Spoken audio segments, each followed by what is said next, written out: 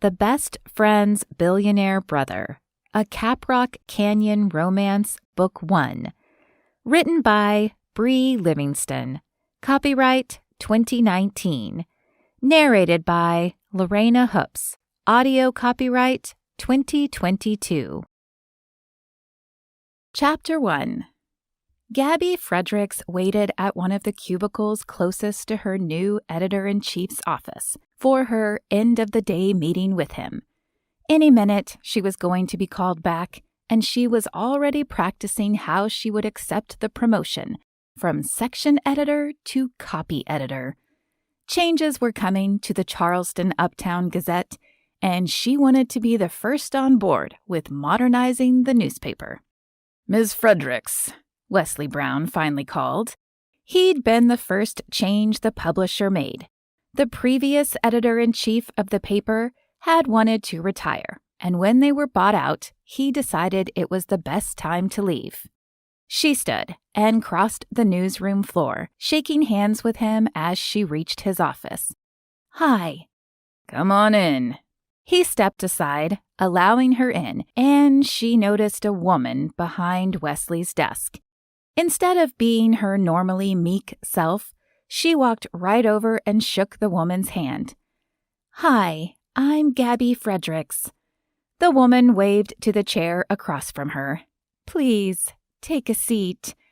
Gabby complied and set her hands in her lap. "Miss Fredericks, before we get too chummy, I'm here to let you know that Wayne Publishing has decided to go a different direction with producing this paper."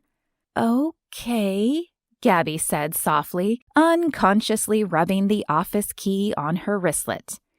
"With that said, we're letting you know that today is your last day." The woman slid an envelope toward Gabby.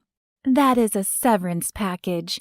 It should give you time to find another position. We'd appreciate it if you'd clear out your work area before leaving today."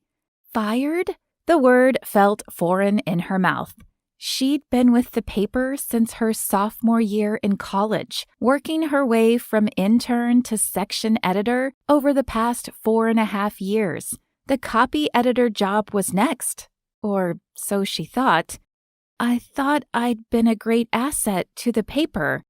The woman sighed. "We feel it's best to have fresh blood going into the new year. I know it's Thanksgiving and Christmas is just around the corner, but I'm sure you understand that this works best for everyone." Best for everyone? Gabby didn't know how to respond. What could she say? She was so shell-shocked that she could barely think. Wesley opened the door, indicating they were done. "If you'll go ahead and see yourself out, we have another appointment scheduled." The woman pointed to the door. Speechless, Gabby stood and absent-mindedly walked to her office. She'd gone from excited about her future with the paper to numb in the span of minutes. Just like that, and her career with the paper was over. She wasn't even sure how to process the whole thing. The cell phone she'd tucked in her dress pocket rang, and she fished it out. "Hello? I'm sorry, I know you usually work late." Carrie Ann West's chipper voice filtered through the phone. The sound of her voice was enough to shake Gabby out of her daze. It was Tuesday, and she was flying into Amarillo the next day to spend Thanksgiving with her and Carrie Ann's families in Caprock Canyon, Texas. "It's okay," Gabby replied. "You sound off. Is everything all right?" Of course, Carrie Ann would pick up on Gabby being upset. They'd been best friends, or more like sisters, since they were born. It made sense because their moms had been lifelong best friends too, going so far as to live across the street from each other their entire lives. They were all like family and even spent the holidays together. Normally, Carrie Ann would be the first person Gabby would want to tell about what had happened. But she didn't need to spend the holiday with everyone feeling sorry for her. Gabby swallowed down her disappointment at being fired and responded, I'm fine, just tired after working all day. Carrie Ann paused a second. Are you sure? Positive. Gabby put as much sunshine and rainbows into the response as she could muster. Okay, I have news. I'm getting married, Carrie Ann squealed. Gabby gasped. Israel passed the bar? Carrie Ann and Israel had been sweethearts in high school and all the way through college. Israel proposed last night, and I said yes. She paused. I was going to wait until you got here tomorrow, but I couldn't hold it in. I had to tell you. I'm so happy for you. Gabby smiled and went in search of a box to pack her things. Carrie giggled. Yeah, the letter came yesterday. I knew he'd taken it, but it was a huge surprise when he asked me. He set up a huge celebration with the whole family. Well, as whole as we could get it. He'd promised to ask me as soon as he passed, and he said he wanted to keep his promise. I'm sorry, I was working late. If she'd known last night that she was getting fired, she wouldn't have silenced her phone and missed her best friend's engagement. It's okay, I understand. Gabby peeked inside the office 2 doors down from her. A small box filled with reams of paper sat in the corner.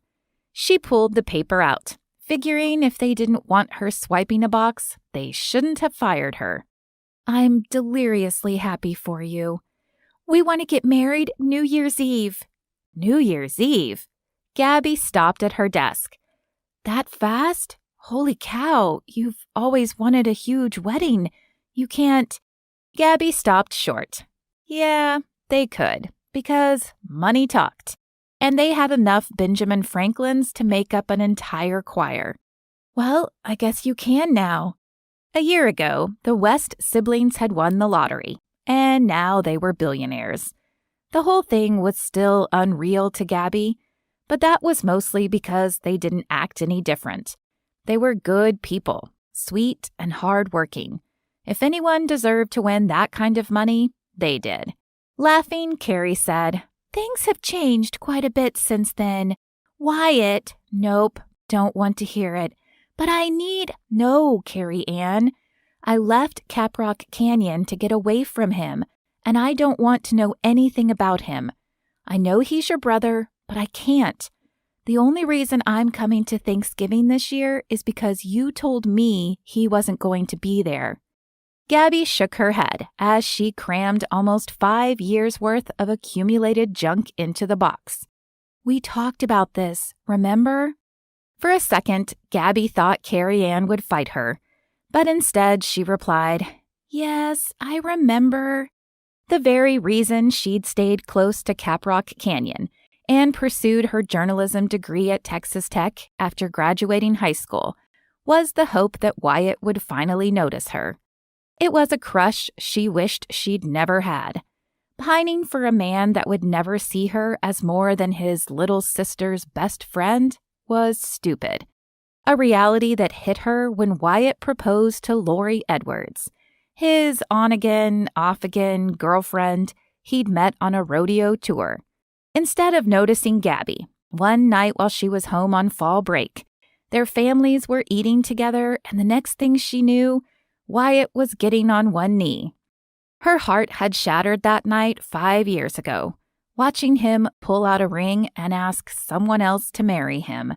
It had been Gabby's wake-up call, a nail in the coffin for her, so she'd returned to her sophomore year of college and applied for a transfer to the College of Charleston, along with an internship at the Charleston Uptown Gazette. She'd been talking about doing it since she couldn't handle watching Wyatt and Lori together, but after the proposal, she didn't hesitate. Finding out she was accepted to both the college and internship was her sign that she'd made the right call. That spring, she'd packed up, leaving her heartbreak and everything she knew behind. Her parents and sister had wondered why she had the sudden urge to get out of Texas, and she'd told them that Charleston had a better program for journalism. They hadn't seemed very convinced, but let it be. Gabby, Carrie Ann sighed. Okay, I won't say anything more. I'm sorry. I know how you feel about him. Felt. It's over. Crush, then crushed, and I've moved on. Gabby's meddling radar blared. Carrie Ann had given up way too easily. You did tell me Wyatt was going to be out of town while I'm there, right? She didn't want to chance running into him at the Thanksgiving dinner. She'd successfully avoided all chances of seeing him since she'd left home, including all holidays. If you're over him, then it shouldn't matter. So Wyatt is going to be home. Carrie Ann groaned. As far as I know, he isn't. I'm just saying if you were really over him, Wyatt being here wouldn't be a big deal. Gabby paused as she picked up a picture of her and Carrie Ann. I am over him. She put the picture in the box. It was no secret Carrie Ann wanted Gabby to be an official member of their family. So to thwart her best friend meddling, she added, In fact, I'm dating someone. A small gasp answered. You are? Why didn't you tell me? Who is it? Yep, it just started, and he's a coworker. Wow, a double lie in one sentence.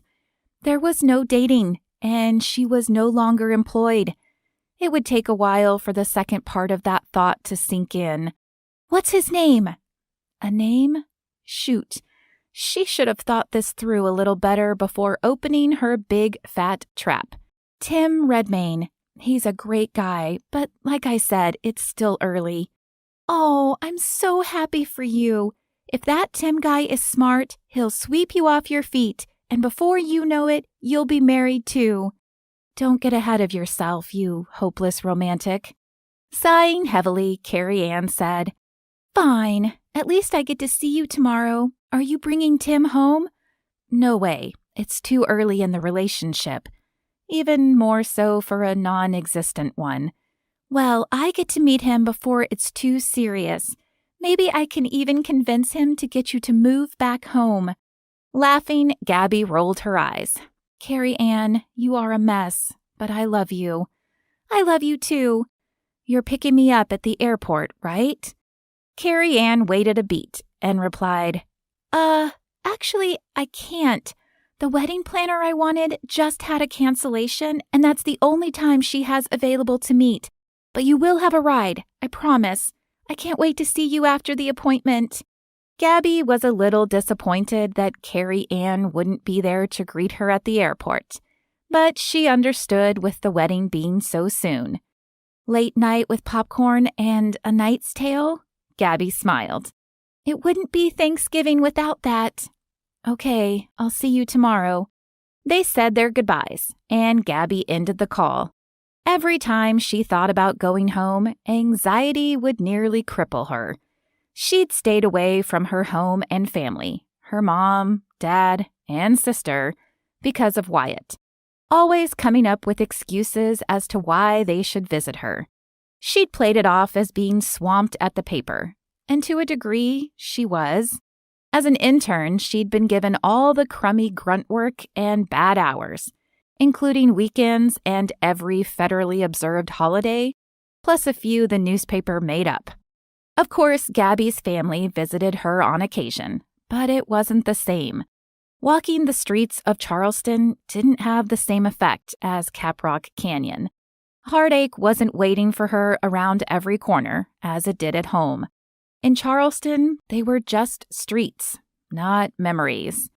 Those years she'd worked as an intern had taught her that if she fought hard enough, she could get through anything, which meant she'd get through going home. Now that she thought about it, 5 years was a really long time. How much had things changed? How much had she changed? Well, she'd soon find out. She finished packing up her office, took the office key off her keyring, and with a sigh, she looked around. This was where she'd done most of her growing up, where she'd learned how to take criticism, meet demands, and stand on her own 2 feet. It was where she pushed down homesickness and shed more than a few tears when things were hard. Now what was she going to do? Setting her wristlet on top, she picked up the box and walked to the door. Giving it one more glance over, she inwardly said goodbye and flicked the light off. At least this was coming at a time when she was headed back to her hometown. With Wyatt not being there this time, she'd be able to get her legs under her. She'd lick her wounds and then come back with an updated resume and the determination to start over. At least Wyatt's absence would give her the chance to face memories without an audience. She was different. The town was different. And she could tackle things now that she couldn't when she'd left. Still, the first step was always the hardest. With a little gumption, she'd get through it. Chapter 2. Standing on the front porch of his brother's ranch house, Wyatt West knocked on the door as he set down his duffel bag full of clothes. While he waited for Bear to answer, he turned and swept his gaze across the endless fields in front of him. Man, things sure had changed since he'd left. All those years of playing the lottery with his brothers, never expecting anything, had turned into a winning jackpot ticket for an astronomical amount the previous year. It was meant to be a way for him and his brothers, Bear, Josiah, and Hunter, to keep in touch after each of them had moved away from home.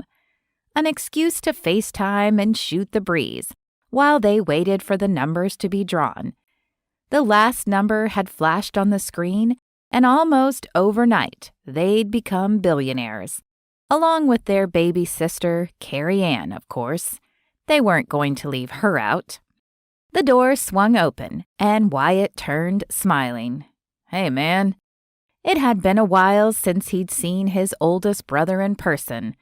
Touring with the rodeo kept him on the road and away from home. Bear shook his hand. "Hey, what do you think? I can't even believe this is the same house." Wyatt still struggled to think of himself or his family as billionaires, mostly because he hadn't touched his share yet. Bear stepped aside to let him in, and Wyatt's mouth dropped open. "Wow, you've done quite a bit with the place." The home had been nearly falling down the last time he'd seen it a year ago, right after being cleared to ride again after his accident. Caprock Canyon Ranch had closed 10 years ago. Several seasons of bad weather and a horrible drought took their toll on the place, and the owners were left with no choice. At the time, Wyatt was 15. He'd been plenty old enough to see the effect of a town's primary source of income drying up. He keenly felt the way the loss affected the town of Caprock Canyon and its people. Each year since, more and more businesses closed up and moved. These days, it was mostly a few families left, a mom-and-pop grocery store carrying a few essential items, and a gas station for tourists who got lost. It was never a secret that his brother Bear dreamed of owning the sprawling 960-acre ranch, complete with the farmhouse. Bear had spoken often about what he'd do if he ever got the chance to buy it. The second his share of the money hit his account, he'd contacted a real estate agent.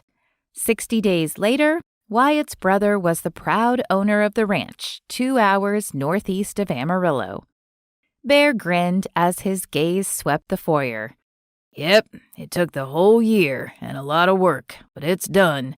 Everyone is spending Thanksgiving through New Year's here this year, so we can prepare for the wedding. Nothing like a good dose of family bonding, right?" He chuckled. "Well, with a house this size, it sure won't feel crowded during the holiday family get-togethers." Wyatt wasn't sure if he liked that or not. There was something about being jammed into a home too small. What were the holidays without a little forced togetherness? Bear nodded. "Yeah, well, I wanted this to be a place where we would all fit, especially since it's a 30-minute drive into town. This way, everyone can plan to stay for the weekend if they want to." Wyatt had to give him that. It would be nice not having to traipse back and forth between places. "I bet Mom and Dad love it." They'd tried hard to get their parents to claim the lottery money with them, but their dad wouldn't budge. He wasn't taking money from his children. It was the father's job to provide, not the other way around. Stubborn old mule. They do. I just wish they hadn't been so pig-headed about claiming the money with us. Of course, he and his siblings hadn't let their parents' refusal to take some of the money keep them from paying everything off. Not only had they paid their parents' debt off, but Amos and Pauline Fredericks' too. Family was family, after all, and the Fredericks were like family too. At least that's what they all thought. "Is that Wyatt?" his sister called. Carrie Ann had FaceTimed him the night before to tell him about her exciting news. Wyatt met her at the first-floor stair landing and swooped her into a hug. "I can't believe my baby sister is getting married." Carrie Ann laughed as he set her back down. "What can I say? I found my guy." Israel was a good guy, too, a straight arrow, and there was no doubt he loved Carrie Ann. "Yeah, I guess he's okay. I'm surprised he didn't wait until Thanksgiving dinner and ask you in front of the whole family." "He got the letter, set the dinner up with Mom and Dad, and asked. I couldn't and wouldn't say no." Her eyes glittered, and it warmed him to see his little sister so happy. At the same time, it put a spotlight on how lonely he was. With as much as he traveled for the rodeo, it wasn't fair to start something he couldn't finish. Plus, that kind of stress never helped a relationship grow. In town 1 minute, gone 2 months in a row. That was no way to figure out if you could start a life with someone. He'd learned that lesson the hard way with his last girlfriend, Lori Edwards. "Am I the last one home?" asked Wyatt, as Bear joined them at the foot of the stairs. "No," Bear said, shaking his head. "Hunter and Josiah will be here tomorrow." Carrie Ann turned to Wyatt. "That reminds me. Gabby's flying in tomorrow, and I promised I'd find someone to pick her up. Would you mind doing it?" "Gabby?" She was his little sister's best friend, like a second sister to him. He hadn't seen her in years. Most of the time, when their families were going to visit her, he'd have an event coming up and couldn't go. He didn't mind picking her up and looked forward to seeing her, but he'd just gotten home after being on the road most of the last year. "Yeah, and I don't want her stranded at the airport on her first visit home in 5 years. I've asked everyone, and they're all busy, even Bandit. He's going to Lubbock tomorrow to visit his uncle." Wyatt liked Gabby, but he was hoping to stay put for a second. "Why can't Bear do it?" "I can't," Bear interjected. "Dad, Amos, and I are going to take the ATVs out and look over the property. I have a meeting with a cattle broker on Monday, and I need their input on getting this ranch working again now that the house is finished." "That makes sense." Both of the older men had worked for the ranch when they were in their late teens and early 20s.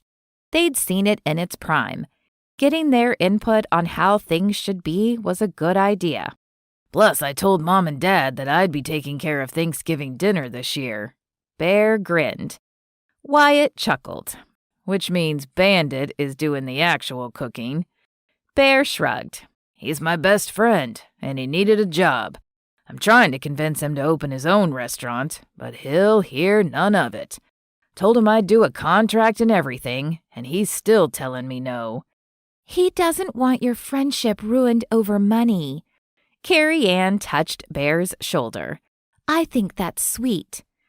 "Yeah, but what good is money if you can't share it?" "Do Mom and Dad suspect we're getting their house redone?" Shaking his head, Bear smiled and said, "Nope. Carrie Ann and I have it all planned." Carrie Ann nodded as her lips broke into a wide, mischievous grin. "They're leaving for Hawaii in February for an entire month. It's perfect because they'll just think we're treating them to an anniversary gift." "If they'd just taken some of the money, it wouldn't be a big deal." Bear crossed his arms over his chest. "Don't know why Dad has to be so stubborn."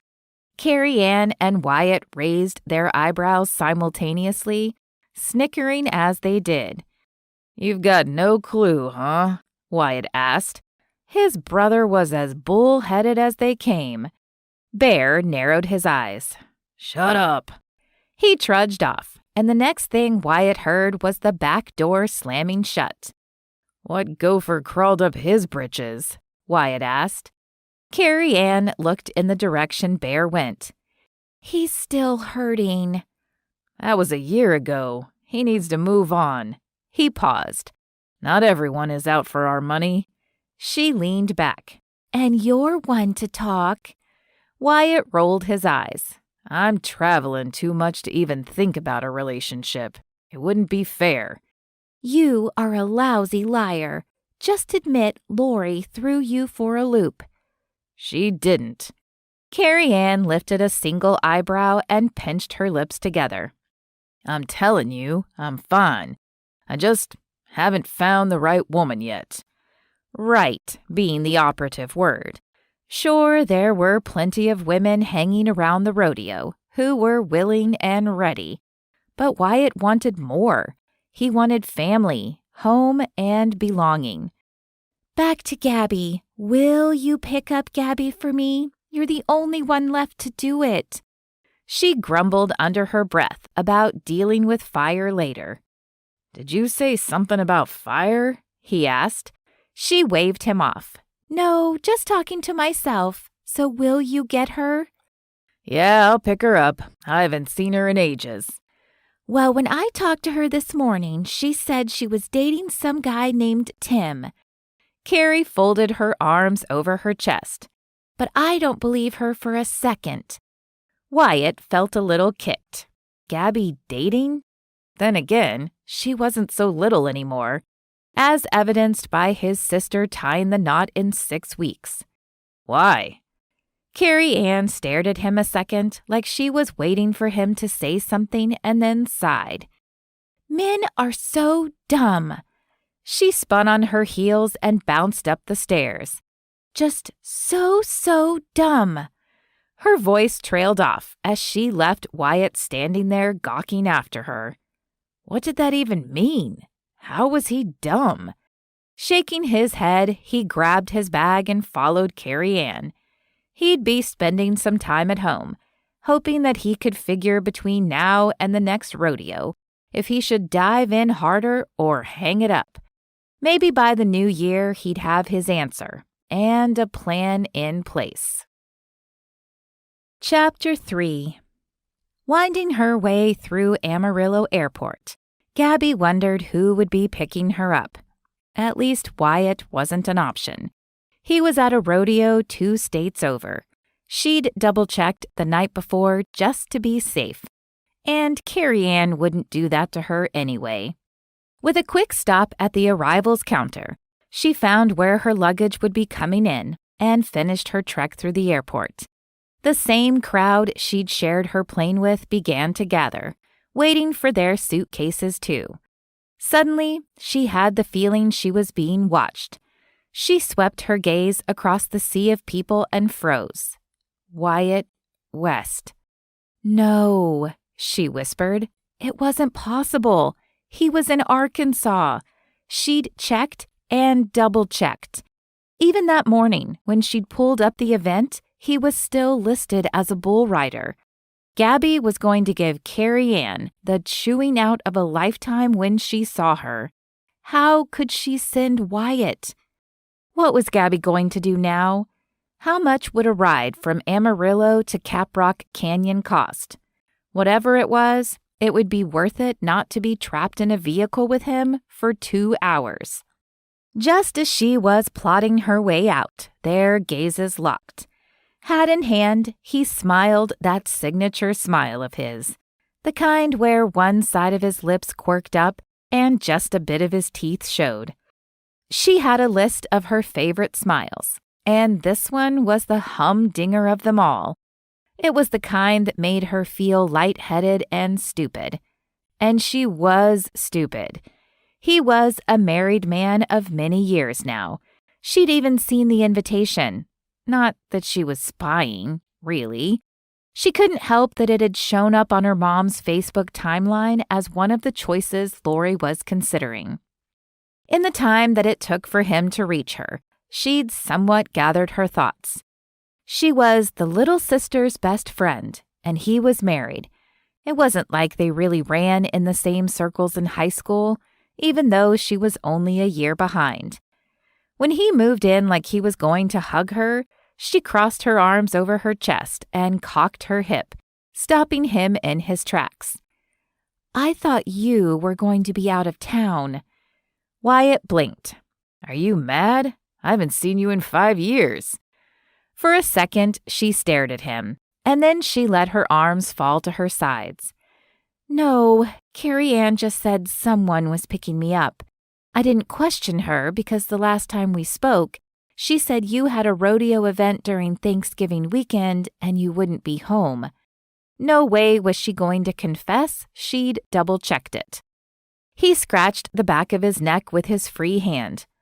"Well, I was supposed to be at an event, but it got canceled due to weather." She caught herself before finishing the sentence. Why hadn't that been on the event's website page? Oh. Wyatt held her gaze, with his eyebrows knitted together. "Are you upset that I'm picking you up?" Yes, but he didn't need to know that. And now she was stuck with him because finding another way home would lead to questions she didn't want to answer. "No, I'm fine." Then she noticed a jagged line along his jaw and stepped closer. "Is that a scar along your jaw?" Stepping in to get a better look was a mistake. Whatever cologne or aftershave he wore swirled around her, and the scent made her skin tingle. A rush of memories and longing hit her so hard her heart physically hurt. "Yeah, I got bucked bad a couple of years back. Broke a few bones and got this scar, and a couple more you can't see. I couldn't afford plastic surgery at the time, and to be honest, I like them because it reminds me to remain humble." Carrie Ann had mentioned he'd been in a bad accident. She'd even seen a few pictures, but in person, it hit her a little harder. "Carrie Ann said you'd been in an accident. I'm sorry you were hurt." He nodded. "I was lucky it wasn't worse." Pausing, his gaze roamed over her face. "You sure look different." The words sobered her. Stepping back, she held his gaze. "I am different."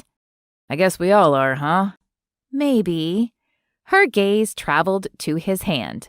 Where was his wedding band? He'd never struck Gabby as a man who would get married and then run around pretending he wasn't. "Is Lori okay with you not wearing your wedding band?" "Lori? I'm not married." "What?" she asked softly. Wyatt's eyebrows drew together. "Didn't Carrie Ann tell you? I would have thought she'd have wasted no time telling you. I never married Lori. Never mind." He paused and cast his gaze to the floor. "It's been over with her for a while now." "Over? For a while? But the invitations? I just figured by now." She stopped short. A little sprig of hope hit so hard she felt gut-punched. But she got a hold of it quick. Wyatt was never going to be interested in her, and the feeling was mutual. She'd repeat that until it stuck. "She wasn't good enough for you anyway." The sentence slipped out before she could stop it. He lifted his head and narrowed his eyes. "Why would you say that?" She waved him off. It didn't matter now, did it? Gabby was over him, and he was probably dating someone else. "It's water under the bridge. I need to get my luggage. Mom and Dad are expecting me to be there when they get home."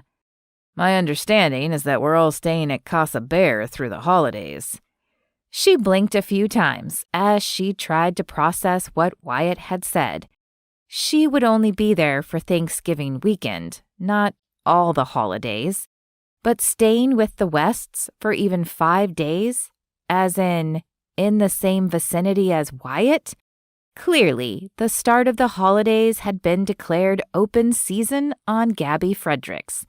Was this another thing Carrie Ann didn't tell her? What? Bear invited our families to spend the weekend at the ranch house for Thanksgiving. It's all fixed up and ready to go. He did a bang-up job on it, too. Looks like a brand new house, in my opinion. Oh. She nodded as her gaze traveled to the floor, muttering to herself. The weekend. I can do that. I'm sorry, I didn't catch that last part, Wyatt said. Yeah, and she wasn't providing a net. She smiled as she brought her gaze back to his. Nothing. This'll be great. I won't have to divide my time between my family and Carrie Ann. She turned and walked to the nearly empty conveyor belt. Wyatt kept pace with her, stopping at the same time she did. Awkward silence fell between them as they waited for her luggage. Her large red bag rounded the corner, and they both reached for it at the same time. Their hands touched, and for a second, she thought she'd actually been hit with electricity. Then the lingering jolt rolled like a wave from her hand, up her arm, and settled in the pit of her stomach, setting her heart racing. No, no, no, she couldn't let that happen. She was home to spend time with her family. There'd be no whatever it was that just happened. She'd wear gloves if necessary. Gabby jerked her hand back, and he pulled her luggage off the belt. Laughing, she said, "Staticky." He caught her gaze a second and then nodded. Yeah, I guess it was. She turned on her heels, and looking over her shoulder, she said, "The quicker we get on the road, the quicker we get there." As she reached the door, she nearly tripped over herself getting out of the airport. The brisk wind took her breath away and gave her goosebumps. Holy cow, it's cold. It got cold in Charleston, but the wind there was nothing like the winds in the Panhandle. This air felt like it had sharp claws and fangs. Oh, it's even colder now, Wyatt said, as he joined her outside, setting his hat on his head. I should have watched the weather closer. It wasn't nearly this cold in Charleston. Not even close. She hadn't remembered it ever being this cold. Had she thought about it, she'd have brought long underwear.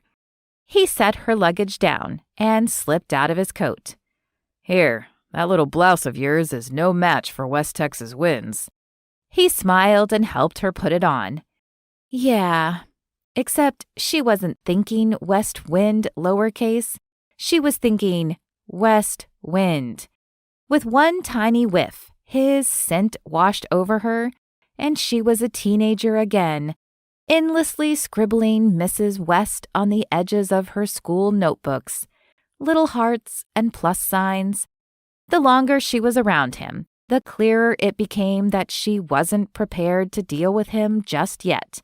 How was she going to make it through the holiday while spending the night in the same house as him?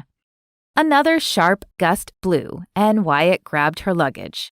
Actually, you stay here and get back inside. I'll go get the truck. Don't want that pretty face of yours getting chapped from all this harsh wind. Before she could gather her wits or her words, Wyatt was out of earshot. He'd said pretty face. He'd only done that once before, on the night of her senior prom. He and Bear had been outside playing football, and she'd walked across the street to meet up with Carrie Ann. Just as her foot had hit the sidewalk, Wyatt had looked her way and said, "Whoa," right before taking a hit to the stomach. She'd run over to him, and just as he looked up, he'd called her beautiful. That single word had taken her crush to a whole new level. She'd gone from being slightly infatuated to full-blown out of her mind for him. To her reasoning, a guy didn't call a girl beautiful for no reason. From that moment on, Wyatt had held her heart until he proposed to Lori, a woman he hadn't even married. Why hadn't he married Lori anyway? Gabby never thought Lori was the right girl for him, but Wyatt was over the moon for her. She was a little on the stuck-up side and a lot self-absorbed. More than once, she'd broken up with him just so she could date another guy for a week or two, only to come around again. They were always breaking up and getting back together. She never understood it, which was another reason why Gabby had been so shocked when he asked Lori to marry him. How could he marry a girl who seemed to only love him when it was convenient? Maybe it hadn't made sense to him either, and that's why he didn't marry her. No, her head screamed, drowning out anything her heart might have to say. No, not this time. She wasn't a little girl with a crush anymore. She was a grown woman in charge of her life, emotions, and actions. There was no way she was going to allow herself to get hung up on him again. It would lead nowhere except heartache, and she'd had enough of that to last her a lifetime. This time, it would be different. She'd be different. 30 minutes into the drive, the awkward silence in Wyatt's truck was enough to smother Gabby. He was an arm's length away and looking better than she'd ever seen him. Those blue eyes of his made her insides blaze every time he threw a look in her direction. Even the way he held the steering wheel was making her batty. Something had to give, or she'd never make it to Caprock Canyon with her sanity. "So you still love the rodeo?" she asked. If she was going to be stuck with him, she may as well try to find ways to dislike him. He'd always been a little cocky when it came to the rodeo, and she had a whole weekend to get through. Glancing at her, he laughed.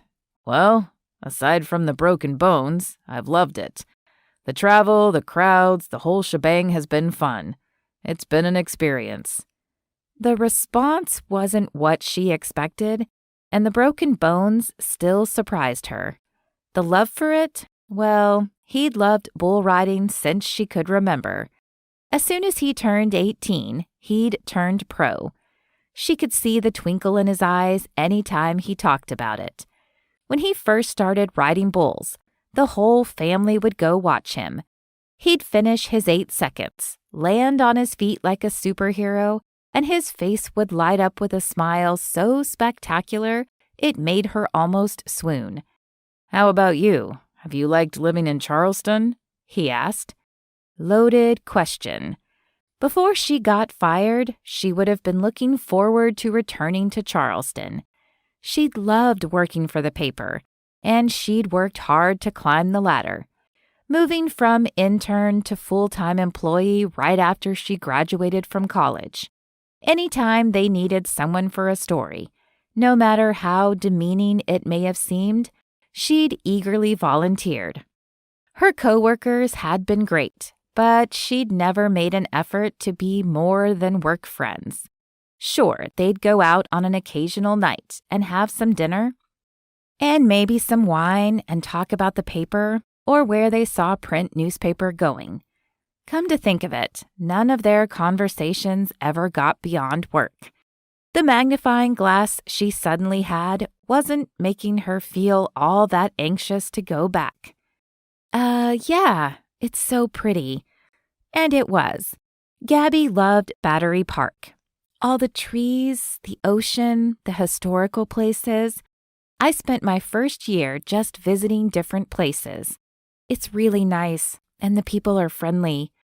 Carrie Ann says you're dating a guy named Tim. Carrie Ann told Wyatt that? Oh, that rotten girl. She was definitely up to something. More than likely, she was calling Gabby's bluff, but Gabby would show Carrie Ann.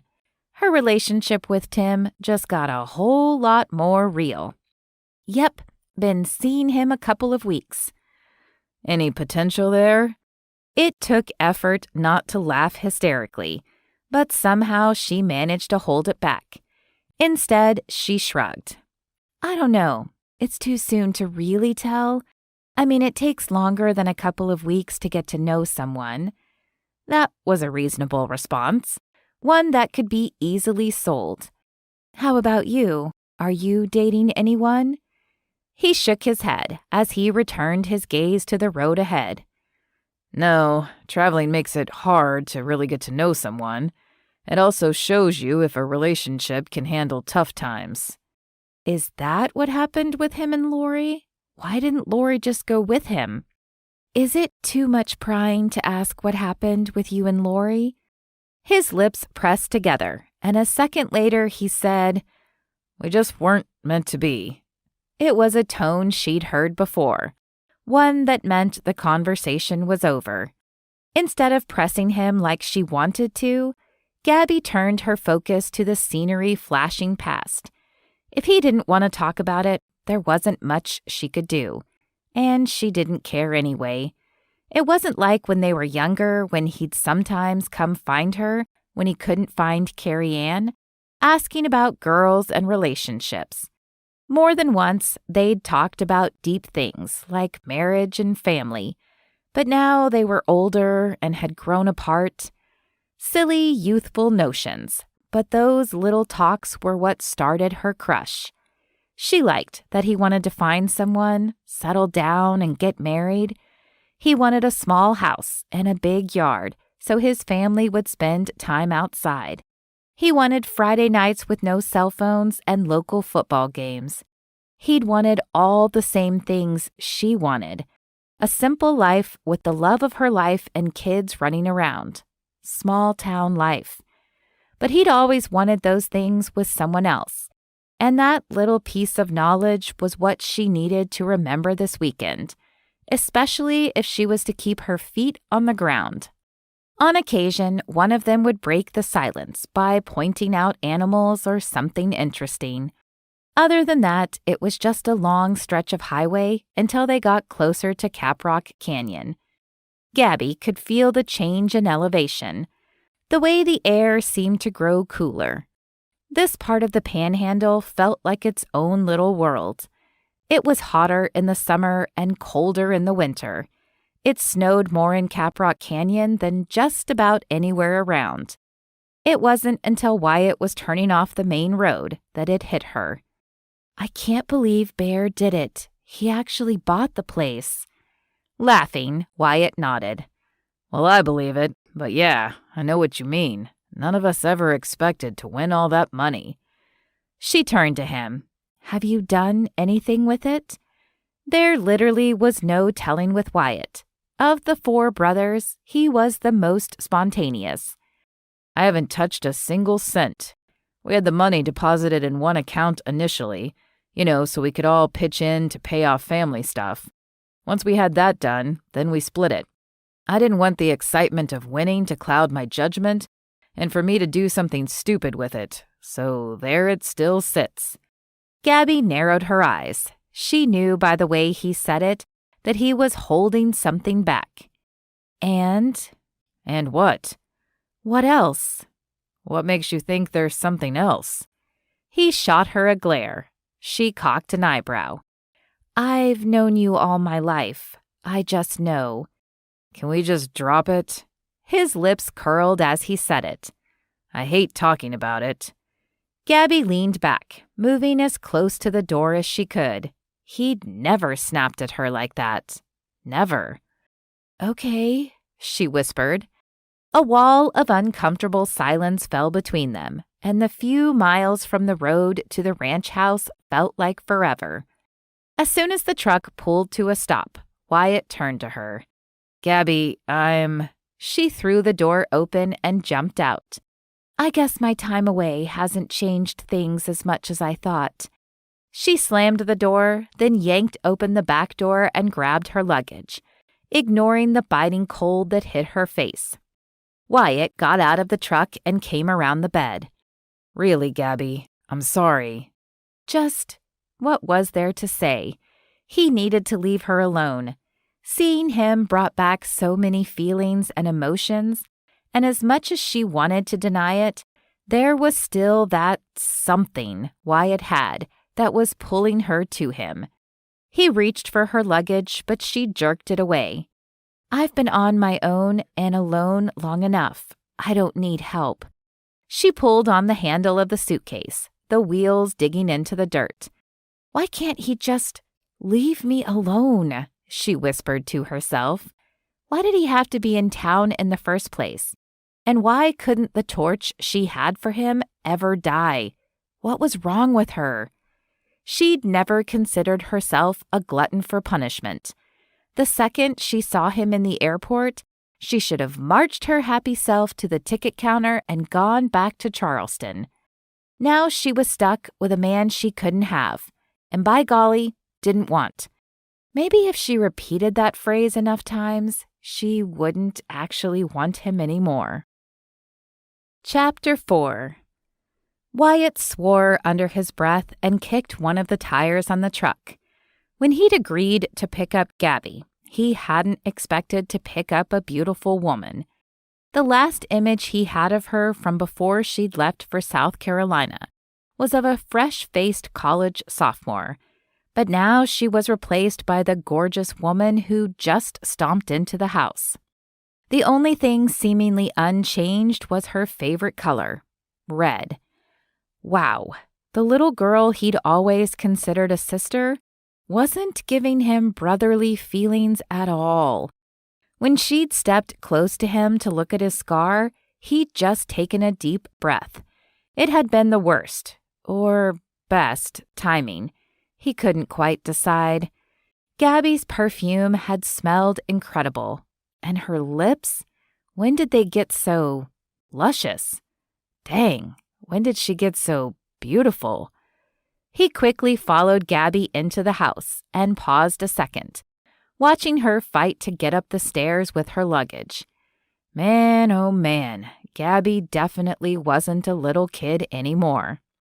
The deep red blouse paired with dark washed jeans showed off her figure.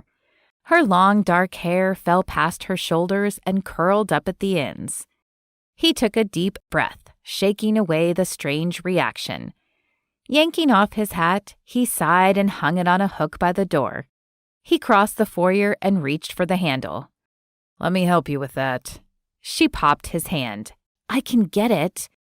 "Clearly you can't, or you would have already. It's heavy. Just admit you need help." "No, not from you." She stopped and glared at him. "Leave me alone." "I said I was sorry, and I meant it. What do I need to say to make you believe me?" She had seemed angry with him since the moment she saw him at the airport, and he had only made it worse. Why had she cared that he had picked her up and that he was there and not at the rodeo? Gabby looked away. "You've never snapped at me like that." "I know, and I shouldn't have. You were asking an innocent question, and I bit your head off. It's not you, it's me. He set his hands on his hips and swore under his breath. "I'm lost lately. I am sorry, Gabby. You're one of my oldest friends, and I never should have spoken to you like that." "Friend," he thought he heard her mutter. She grumbled something else he couldn't make out and began fighting with her luggage again. He pushed her hand aside, took the handle, and began walking up the stairs. "I'm helping whether you want me to or not." She stomped up after him, her boots clacking on the wood. "Give me my luggage." "No, I said I was sorry, and now I'm being a gentleman and helping." He didn't even bother to slow down. When they got to the top of the landing, she tried to take the handle, and he jerked it away. "I've got it." Her lips pinched together, and her little nose scrunched up. Man, she was cute when she was mad. Had she always been so cute? "I can get it from here." "Do you know what room you're staying in?" Bear had told Wyatt that morning before he left to go get Gabby that her room was the last room on the left. Wyatt had initially taken the first room on the right, but now he was going to move into the room right across from her, just so he could bug her. Squaring her shoulders, she lifted her chin. "No, but I can figure it out. Thank you." "You have always been so stubborn." In a split second, she snaked her hand out and pinched his stomach so hard he nearly yelped. "You take that back. I'm not the stubborn one. You are." Wyatt rubbed his stomach. "Ouch, That wasn't fair. No, she said, taking the handle of her luggage and smiling. But you let go of my luggage. Oh, that did it. He took her by the waist, threw her over his shoulder, and didn't stop walking until he reached her room. He plopped her on the bed, and without a single word went back for her luggage. When he returned, judging by the murderous look she was giving him and the way she was standing with legs apart and hands clenched at her sides, she was going to strangle him. She crossed the room and pointed her finger at him. If you ever, and I mean ever, do that to me again, I will... He leaned in, narrowing his eyes, and she stopped short. You'll what? Her eyebrows drew in further. I don't know, but I'll think of something that will make you regret it. Even mad as a hornet, she was breathtaking. She'd always been feisty, not taking junk from anyone. Memories played in his mind of when they were younger. It didn't matter how big the other person was. If Gabby saw them picking on someone smaller than them, she'd tear them up. Most of the time, she'd have them running home crying, and she hadn't even hit them. A smile spread on Wyatt's lips. I know how you get. You were being difficult, and I had to do something. She shook her head. You didn't have to do that. No, but it worked. He pulled her into a hug. I'm glad you're home, Gabby. I've missed you. She pushed against him at first, but he squeezed tighter. Slowly, she thawed and hugged him back. I've missed you too, she whispered. The longer the hug continued, the weirder it got. It felt so right to have her in his arms. She fit more perfect than anyone ever had. He leaned back, and his heart jackhammered. More than just fitting perfect, she was perfect. Soft bronze skin, dark eyes, and round cheeks. And was that honeysuckle perfume she was wearing? Whatever it was only enhanced her essence, making his nerves tingle. What was he doing? The nails ran down the chalkboard so slow and loud in his mind that he nearly covered his ears. He dropped his arms and stepped back. I'm sorry for earlier. I know. Her rosy lips stretched into a soft smile. What room are you staying in? His head said, first room on the right, but his wires crossed the message and he replied, across the hall. He blinked. That wasn't true. Why did he say that? They'd made up now, and he didn't need to get back at her. But he wanted to be across the hall. It meant he'd open his door and possibly see her each day she was home. He liked that idea even more than coming clean. Mean what? Oh, just that I guess I need to let you get settled. Okay. A puzzled look crossed her features. Where is everyone? Well, our moms went with Carrie Ann to meet the wedding planner. You know our moms are going to be involved. Bear is out riding around on one of the ATVs with our dads.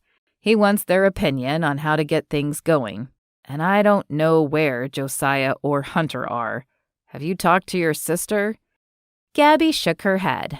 Not since yesterday, and you know Stephanie.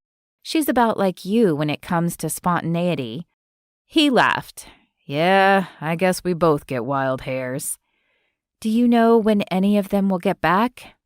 No, but I'm hungry.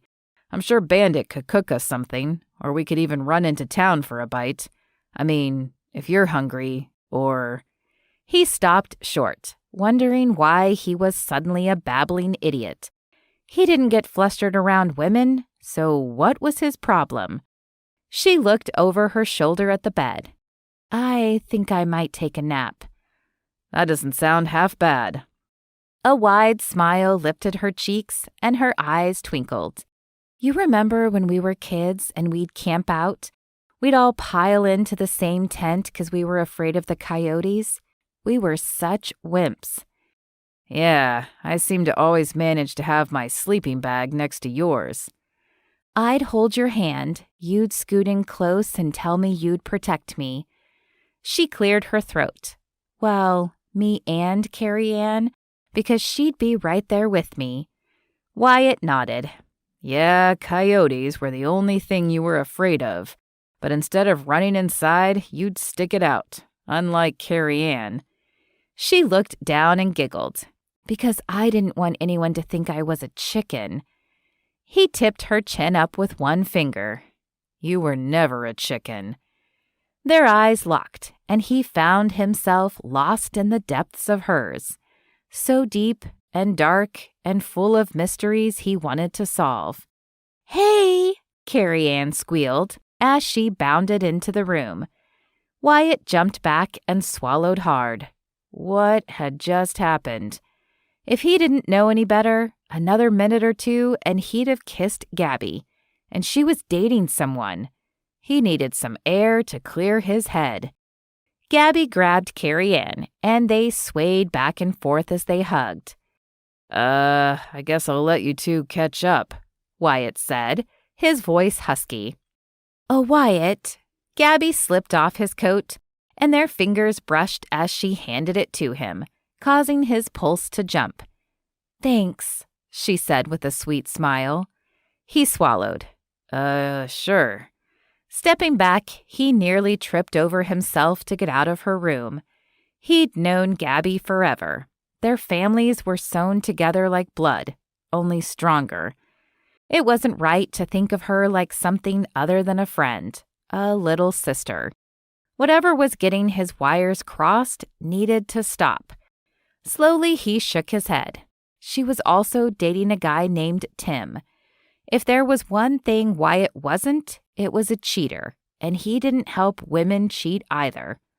Why was he even thinking that? It was complete nonsense. The only thing he could figure was that he was lonely.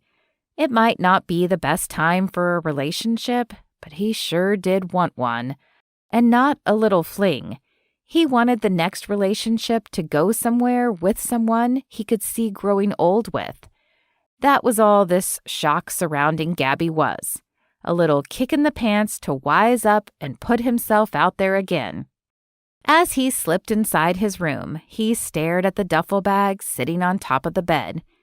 What was he going to do? He'd told her he was staying across the hall. If he didn't, either she'd think he'd lied, or he was avoiding her. He wasn't between a rock and a hard place. He was in a rock slide. He'd still change rooms. There was a chance she'd be stubborn again. He laughed at himself. Man, he'd spent too much time on the road, and not enough time at home. His reaction was due to loneliness, nothing else. With a little time, everyone would find their rhythm again, and everything would be back to normal. Chapter 5. Carrie Ann squeezed Gabby a little harder. "Oh, how I've missed you! I'm so glad you're home." Gabby returned the almost too tight hug. "It's good to be home. I've missed you too, all of you." Her friend leaned back. "Wyatt especially, huh?" Pulling away, Gabby walked to her bed and sat on the edge. "I can't let myself think that way, Carrie Ann. He doesn't see me like that. It's never going to happen. And I told you I'm dating someone." "And that's hogwash. You can't sell that to me." Narrowing her eyes, Gabby crossed her arms over her chest. She should have known Carrie Ann would meddle. "Fine. I made him up because I didn't want you pressuring me. Is that why you set me up?" "I didn't set you up. Everyone else was busy. Wyatt was the only one who was available." "Pretty stinkin' convenient. The one man I don't want to see, and I have to spend 2 hours with him and nowhere else to go." Then add being tossed over his shoulder like a flour sack and carried to her room. And that weird hug that lasted almost too long. For a second, it even looked like he might kiss her. Already, her mind was playing tricks on her, and it had only been a couple hours. Carrie Ann joined Gabby on the bed. Well, regardless, I know you and Wyatt would be great together if you guys would give it a chance. If you love me at all, you'll stop. I'm begging you to stop. I'm here through Thanksgiving weekend, and I just want to relax. Before Carrie Ann could respond, a light tapping came from the door. Can I come in? Gabby's mom, Pauline, asked. Gabby jumped up and met her mom halfway, giving her a hug. Hey, Mom. Where's my hug? Carrie Ann's mom, Carolyn, asked with waiting open arms. Gabby hugged her too. Oh, it's so good to see you. Mrs. West held her out. Oh, my word, I think you've gotten even prettier. Waving her off, Gabby shook her head. You always say that. Because it's true, she smiled. Gabby's sister Stephanie laughed as she hugged Gabby. Hey, it's good to see you. Gabby returned the hug and said, You too. Stephanie dropped her arms and stepped back. This house is amazing, am I right? Nodding, Gabby smiled. Bear did an incredible job, but I'm not surprised. He's only talked about this ranch since he could speak. True. Still, it's wow-inducing. Big enough for our families, but not so big you get lost. I love how homey it feels. I especially love the peace and quiet. Her sister turned her attention back to Gabby. Peace and quiet? Gabby could use some of that. Yeah, out in the middle of nowhere. I think you should expect that. She laughed. Mrs. West looked at her daughter. Carrie Ann, did you ask her yet? Gabby looked from Mrs. West to Carrie Ann. Ask me what? Carrie Ann stood and chewed her bottom lip. I wanted to see if there's a chance you can stay until the wedding. I have dress fittings, food tastings, and all the things that go with a wedding, and I can't imagine doing those things without you. I know it's last minute, but you've hardly taken any time off from work. Do you think they'd be okay with you staying until New Year's? 6 weeks in Caprock Canyon with Wyatt. Her heart wilted. The thought of 5 days had been bad enough. But this was Carrie Ann, her best friend in the whole wide world. She could be a pest, know-it-all, instigator, and every other annoying thing possible, but Gabby loved her. If the roles were reversed, there was no way Gabby could get married without Carrie Ann by her side. It wasn't like she had a job anyway. Not that she'd spill that just yet. Plus, there was no one waiting for her in Charleston either. It would just be her, looking for jobs and nothing else to do. I'd have to call the paper and ask, but I don't think they'd mind. Gabby didn't like the fib, but the last thing she wanted right now was to talk about her job situation. Not only would Carrie Ann try to fix it, but she'd be begging Gabby to move back home, something she couldn't do just yet. Carrie Ann clapped her hands, jumped up and down, and then grabbed Gabby in a bear hug. I'm so glad you can stay. Laughing, Gabby hugged her. I didn't say I could. I said I'd call and ask. They may very well want me back. Do I need to bribe them?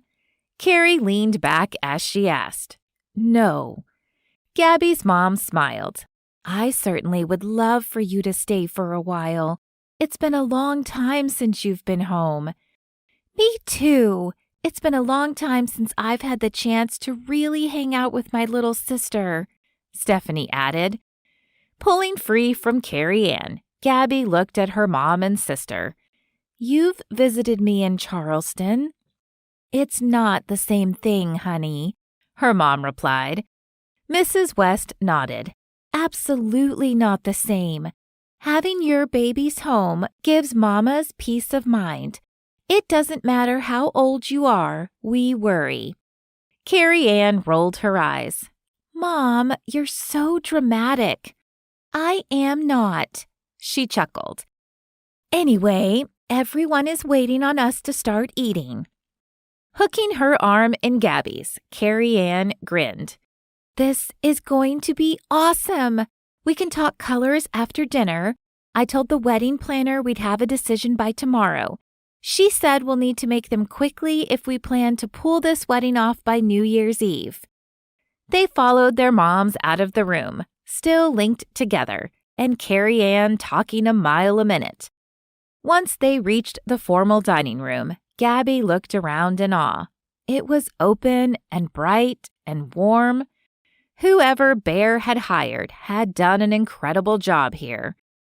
The walls were painted warm hues of blue-gray, with pictures hung that complemented the rustic farmhouse table running the middle of the room. It wasn't some cavernous space, but it did have more room than their families' homes in Caprock Canyon. Based on the plates of meat, cheeses, and various condiments, they were doing sandwiches. It made sense because they'd be eating such a heavy Thanksgiving meal the next day, and she suspected that Bandit was already getting ready for the feast. The moment everyone realized she'd arrived, it was a hug fest. Gabby loved it. It had been so long since they'd all been in one room together, and she'd missed how warm it made her feel. As much as she loved being in Charleston, she loved being home even more. 5 years away, and she'd forgotten how much she treasured her little hometown. Being in Caprock Canyon, surrounded by the people she loved, weakened her resolve to return to Charleston.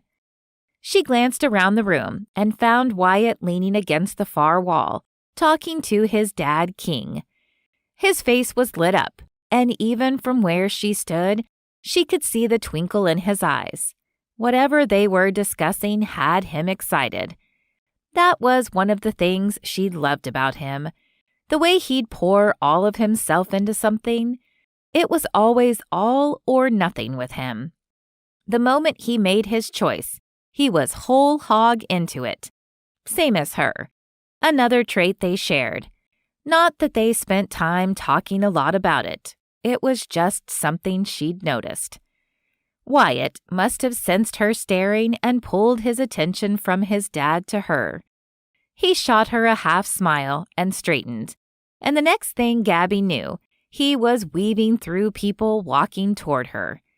"I'm not wrong," whispered Carrie Ann. "Hush, you are too," Gabby whispered back. Wyatt stopped in front of her, a huge grin on his face. "Hey, no nap?" Chuckling, Gabby shook her head. Like she'd let me. She tipped her head in Carrie Ann's direction. "True." He stepped closer. "You gonna sit by me?" "Sit by him? After you tossed me over your shoulder?" She crossed her arms over her chest. "No." His mouth dropped open, and his posture wilted. "I said I was sorry." Gabby shook her head, hiding her smile as she looked away. "I was thinking I'd sit between my mom and Carrie Ann. I suspect she has wedding stuff to tell me about." She shrugged one shoulder, nonchalant. His lips turned down. "Oh." "Oh, no. Wedding details are for later. I'm sitting with Israel and Daddy. You're free to sit with Wyatt if you want to, Gabby." Carrie Ann grinned a smidge too brightly. Gabby pinched her lips together, wishing she could push pause and scream so loud it hurt. What could she do, though? Tell Wyatt she couldn't sit by him? He'd ask why, and Gabby had no good reason. Well, other than her feelings for him, and she was certainly not divulging that information. "Then I guess I'm free." His smile returned, wider than ever. "Great, I'm sitting at the end." He placed the palm of his hand on the small of her back, making her nearly jump as the tingles spread from his fingertips to the rest of her body. I think it's quieter down on the end. We can talk and catch up. The whole world was out to get her. She didn't want to catch up with Wyatt. She didn't want to be sitting next to him, looking all gorgeous and smelling so good that it took effort not to lean in and take a big whiff. They walked together to the end of the table, and he pulled out her chair for her, placing her at the very end of the row on his right. At the end of the table was her dad, and she hugged him again before taking her seat across from her mom.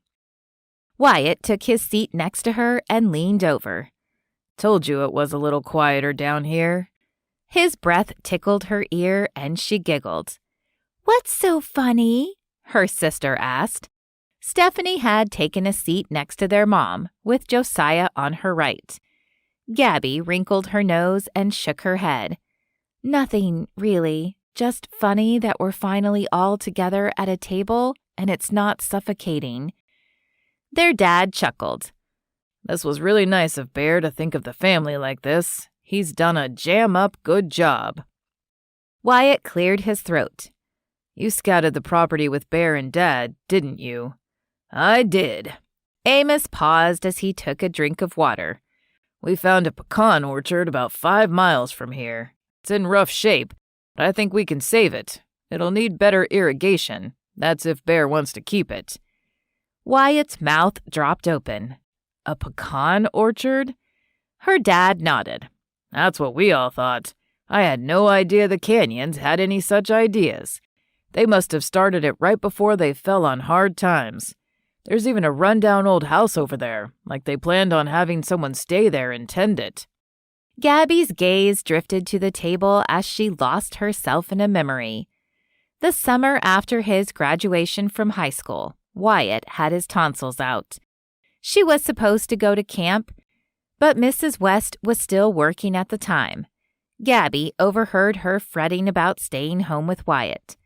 In a split-second decision, she offered to stay with him, and then she'd torn up her registration for camp. She'd told Wyatt that her parents had planned a vacation, and then it had fallen through. Of course, Carrie Ann had picked up on what she was doing the second Gabby said she wasn't going. Oh, he'd been miserable that week, but Mrs. West had supplied them with enough popsicles to build an igloo. In Gabby's mind, it was a good trade. Not only did she get to spend time with Wyatt, but she got junk food too. Plus, she loved Mrs. West as much as she loved her own family. The look of relief when she'd volunteered was worth just as much as spending time with Wyatt. She couldn't remember how it had started, but they'd spent the entire week talking about owning an orchard. She was going to bake pies. They were going to have apple picking days, where families would come to the orchard. Once a month, they were going to have a farmer's market so people could buy fresh produce. Wyatt nudged her with his shoulder, pulling her from her thoughts. You remember talking about having an orchard? That summer I had my tonsils out? Maybe this could be it. Vaguely, she lied. When did you two talk about all that? Gabby's mom asked. Oh, quite a few times, Wyatt answered. I'd go to her with girl trouble from time to time, and we'd wind up talking about all sorts of stuff. Stephanie tilted her head. I didn't know that. Shrugging, Wyatt looked at Gabby. Well, we had this little spot at the playground by the school. We'd go there when we had stuff on our minds. Sometimes I'd find her. Other times, she'd find me. Gabby nodded, the memories filling her thoughts with so many good times. She'd loved those moments, especially when they'd grown older. She could remember it like it was just a second ago. They only brought her heartache now. He smiled. That summer after my surgery was a rough one. My first time back on a bull was rough. It left me feeling like I had no business being there. Yep, she remembered that too. He'd looked so hurt and dejected. You were pretty upset. He shifted to tap her shoulder with his again. You told me to put my chin up and keep going, that those seasoned guys might have had a better ride, but they didn't have my style or my drive." "They didn't," she said, and lifted her gaze to his. "You'd finish your 8 seconds, hit that ground, and your joy would be infectious. You loved it, and I loved watching you." Her cheeks burned when she realized she'd said all of that out loud. She pulled her gaze from his and avoided any eye contact with her mom or sister. "I mean, everyone loved watching you. That's why we'd all go to your events." Why had she said that? Now she was going to look like an idiot. She should have fought harder to sit by Carrie Ann. When was she ever going to learn that being in Wyatt's gravity was only going to make her crash to the ground? Her heart whispered, never. 6 weeks, she was going to go down in flames. Chapter 6. Gabby's sister laughed. "Well, not the whole family. She bribed me to drive her to your rodeo events." Stephanie smiled, shaking her head. "One of them even got me a 6-month reprieve from trash duty. It was right after you graduated from high school. You'd just joined the Professional Rodeo Cowboys Association, and I think you were somewhere in Oklahoma. The only way Mom would let her go was if I drove her. I don't think she ever missed one until she moved to Charleston." Wyatt's eyebrows knitted together as he thought back to that first year. Even his family hadn't come to all his events.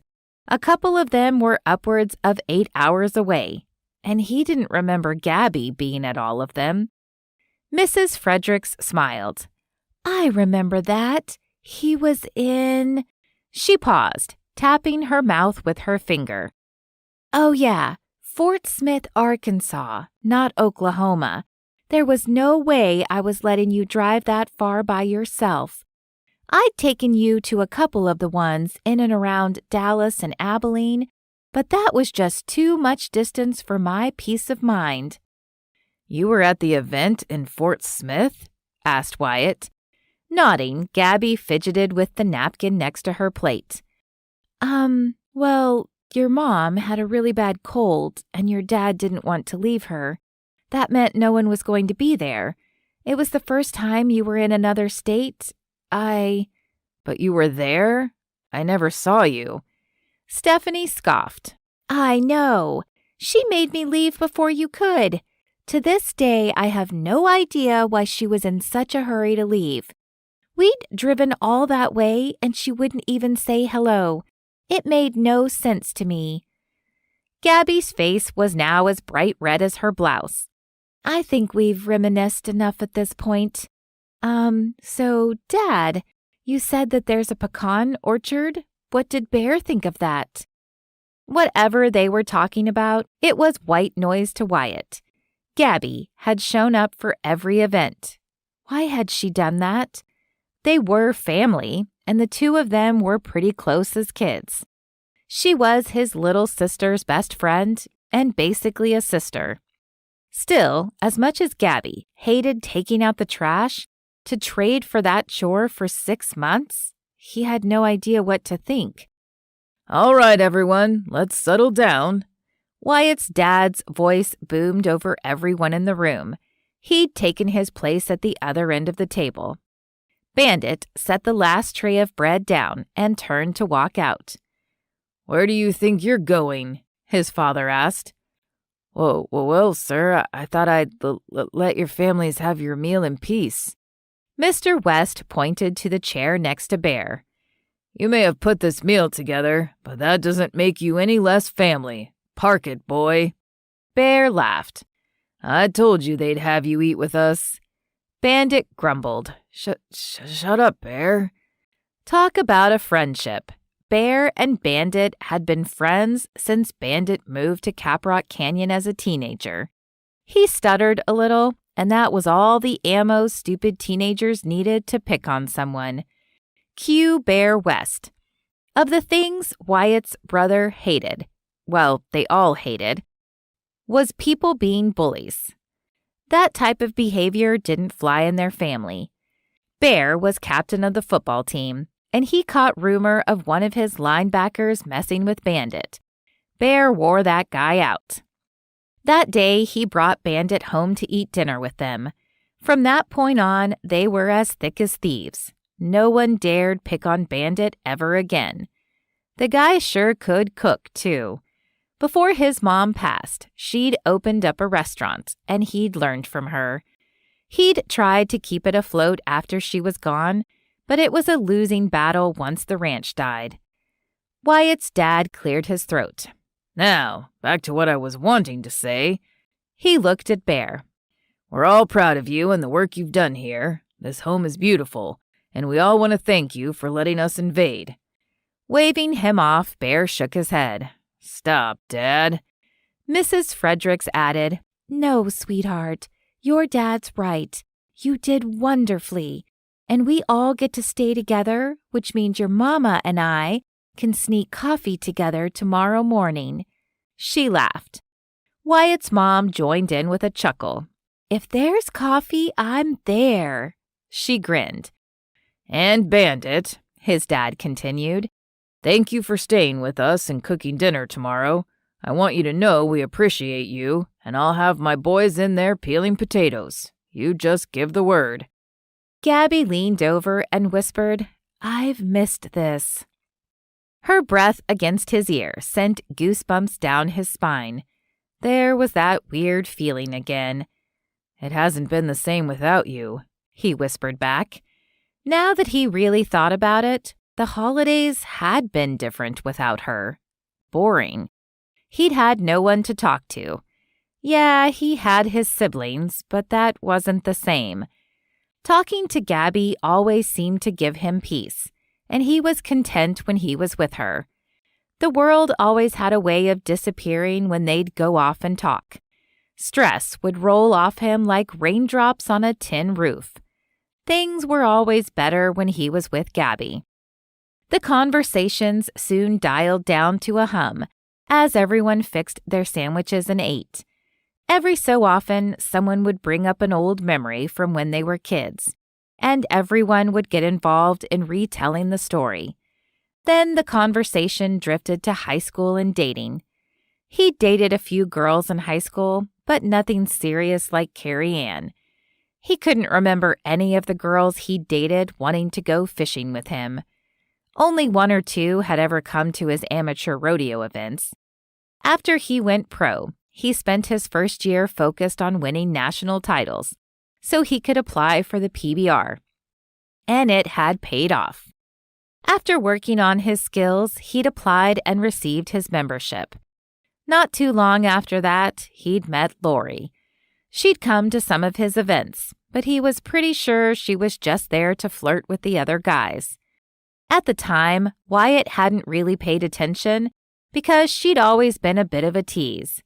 They were on and off for a year, mostly breaking up because she'd get tired of him being on the road. The last time, she'd made up with him and things were going well, or so he thought. Enough that he'd introduced her to his family and proposed to her in front of all of them. They'd been good a while after that. She seemed to be okay with him being on the road. Then, on a whim, he'd decided to surprise her, only to find her having dinner with another man.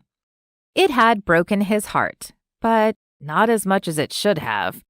That's when he wised up and broke it off. As much as he didn't want to admit it, it had bothered him that she could say she loved him and then go around with another man. A light elbow to his side brought him out of his thoughts. Gabby's dark eyes were trained on him, and she looked concerned. "You okay?" "Yeah, I'm fine," he smiled. "This is pretty good, huh?" For a breath, she held his gaze, and he wondered if she was going to press him. She pulled her gaze from his and fixed it on her plate. "I'm enjoying it." Something in her voice hinted at sadness. "Are you okay?" Wyatt asked. "Yeah, why?" "Just the way you said it, you sounded sad." Shaking her head, she smiled, but he knew her well enough to know it was forced. I'm not. That bothered him to a puzzling degree, the kind that wasn't little sister's best friend troubled.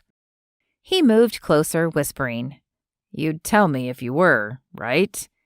She nodded, but her body language screamed a different answer. Talk about a mystery he needed to solve. But there were too many people around. He needed to get her alone and find out why she was hurting. If it was something he could fix, he would. How would he get her alone, though? It was cold outside, the house was filled, and there wasn't a nook or cranny that would be safe from listening ears. If it was something deep that she needed kept secret, he wanted her to have the freedom to talk. After getting a little more than halfway through her sandwich, Gabby wiped her mouth. I think I'm going to go to my room for a little while. I need to call work and see if I can get the time off for the wedding planning. She stood, and Wyatt jumped up. Yeah, I need to... He should have thought through the rest of the sentence before opening his mouth. Unpack. Unpack? Well, he did, now that he was changing rooms. You were here yesterday, weren't you? Carrie Ann perked up. Didn't you already unpack? Everyone at the table stopped talking and stared at Wyatt. His brain fritzed. Good grief, how could he get out of this mess? Well, I had, but I decided to change rooms. I don't like that first bedroom, so I'm taking the one across from Gabby. There's too much noise with people coming up the stairs. Whoa, now he was thinking on his feet. Carrie Ann's eyes narrowed ever so slightly. Okay. Gabby tapped his bicep with her elbow. You told me you were in the room across from me. You mean you weren't? Sheesh. He was digging himself a hole so fast that dirt was getting in his eyes. How was he supposed to fix this? We were arguing, and I was going to pester you for being so stubborn. There, that was the truth. Gabby rolled her eyes. Really? What is this? Junior high? Sorry. Oh man, what a mess he'd gotten himself into. Hunter crossed his arms over his chest. Why would I want to switch rooms with you? I don't want to listen to all that noise either. If they were alone, Wyatt would thump him. I'm switching. That's all you need to know. He growled the last few words as a warning to shut up about it. Whatever. Hunter rolled his eyes. Gabby set her silverware on top of her plate and then grabbed it and her glass. Wyatt followed her lead and did the same. They stopped by the kitchen and put their dishes in the sink and were quiet until they reached the top of the stairs. I can't believe you planned to switch rooms just to bug me. He scratched the back of his neck as heat raced to his cheeks. No, not totally. I'd wanted to switch rooms. Whatever. I guess I'll see you later then. She started to walk off, and Wyatt took her hand to stop her. You seem sad. Is there anything I can do? I mean, that's what family is for, right? Heartbeat after heartbeat pounded, her gaze staying trained on his hand. Slowly, she shook her head and pulled her hand free. No, I'm fine. I just have some stuff to take care of. He could hear the tremble in her voice, and she wouldn't meet his gaze. Before he could respond, she briskly walked down the hall and disappeared behind her door. For a second, he was dumbstruck. When his brain caught up, he strode down the hall and knocked on her door. Gabby? Silence. Gabby, are you sure everything is okay? I'm fine, Wyatt, she said, sounding anything but. Was she crying? Wyatt set his hands on his hips. If there's something bothering you, you can tell me. I promise I won't tell anyone. Whatever is sitting on your shoulders, you can let me help carry it. A long sigh. I appreciate the offer, but I have work to do. I'll talk to you later. What was going on that she wouldn't talk to him? Well, whatever it might be, she wasn't budging. Maybe over the next couple of days. Possibly 6 weeks if her work let her take off. He could find out what it was that was troubling her. With one last look, he stepped inside Hunter's room, gathered his brother's things, and took them down to the room Wyatt had occupied the night before. Once he'd thrown his own stuff back in his duffel bag, he strode back to the room across from Gabby. If nothing else, even if she didn't confide in him, he'd at least get to see her every day. And for some reason, his heart even did a skip. He was losing it. He shut the door, putting the strange feelings aside. He was just happy Gabby was home. He hadn't seen her in a while, and that's all it was. Excitement. The family had missed her. Spending time with her would make it feel like old times, and that's what he was needing most. Normal, head-clearing time with his whole family. Chapter 7. "Why are you sneaking around my kitchen?" Bandit asked. Gabby startled as she stood in front of the fridge and nearly dropped the milk she was holding. "Bandit, by all that's holy, you do that again and I'll let a pack of wild dogs in here." His rich laughter filled the room, and she hushed him. "You're going to wake everyone up." Bandit shrugged. They can't hear me. What are you trying to put together anyway?" "I was thinking hot chocolate." He crossed the kitchen, stopping as he got to her. "That's no way to make hot chocolate. You gotta use cream and, he said, taking the milk from her. "I need some too. I'll just make us both some." "Make that 3? Wyatt asked. Gabby closed her eyes as he joined them. Why did he have to invade everything she did? She needed a second without him around. He's what had kept her up all night. She couldn't believe Stephanie told him they'd been in Arkansas, or that she'd left without telling him she was there. What no one knew was that she'd planned to tell him how she felt about him, and when she found him, a bunch of girls were hanging all over him. What chance did she have against them? Family friend, little kid. She couldn't compete against older girls, so she'd left without saying a word.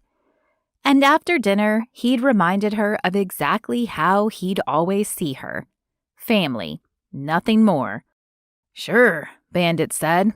"The more the merrier." Wyatt chuckled. "Thanks. Is that okay with you?" Opening her eyes, she lifted her gaze to his. Why was he always so good-looking? Or more like, how? Tousled bedhead hair, dark cotton t-shirt, and drawstring pajama pants.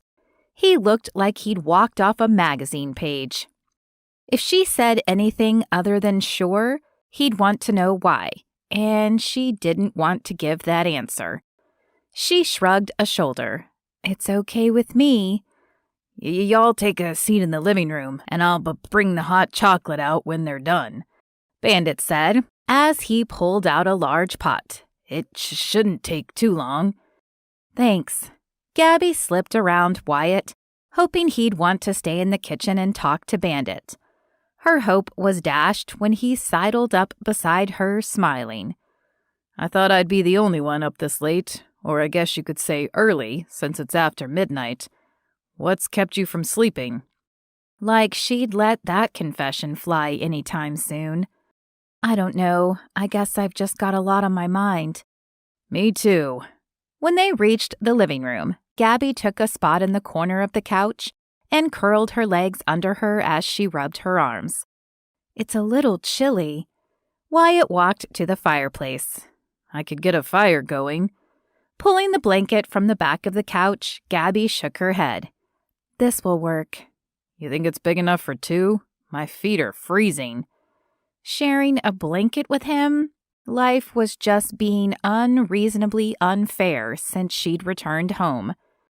Her brain wasn't fast enough.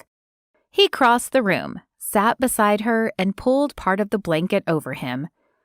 "Yeah, this blanket's plenty big enough."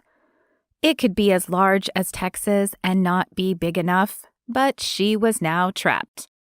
"Guess it is." So what's on your mind, keeping you up at night? Oh, just stuff. Then she made the mistake of looking at him. What stuff? I mean, I know we weren't as tight as thieves like you and Carrie Ann were, but you can trust me. He smiled, and her gaze dipped to his lips. With one little lift, her lips could touch his, and her dreams of kissing him would be reality, shortly followed by unfathomable embarrassment. How horrible would that be? It would take years to get over the awkwardness. Wyatt bumped her shoulder with his.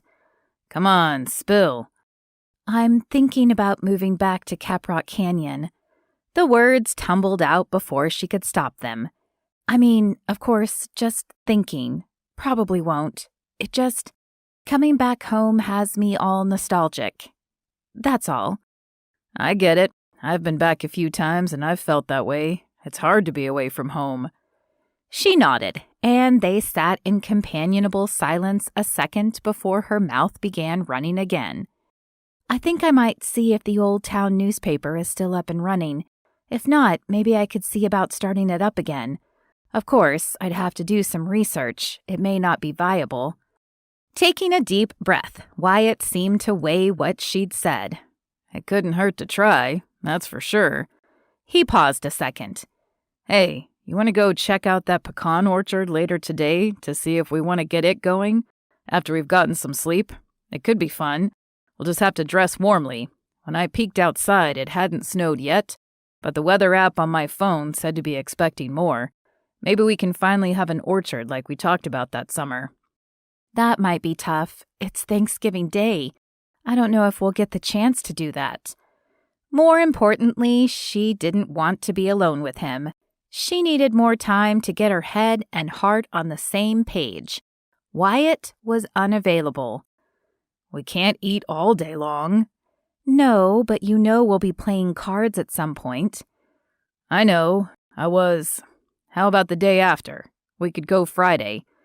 Gabby shook her head. I'm going with Carrie Ann, my sister, and our moms to Amarillo to go Black Friday shopping. His shoulders sagged. Shopping? You know, to get presents and stuff. How about after? We'll probably be gone all day. Thank goodness. And she was genuinely thrilled until his lips turned down. Man, she hated how her insides melted when he looked sad. Maybe we could go Saturday, unless Carrie Ann has something planned. His smile returned, and butterflies danced in her stomach. I'll make sure she doesn't.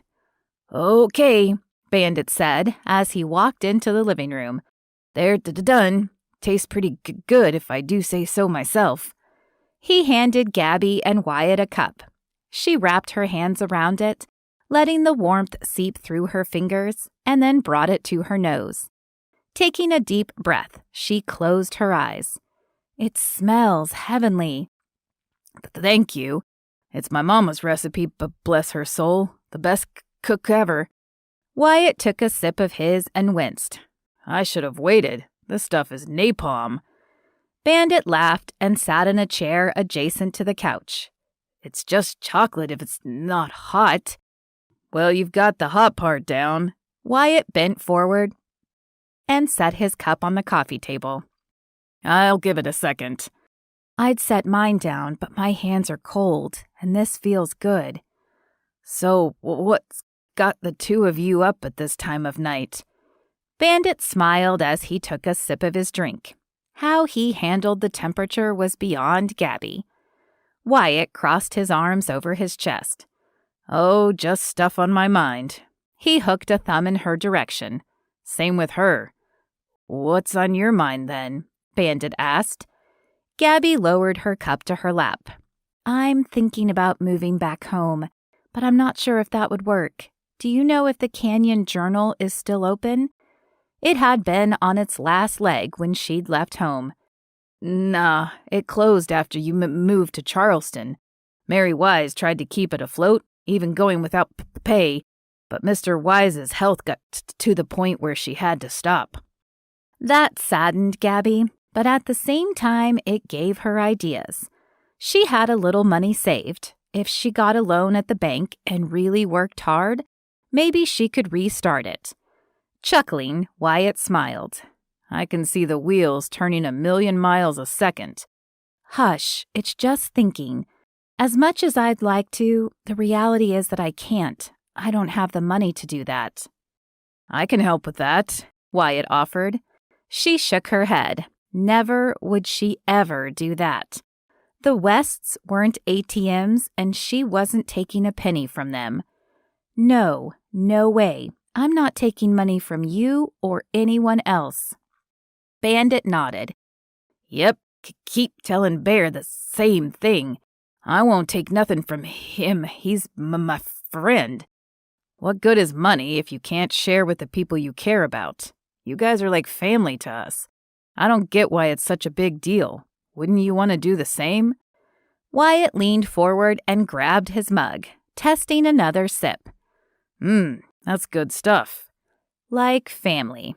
Again, there was that word. Before it could drag her down, she pushed it away and stayed on topic. Wyatt had a point about the money. If Gabby's family had won the lottery, they'd be trying to give it to the people they loved too. Probably, but we didn't win, and we don't want to be the kind of people who only see you as dollar signs now. We don't want it ruining our friendships, our family. Exactly. If I take money, there'll eventually be the question of, was I a real friend, or was I just sticking around for the money? Bear has been good to me, paying me to cook when he sure didn't have to. No, there would never be that question. We've been friends and family as long as we can remember. You two may not be blood, but you're as close as you can get. Family, friend, there they were again, like knives to the chest. Every time he spoke one, it felt like another nail in the coffin already riddled with them. Gabby shrugged. A restaurant for Bandit actually makes sense, but for me, starting the paper up again makes no sense, especially since the town is so small. People would come from all over for Bandit's cooking, but a paper? It's silly. This town is going to start growing now that the ranch is being revived. A paper would be great. You could talk about the history, why it's a great place to live, showcase what Bear did to this farmhouse. He paused a second. We could start that orchard, too. That could be a draw for people. It was sweet and wonderful and impossible. There was no way her heart could handle being around Wyatt every day and not get to be with him. She'd have front row seats to watch him date and fall in love with someone else, and it was more than she could handle. It was practically a nightmare to even think about it. Bandit stood.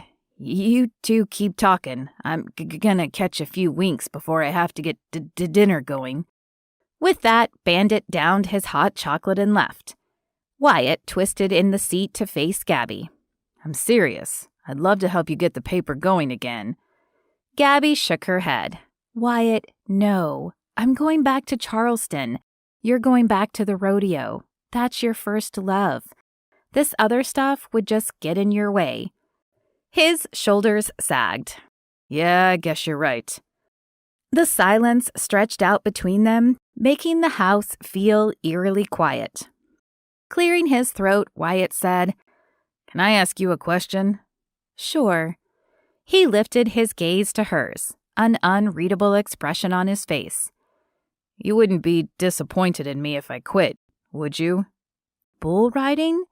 If he was thinking of quitting, she'd be floored. Yeah, he whispered. Whoa, this was big. You've always loved doing it. I can't even picture you not on a bull, but I'd never be disappointed in you. No one would. You sure? Positive. A small smile quirked on his lips, and he covered her hand with his, making her skin tingle. His lips were too close and kissable. She tried to pull free, but he held on to her hand. You came to all my events? Her expression softened. I thought you needed someone there. He tilted his head as his eyebrows knitted together. Then why didn't you let me know you were there? Why? because it wasn't long after seeing him with all those girls that Lori stepped into the picture. For a while, Gabby held on to hope that he'd see she was just using him, but that never happened. They'd break up, and it felt like seconds later that they were back together. The last event she went to, she'd found enough courage to tell him how she felt, only to find him lip-locked with Lori. They'd broken up, he'd said, for good, but there Lori was, all over him. It had broken her heart. That was the day Gabby had put feelers out for other colleges. And then the final straw that sent her packing was the summer before her sophomore year, him asking Lori to marry him. But it was pointless to even talk about it. She slipped from his grip and stood. I should get to bed. So should you. He jumped up with her and took her by the arms. What aren't you telling me? Cripes, she needed to get some distance. It's water under the bridge. This time when she pulled free, she took off for the stairs as quickly as she could, not stopping until she was in the safety of her room. Crawling into bed, she curled on her side and quietly wished she'd stayed in Charleston. Nothing she said would make Wyatt see her any different. No, it was better for both of them if she kept her lips locked and her feelings to herself. As much as she tried to tell herself she was over Wyatt, she wasn't. New Year's Eve, not that far away at all. She could keep it together until then. Maybe. Chapter 8. Continuously checking the clock wasn't working for Wyatt. It was much like waiting for water to boil. The more he checked it, the longer it took for the girls to get back home. Surely they'd be home any second. How much Black Friday shopping could they do? Were they buying the store? He needed to talk to Gabby. After their middle-of-the-night conversation, he'd been desperate to find out why she'd run off. He'd spent all of Thanksgiving Day trying to get her alone so they could talk, but it seemed she was deliberately avoiding him. He couldn't, for the life of him, figure out what he'd done to make her bolt like that. After all this time, he'd found out she'd been to all his events, even the one in Arkansas. Why hadn't she ever let him know? It would have made his day to know family was with him. She'd looked so upset when he'd asked her about it. Her lips had turned down, and there was a sadness to her voice he'd never heard before. It made no sense to him. When the sound of his mom's diesel excursion rumbled outside, he couldn't get to the door fast enough. They'd taken it to make sure they had enough room for everything. He couldn't imagine them needing all that room, but again, women were strange creatures. They did things all the time that baffled him. He grabbed his coat from the hook and pushed his arms through the sleeves as he jogged down the front steps and stopped next to Gabby. Did y'all have fun? Yeah, I had fun, Gabby said through a yawn as she got out of the car. I can help bring in stuff, he offered. Carrie Ann bounced over to him and hugged his bicep. That's very sweet, big brother, but then you'd see your gifts. You'll ruin the surprise. A grin stretched on his lips. I won't peek. His sister eyed him. You're as bad as Josiah when it comes to sneaking and peeking. He chuckled. I'll be good this time. Scout's honor. Carrie Ann shook her head. We've got it. He looked at Gabby. You trust me, don't ya? She hugged herself. Not with presents. His mouth dropped open. Where is the love, people? The back of the SUV opened and his mom peeked from around the back. Wyatt, go on in the house. We've got this. Wyatt scoffed. You don't trust me either? Not as far as I can throw you. Get. She pointed at the house.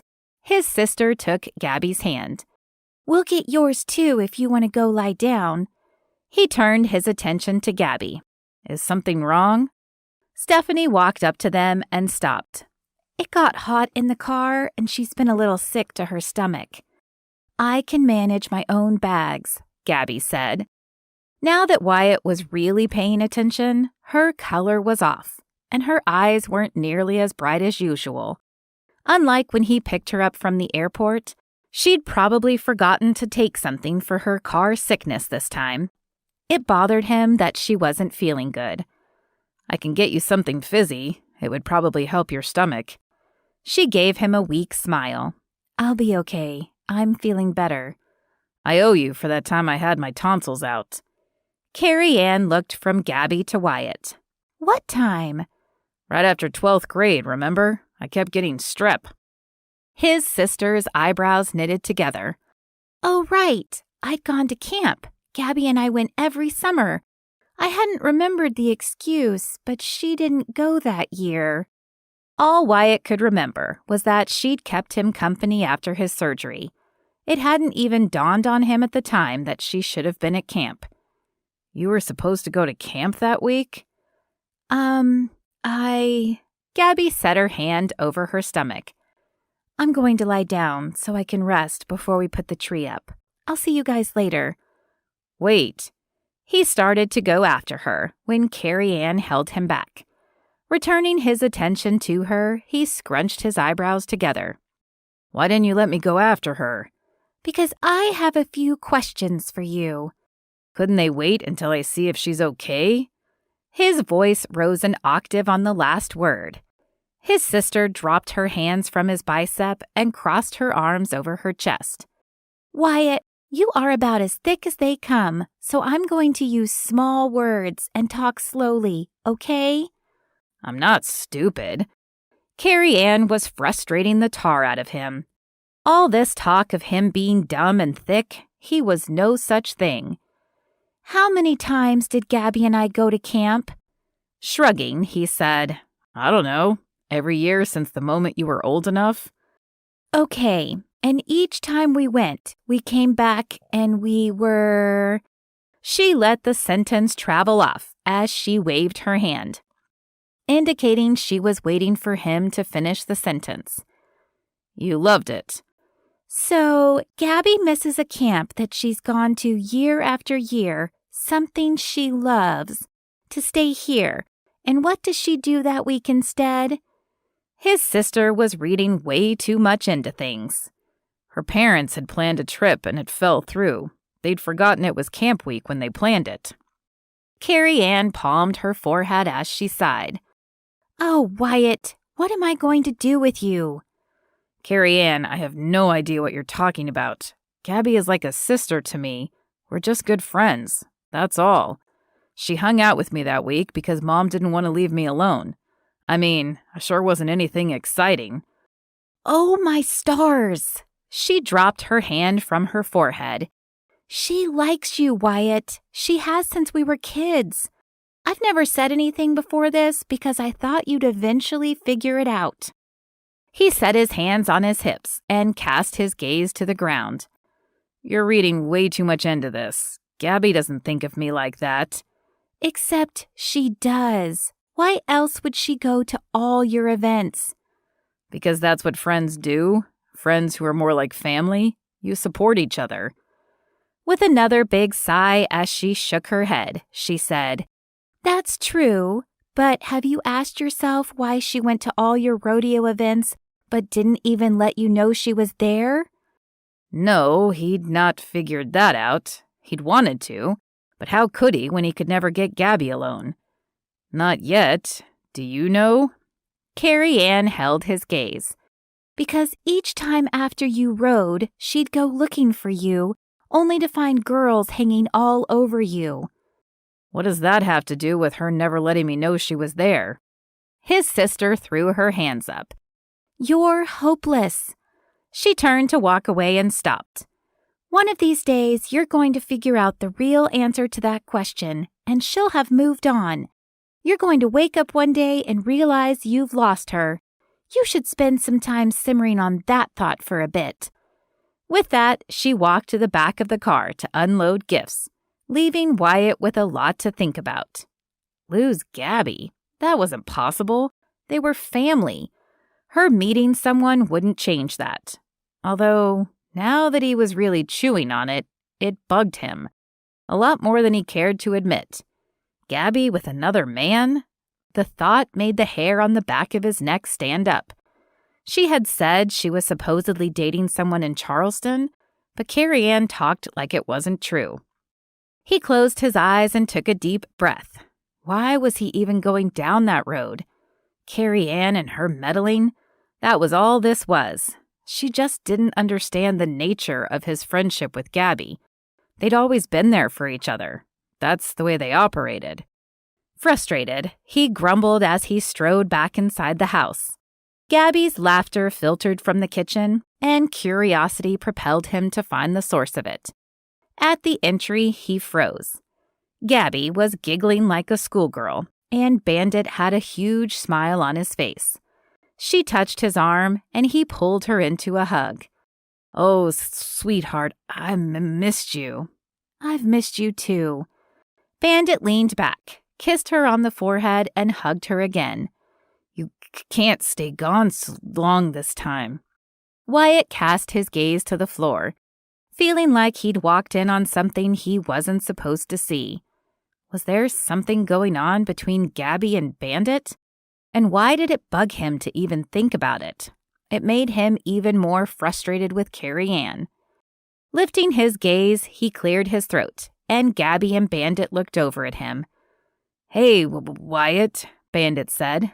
"Hey, I thought you weren't feeling good." Wyatt directed the question to Gabby. "I was just getting something to drink before I went to my room." He held her gaze.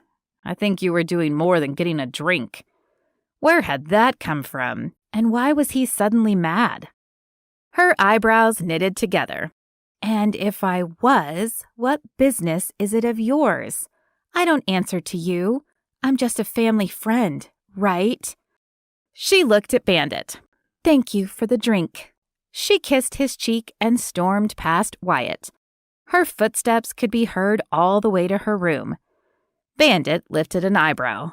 "Something wrong, Wyatt?" "No," he huffed. "Nothing's wrong, just I didn't know you two were an item." "You didn't?" Carrie Ann asked. He'd been so caught up in watching Bandit and Gabby that he hadn't heard Carrie Ann come inside. Turning to her, he said, "They're an item?" Hadn't she just made a big deal about Gabby liking him? I thought she was dating a guy named Tim. "She told me they'd just started talking." Carrie Ann shrugged. "If you snooze, you lose, big brother. I told you that outside. I guess I just didn't realize how serious they were." Wyatt's stomach dropped to his boots. "You got me all twisted up. I told you Gabby was family, and this just proves it." He rushed up his neck to the tips of his ears. "Then why are you so mad?" She smiled as she tilted her head. "I'm not. I'm perfectly fine." He swore under his breath. His sister was pushing every button he had. It was just like her, too. She'd done it all the time when they were kids. "I'm going to my room. You're just... He waved her off and stormed to his room. He stopped as he shut his bedroom door, fuming. He wasn't mad that Gabby and Bandit were together. He was mad that no one told him, that Carrie Ann was making him think all sorts of things that obviously weren't true. Wyatt shook his head, crossed the room, and put his head in his hands as he sat on the edge of his bed. "You're going to wake up one day and realize you've lost her." Carrie Ann's words floated to mind. Would he be upset if Gabby found someone to love? A someone that wasn't him? A few minutes ago, he'd had a solid answer, but now he wasn't so sure. It was all his sister's fault that he was so mixed up. What could he do? Or, the better question was, what was he going to do? His career, his love life, and everything in between seemed so out of control lately. Coming home was supposed to help, not further complicate things. Dropping back on the bed, he slammed his fist down on the mattress and stared at the ceiling. "I don't know what to do. If anyone's listening, I sure could use some help." Wyatt sure hoped someone was listening because he needed a heaping dose of help, and now. His world was getting more and more confusing. His problems were turning into round holes, and all he had were square pegs. If something didn't find a way to fit, and soon, he wasn't sure what he was going to do. Chapter 9. "Go away, Wyatt," Gabby yelled through her bedroom door as she leaned against it. What right did he have to question who she spent time with? It's Carrie. Could she have just one break? Just one where she wasn't feeling like a ship being thrown against rocks? I don't want to talk about it. Yeah, you do, Carrie said softly. My brother has a brain the size of a walnut, and it's half cracked. After crossing the room, Gabby crawled onto her bed and curled her legs under her. No, I don't. Carrie entered the room and sat beside Gabby on the bed. He was jealous. Of course, Gabby's heart wanted to believe that. He'd sure looked jealous. He'd been red-faced when she stormed away. But her head knew the score. She'd learned long ago that reading into Wyatt's actions or words often led to disappointment. He was caught off guard. He knows good and well that Bandit and I aren't an item. I love the guy, but there's no spark there at all. Believe me, I wish there was. Gabby grabbed a pillow and hugged it to her. I understand not wanting to get your hopes up, but he was absolutely beside himself. He was not okay with the idea that you and Bandit might be together. Carrie paused and chewed her lip. It was a Carrie tell. That look was the one she made when she'd done something she shouldn't have. What? What did you do? The silence stretched until Gabby couldn't stand it. Carrie, what did you do? I told Wyatt you liked him. Gabby's lips parted in a gasp. You didn't. Nodding, Carrie winced. He needed to know. I love my brother, but that boy could wave a red flag in front of a bull and wonder why it charged him. He's not dumb, just wholly and completely clueless. A laugh popped out of Gabby. It was true. Wyatt was adorably clueless sometimes. Not that he was trying to be. Sometimes he could hit a tree and wonder how that forest got there. Okay, so you might be right about that. Gabby, I love you, and I love Wyatt. I know somewhere in that brain of his, the net is just waiting to catch a clue. He just needs a little help getting there. So, I have an idea. Squeezing her eyes shut, Gabby's stomach somersaulted. Oh no. She opened her eyes. No ideas. I mean, you had an idea to spy on Hank Klein's because you thought he stole your Barbie Jeep. We both ended up with a broken arm because the tree branch broke. Carrie gasped. That wasn't my fault. You ate all those cookies.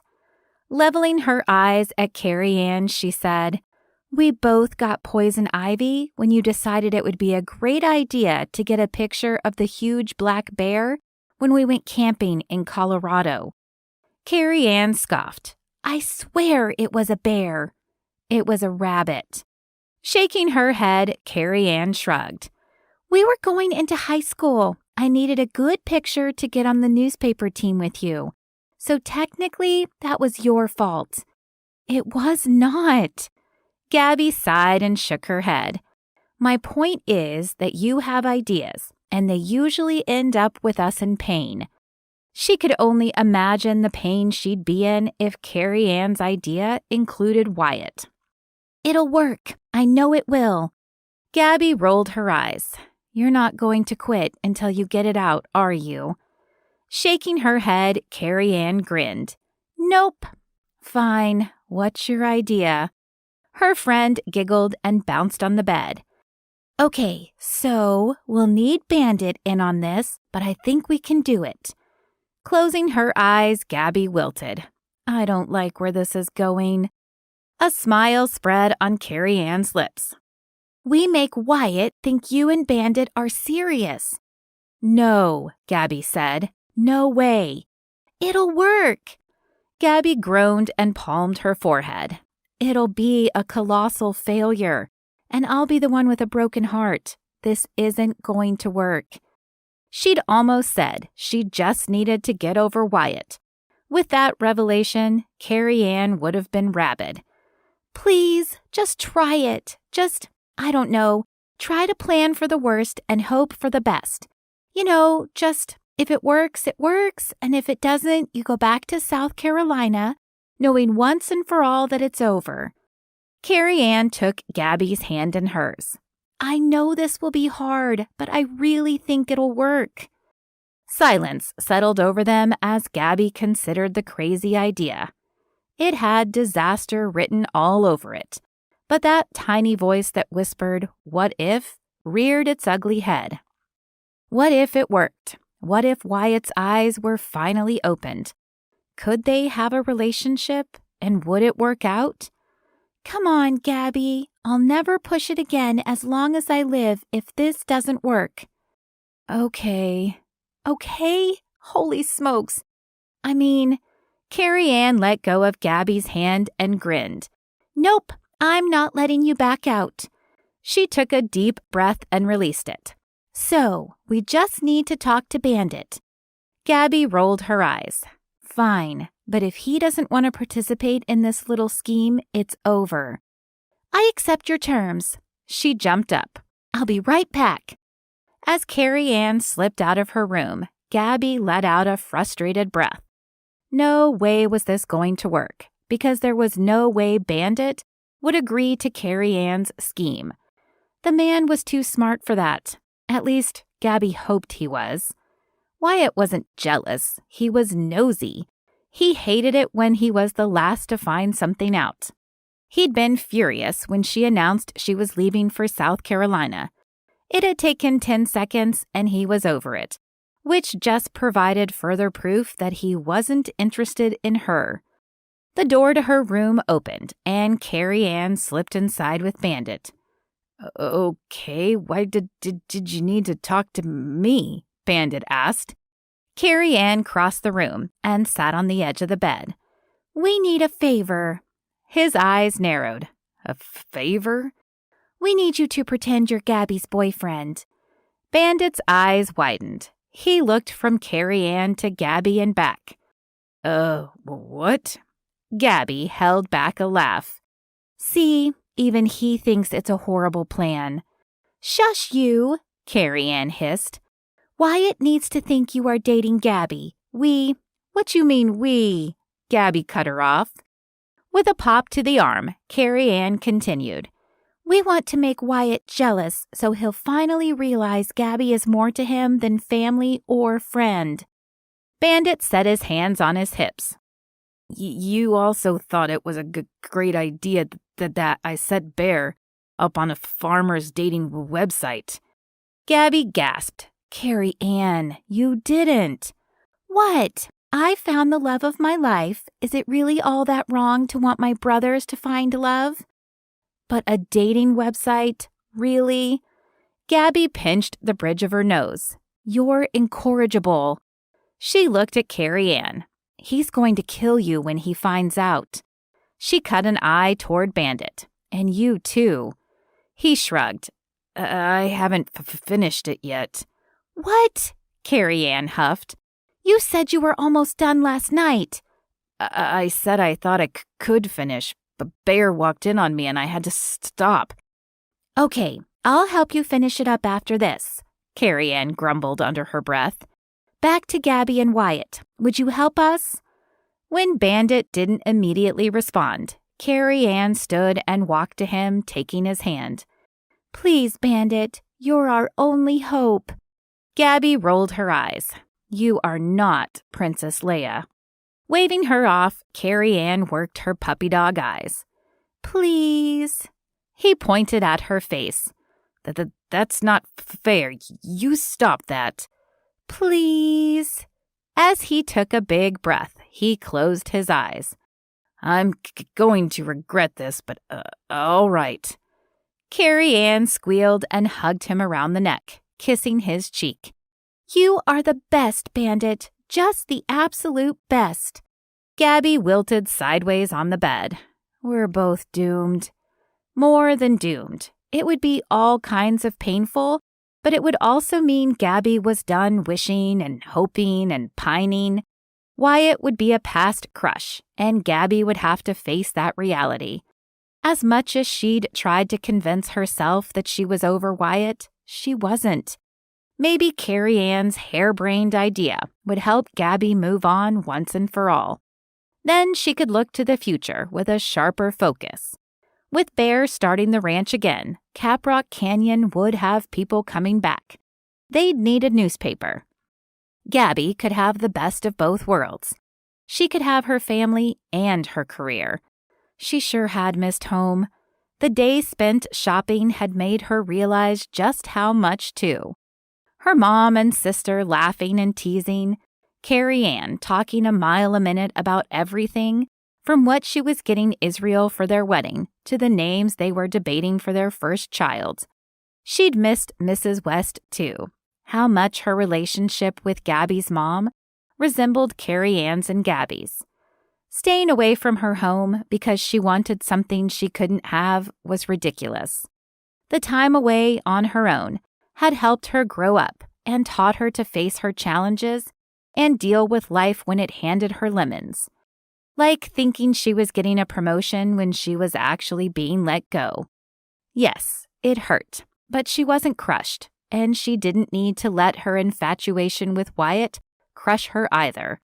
She couldn't let him keep her away from home any longer. The bed moved as Carrie Ann sat down again, going over her plan with Bandit. "Okay, so you'll plan things with Gabby and either be hung up with something or just not show up. I'll make sure Wyatt knows about them and see that he's the one filling in." Carrie Ann, I sure hope you know what you're doing. If he really gets jealous, he'll knock my lights out. Gabby used her hand and pushed herself back up. "That's not going to happen because he's not jealous. You know how he gets when he thinks he's been left out of the loop. That's all that was earlier." "Hush," Carrie Ann said. "That's not what it was." "Was too." Gabby pinched her lips together. "I can be just as stubborn as you are." Bandit held up his hands. "Ladies, just tell me what to do, and we'll get this plan in motion. If he knocks my teeth loose, you're paying for the dentist, Carrie Ann." "I'll get you the best set of false teeth this state's ever seen." She winked. Bandit gave her one last look and left, mumbling something about women and weird. Carrie Ann faced Gabby. "Okay, so let's talk strategy." Gabby's shoulders sagged. It was more like stragedy, a strategy of tragedy. Doomed. This whole thing was doomed. Chapter 10. Barefoot and still in pajamas, Wyatt slowly walked into the kitchen, rubbing his eyes. He'd struggled to go to sleep after watching Gabby and Bandit being all snuggly with each other the evening before. Add to it all the talk of feelings about Gabby. Plus, he was still trying to decide if he wanted his rodeo career back. It was enough to drive him bonkers. "But breakfast is about over," Bandit said with a laugh. "I'm not hungry." Wyatt's irk flag was already at half-mast, and Bandit hadn't done anything wrong. "I'm sorry, I didn't sleep well. You got any coffee left?" Bandit took a cup from one of the cabinets and handed it to him. "Pot's got a little left." "Thanks." Wyatt poured the last of what remained into his mug and took a seat at the kitchen island. He took a tentative sip and then a big drink. "This is good. Mom's recipe. It's not bitter. Not even a little."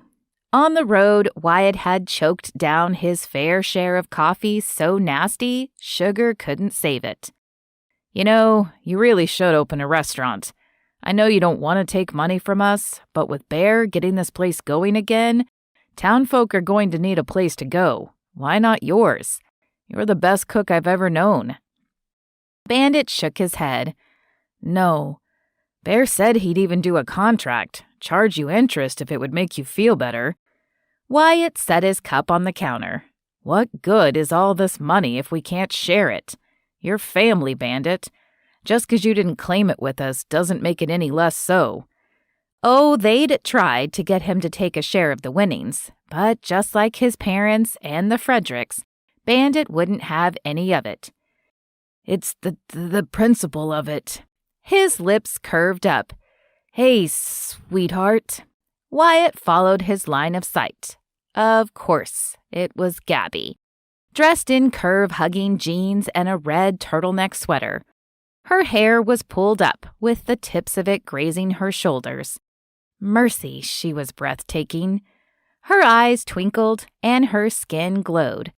Why, he didn't even need coffee to perk up after all. "Hey, are you almost ready?"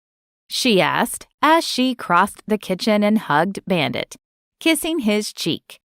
Now Wyatt's blood was boiling.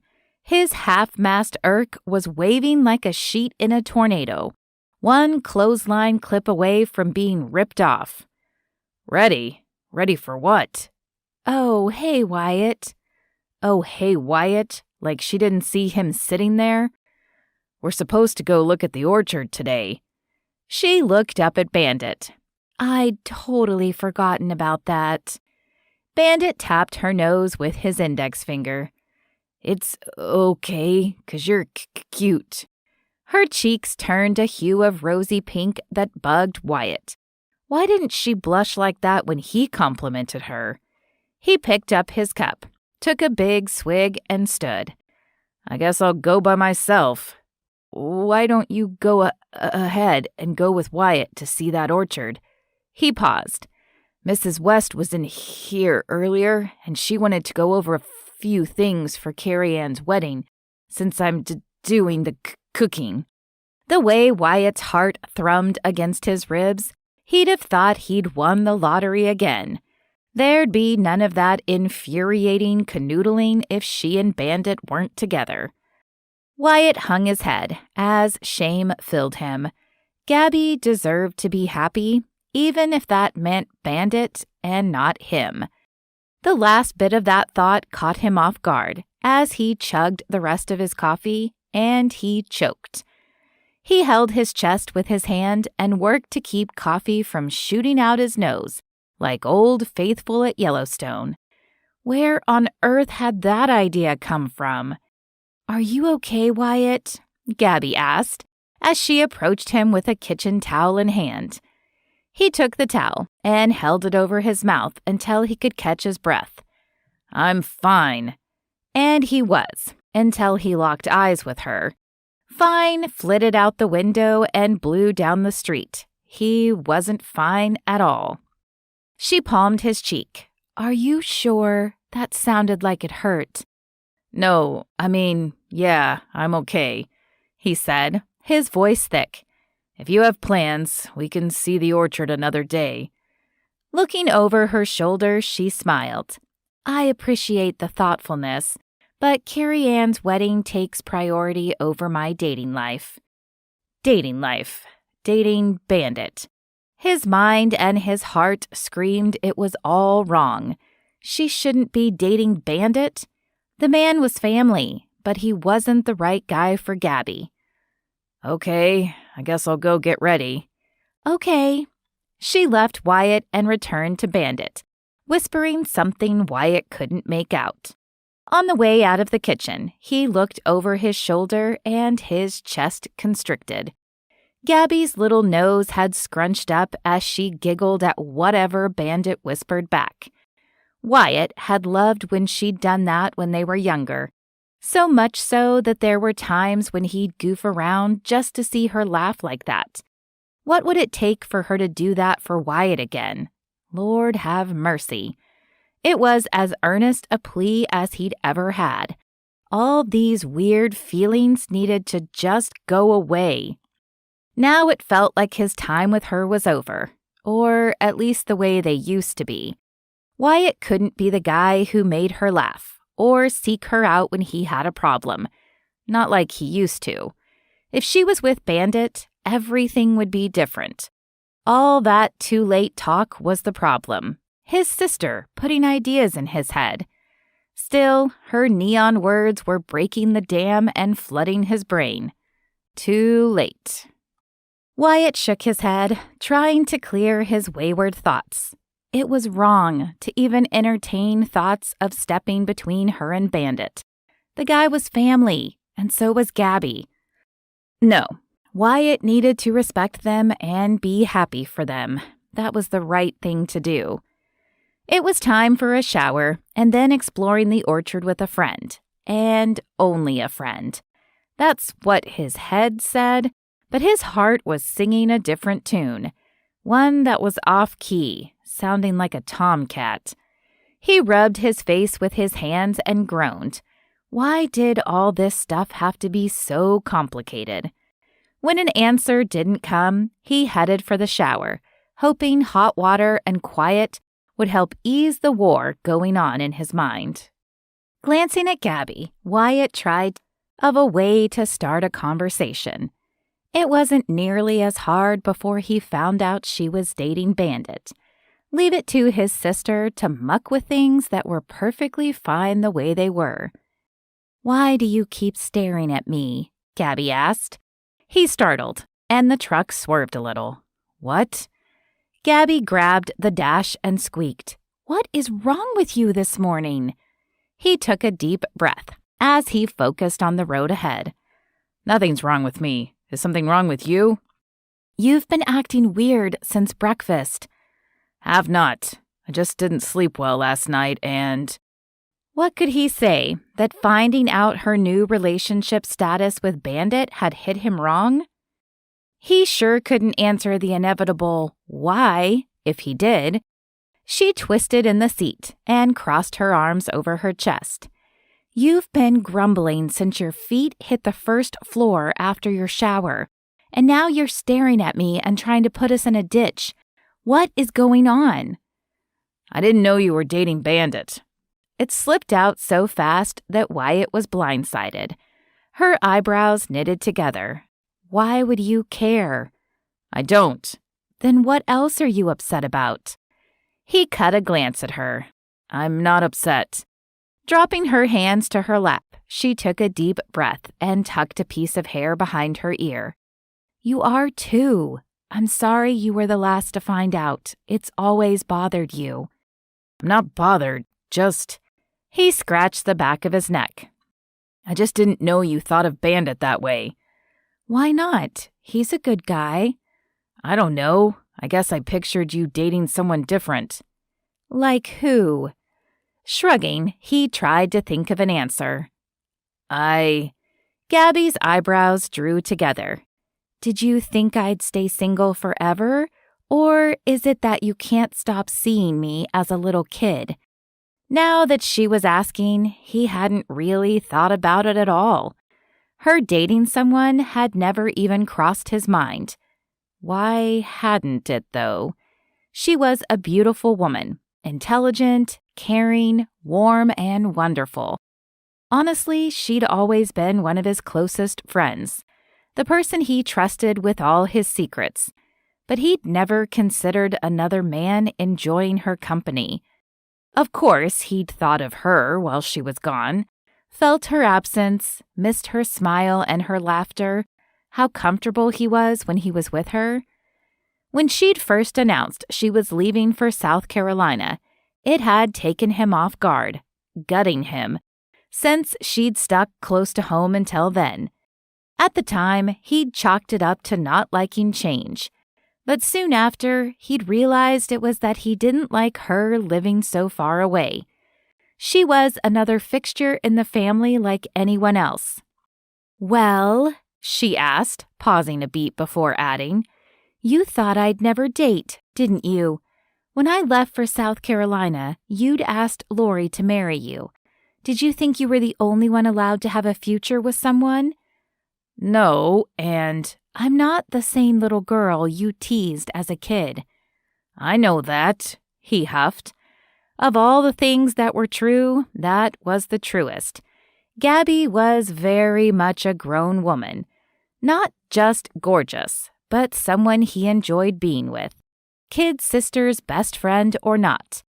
And despite his effort to ignore what his sister had said, he'd been simmering on her words more than he liked to admit. Especially sitting this close to Gabby. He was most definitely not seeing her as a little kid. Not by a long shot. He took a deep breath. No, of all the people in the world, you deserve to be happy. If Bandit gives you that, then I'm all for it. That's what his lips said, but for the first time since coming home, his heart and his head weren't on the same page. Wyatt wanted Gabby to be happy, but with him. The thought slammed into his chest like a battering ram, hitting with such a force he was winded. Too late, whispered in the back of his mind again. He didn't want to be that guy, but the idea of losing Gabby ate him up. What was he going to do now? She was dating his friend, a guy that was more family than anything. Trying to come between Bandit and Gabby would be like stabbing a brother in the back. It wasn't honorable. It wasn't right. How could he fix all this? I'm sorry, Gabby, he said, and took her hand. I didn't mean for it to come out like that, or to make you mad. Squeezing his hand, she smiled. I know. Bandit and I have just started talking. That's it. I enjoy his company. Man, that hurt Wyatt's heart to hear. Not that she was happy, but that she was happy with another man, a guy that he respected and thought of as a brother. But they were only talking. That was good news, right? I thought you were dating Tim anyway. He raised an eyebrow. A pink blush swept over Gabby's cheeks, and she bit her lip. There is no Tim.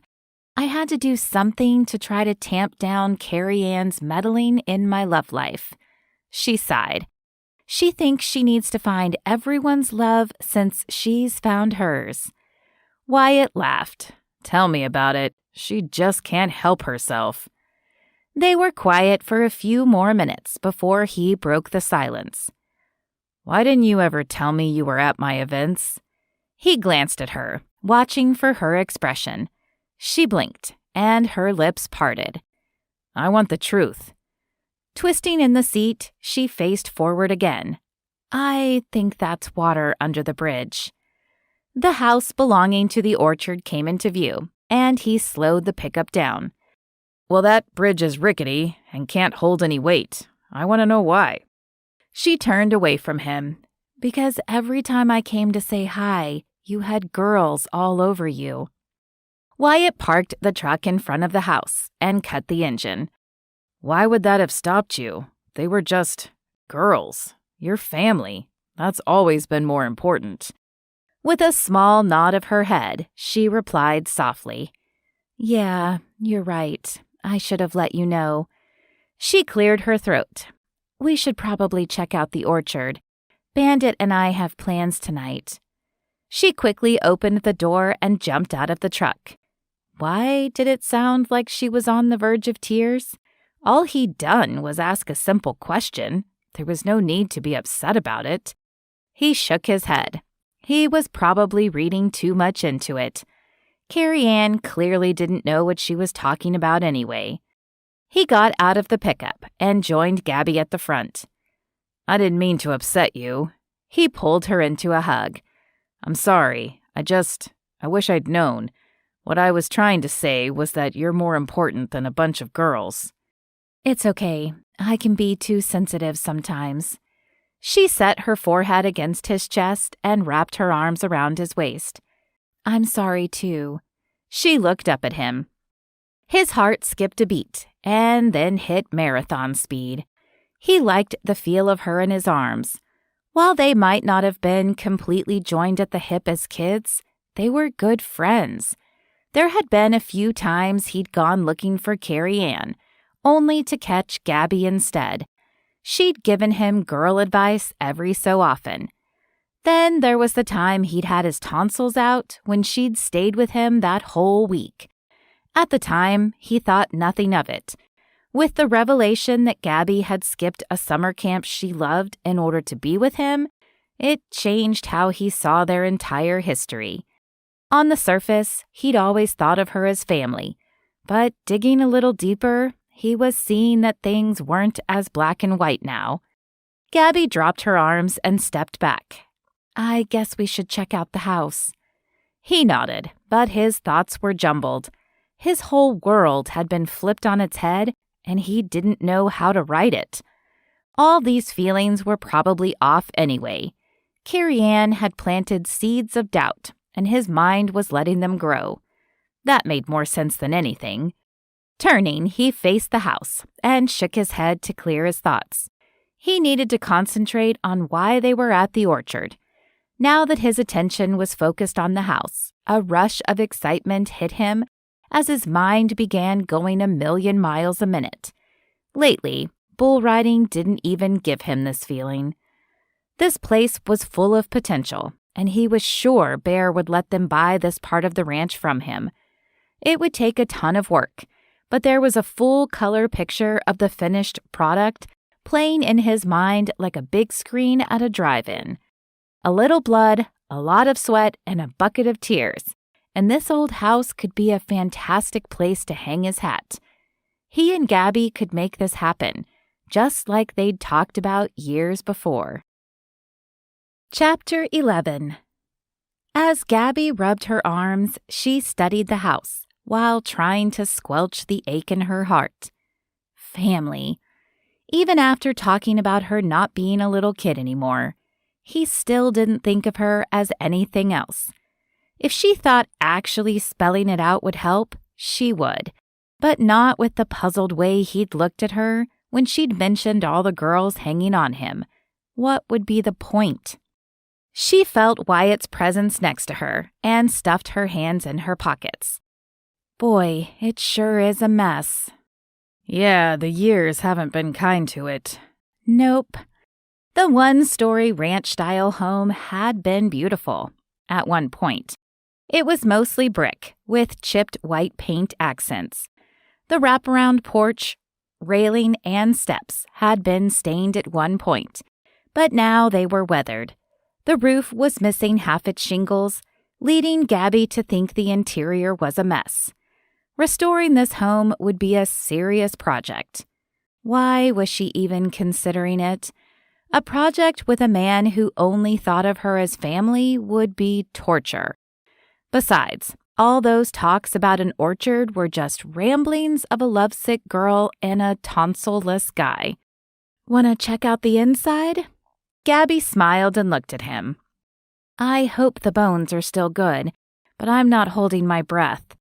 Nodding, his gaze roamed from one side of the house to the other and then landed on her.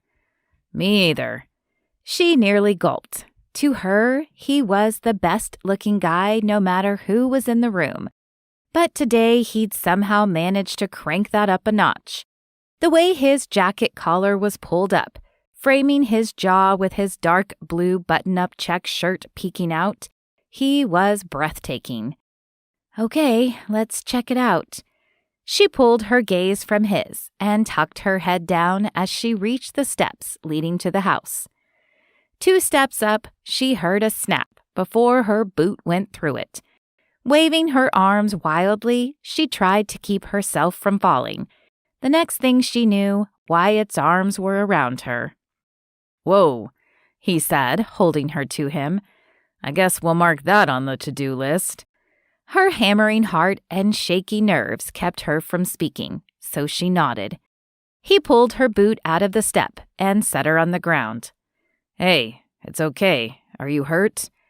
Part of her screamed to pretend it was broken so he'd have to carry her, but the more logical part won out. "I don't think so. It hurts a little, but I think that's just from my boot falling through." "You sure?"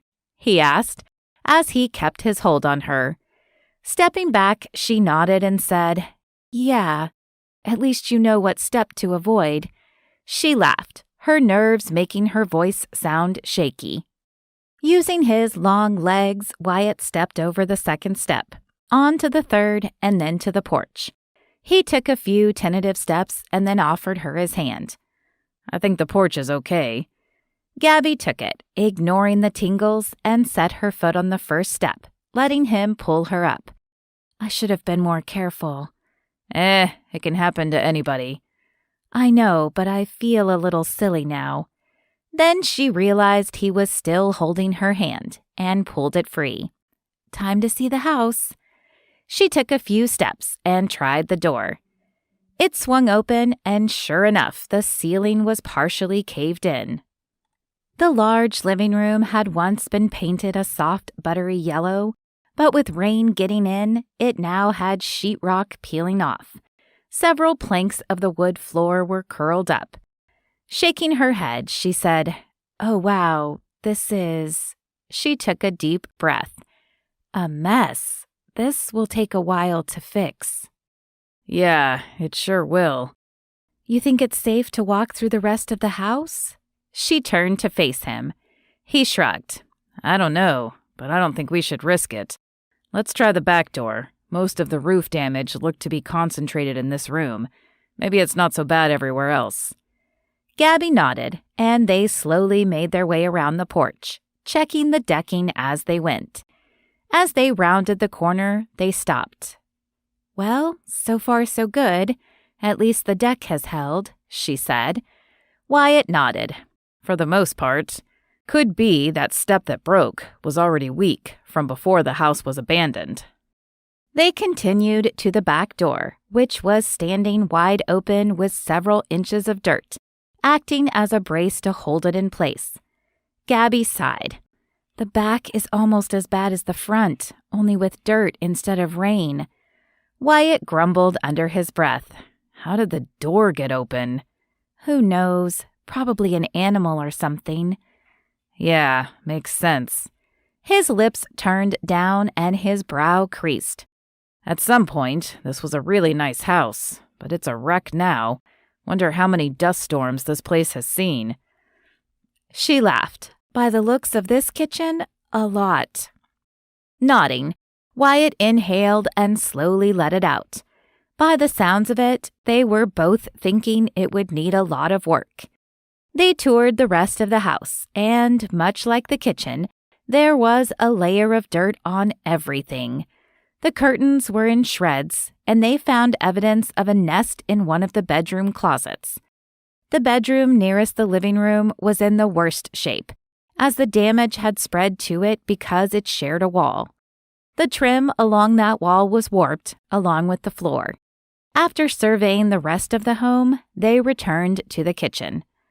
So much work. It'll basically need to be gutted, an electrician called out, and then put back together. Gabby's shoulders sagged. The dollar signs had added up to a point where she'd stopped calculating it. Even if she still had her job, there was no way she could help fix it up. Wyatt sighed and nodded. It would definitely need to be gutted. And that's a good call about the electrician. There's no telling what critters hid out in here, or what they might have chewed on. These cabinets might be salvageable, but I don't know that anything else could be. And if that's the case, would it be worth saving them? It might. For a billionaire, maybe. Sure, they'd talked about doing this when they were younger, but that was when they were kids. Not only were they clueless about financing something like this, but they were equals at the time finance-wise. 50-50 meant they contributed equally. If Wyatt was footing all the costs, it was no longer a partnership, but a sole proprietorship. Wyatt walked to the back door and stood there a second. Let's check out the trees. From what I could see from the truck, they'll need pruning for sure. I had the same thought, she said, but the excitement waned with every dollar added to the project. As they made their way to the first row of trees, he pointed out several that looked dead. Those will need to be replaced. Yeah, they've been neglected a long time. Overall, it's not too bad. I agree. Neglect is the issue. I think with some attention, they could be back in shape within a season or so. Gabby smiled. Yeah. She scanned the area.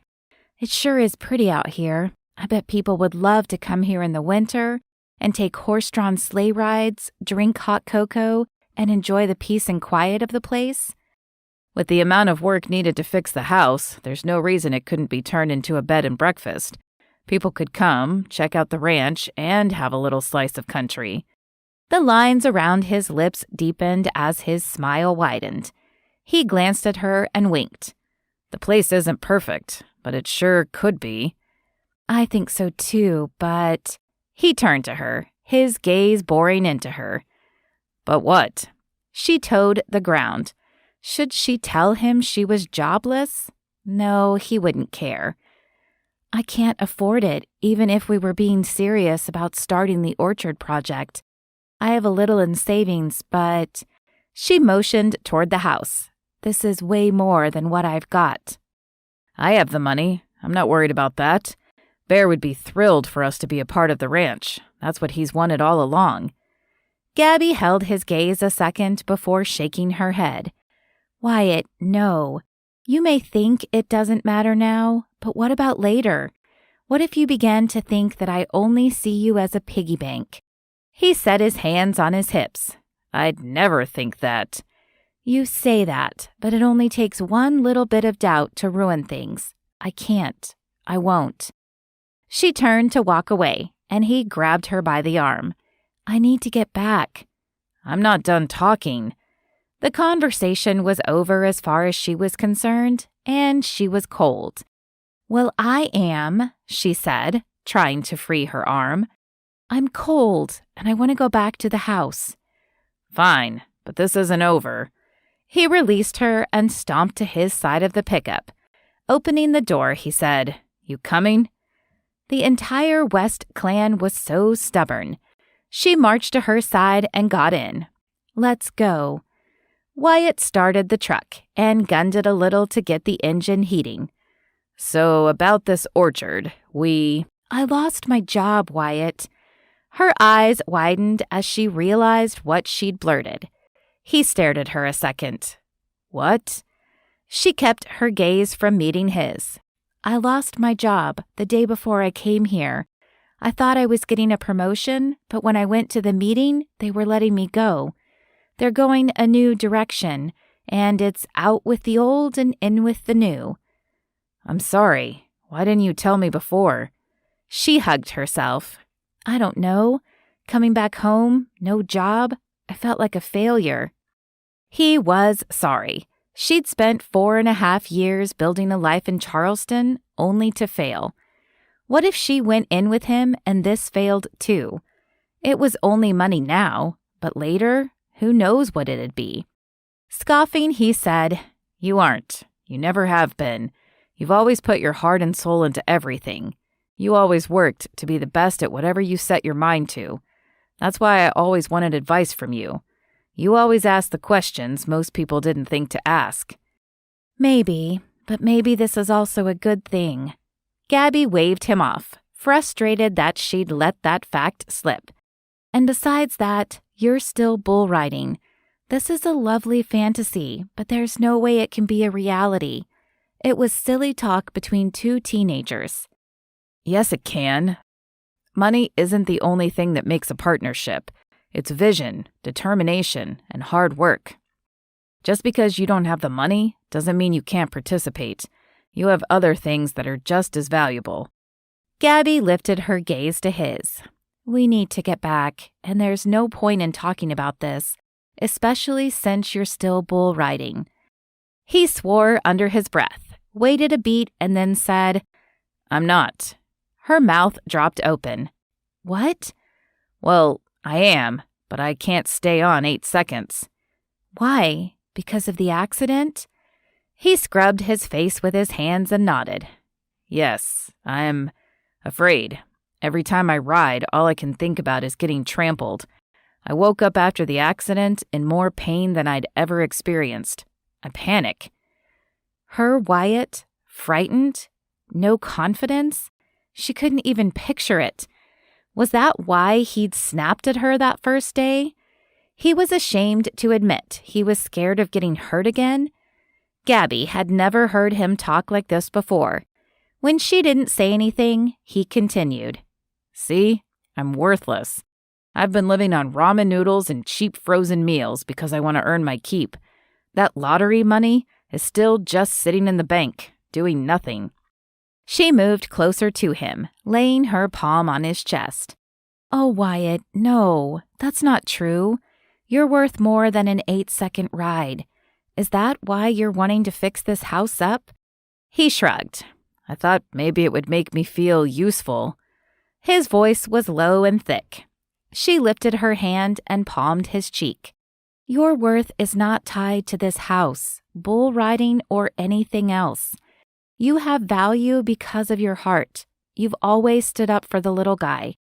When Bear wasn't around, you'd protect Bandit. Remember when Carrie Ann and I broke our arms? You're the one who hugged us and whispered that everything would be okay. I'm thinking I'm going to quit. Quit? Don't say that. You've never been a quitter in your life.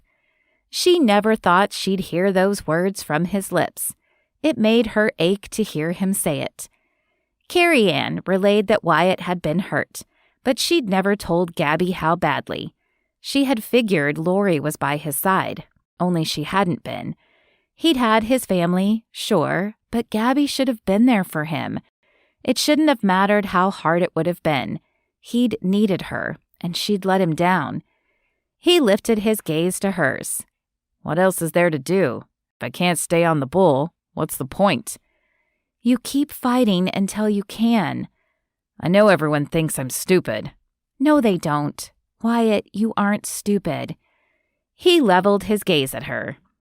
Gabby, come on. I'm the thick-headed doofus of the family. Bear bought this place, Hunter flips houses, Josiah sells commercial real estate, and then there's me. Too dumb to really do anything with his life, so he rides bulls. She'd never heard him talk like this before. All this time, she'd been thinking she was the only one who'd grown up while she was gone. It takes skill to ride a bull. It's not something everyone can do. Granted, there's a 2-ton animal bent on goring you to death, and that can be a little off-putting, but it does take a level of talent and courage most don't possess. He pulled his Stetson off and set it in his lap. I guess so, he said, but he didn't sound convinced. She'd never seen this side of him, the one that was vulnerable and unsure.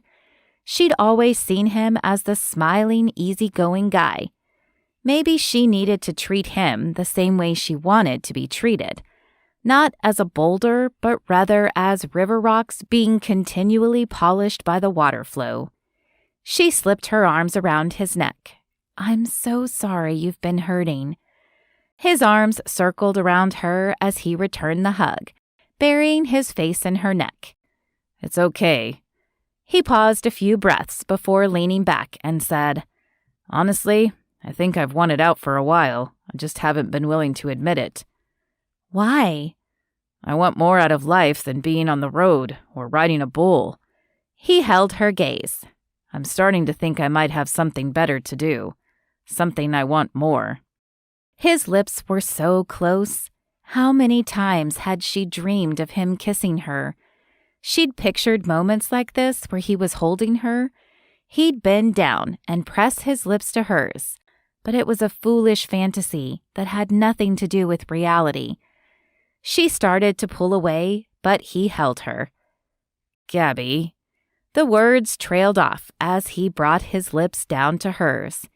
Warm, soft, and better than any dream or fantasy she'd ever had. He pulled back, his breath mingling with hers, and their gazes locked. It seemed as though a war was waging in him. Just when she thought that was the only kiss she'd ever have with him, he lowered his lips to hers again. The icy air had chilled her only seconds before, but now she was on fire. It touched every inch of her skin down to her nerves.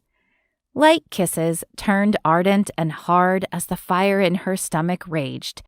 Her lips parted with the last brush of his lips, and he deepened the kiss as he tightened his hold on her, pressing her body into his. It was everything she'd ever wanted and more.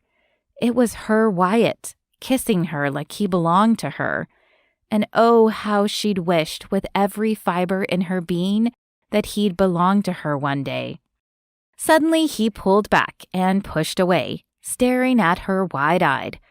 I'm so sorry. I shouldn't have done that. I was caught up in the moment. It's not right to do this to Bandit. Bandit?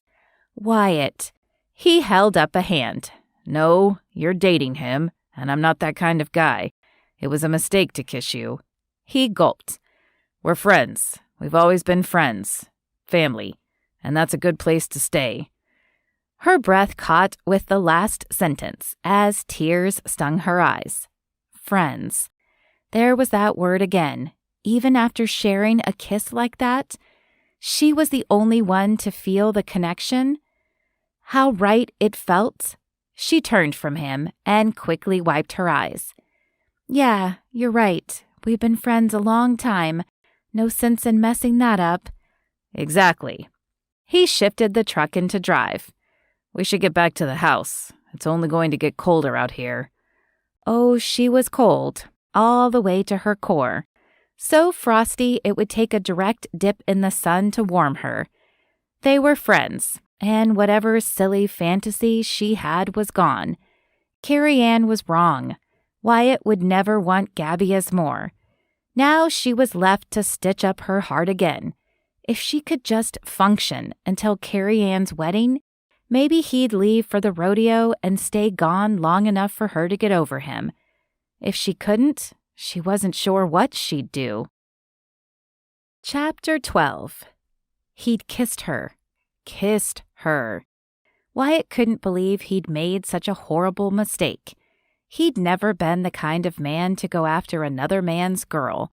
It was against every code he lived by, and he'd done it to Bandit, of all people. The drive from the orchard to the ranch house had been quiet, tense, and awkward. As soon as the pickup had pulled to a stop, Gabby had bolted from the cab and run into the house. Instead of following her inside, Wyatt had gone to the barn to figure out why he'd kissed her. He'd never thought of her that way, but by golly, he'd sure enjoyed it. Everything had been fine until he'd hugged her. Whatever perfume she'd worn was a ring in a bull's nose. He'd buried his face in her neck, inhaled, and love potion number 9 had hit out of nowhere. He'd leaned back, and those dark eyes of hers were staring at him. Those lips looking so soft, begging to be kissed. They'd held out a help-wanted sign, and he'd gladly accepted the job. What was he thinking? He'd tried to stop himself. Lord knows he'd tried. He'd thought kissing her the first time would be stale and bland because it was Gabby. Not that she wasn't wonderful, but she was his little sister's best friend, not the kissing kind. But that one kiss had blurred his vision, fritzed his brain, and the next thing he knew, he was giving 8 seconds a run for, and he wasn't even on a bull. How was he ever going to apologize to Bandit? Even the accident, as bad as it was, didn't have him this miserable. The barn door opened, and he looked up from the upturned bucket he sat on. Hunter closed the door and rubbed his hands together. As he approached Wyatt, he shivered and stuffed them in his coat pockets. Man, it's cold out there. Snow's starting to come down. Why are you out in it then? Wyatt asked. Hunter stopped a few feet away and leaned his shoulder against the wall. Gabby ran inside, tears gushing, with Carrie Ann running after her. And I just so happened to see you slinking here. What did you do? Groaning, Wyatt hung his head. Did he really want to tell Hunter what had happened? That he was a lousy human being and deserved to have his lights knocked out?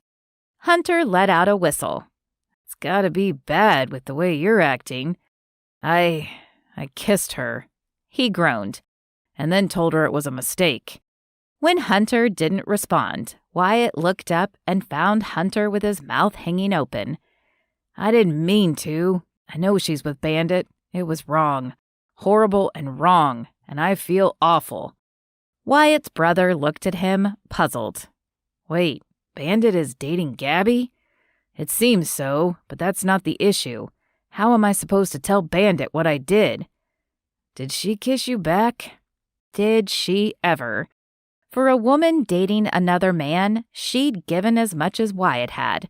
Her arms had tightened around his neck, and she'd pulled ever so slightly toward him, pressing her body against his. Mercy, it was a fantastic kiss. When he didn't respond, Hunter said, If she did, then maybe she's not dating Bandit as much as you think. Gabby's not that kind of girl. She doesn't cheat, or I wouldn't think so. Come to think of it, you ever remember her dating anyone? No, I sure don't. In fact, Wyatt didn't remember her even talking about guys when they were younger. Now I feel even worse. The first guy she dates and I go and kiss her. Did she tell you they were dating? Like, outright? Well, Carrie Ann kinda said they were, but when I asked Gabby, all she said was that they just started talking. Hunter took his hat off and scratched his head. That's it? They haven't even been on a date? A real date? Not that I know of. And the way Gabby told it, it was just them talking at this point. Did Bandit even consider that dating? Wouldn't he need to ask her out on a real date for it to count? He didn't know what he should do. Should he ask Bandit if he was dating Gabby? Or did he just let it die? Avoiding it seemed a cowardly way out, but never kissing her again? Every time the thought came to mind, Wyatt's stomach twisted. The battle going on inside him was enough to make him want to scream, and he was going to spend the next month with Gabby. How was he going to manage that? Wyatt's brother straightened. And I wouldn't sweat it. I mean, just talk to Bandit. Ask him if they're dating. Women are weird. I mean, you ever known a woman to be simple? Chuckling, Wyatt shook his head. No, they're as complicated as all get out. I've yet to figure them out. You're telling me, Hunter said, casting his gaze to the floor. They can mix a man up something fierce. Wyatt stood. What about you? You dating anyone? Nope, much to Mom's dismay. Hunter rolled his eyes. She's been on you about grandkids? Hunter grunted a laugh. Yeah, it was my turn. Bear said she'd chewed on him the last couple of months. He was glad when she set her laser beams on me. It was no secret that Carolyn West wanted grandkids. She'd spent a few months on each of them, telling them they needed to settle down. With Carrie Ann's engagement, hopefully, it'd give them a reprieve for a while. Although if Mom had it her way, she'd have a house full of grandchildren running around. I'm with Bear. After my accident, it was months of, "When are you going to quit putting yourself in danger? Settle down and give me grandbabies." Boy, she was on my tail about it. Wyatt's brother looked up and smiled. No joke. Her thing with me was, you need to at least date if you're ever going to find someone. Is there another reason you decided to slink into the barn, too? Hunter straightened and rubbed his knuckles along his jawline. Nah, I just thought I'd check on you after the scene in the house. I didn't realize you'd kiss someone else's girlfriend. Wyatt socked him in the bicep. Shut up. I already said I didn't mean to. And like you said, I'm not even sure they're really dating. Rubbing his arm, Hunter eyed him. And if they are, I'll jump that ravine when I get to it. Until then, I'm keeping my lips to myself. Gabby's just a friend anyway. It was a weird moment that probably won't ever happen again. That idea didn't sit right with Wyatt at all. Never kissing Gabby again? After that 5-alarm kiss? That would take some strength Wyatt wasn't sure he possessed. The barn door creaked open again, and their dad walked in. "Hey," he said. "Hey," Hunter said. "Hey, Dad, did you just get back from riding around with Bear?" Wyatt asked. His dad nodded.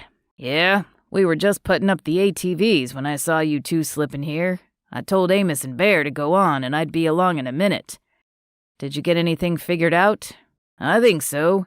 Bear wants to run cattle and buffalo. We've got some work cut out for us first. Can't just turn cattle out. We're gonna start inspecting the fence next week. It'll give us something to do while your sister picks out dresses and all that stuff." Wyatt stuffed his hands in his coat pockets and leaned his shoulder against the wall. "Sounds like a good start." His dad crossed his arms over his chest. "What are you two doing out here?" Wyatt shrugged and glanced at Hunter. "Just talking about a bunch of different things." "Uh-huh." His dad narrowed his eyes and looked between his boys. "Like what?" Hunter shifted uneasily. I think I'll head back inside so you two can talk. My feet are frozen. See you in a bit." He smirked, and as he headed for the door, a strong wind rattled the roof of the barn. "I think that storm might be here," he said, lifting his gaze to the ceiling. "Better not stay out in the barn too long." He shut the door behind him. Figured that Hunter would bail on him. His dad raised an eyebrow. "What's going on?" "Life," but that was a bit of a broad subject.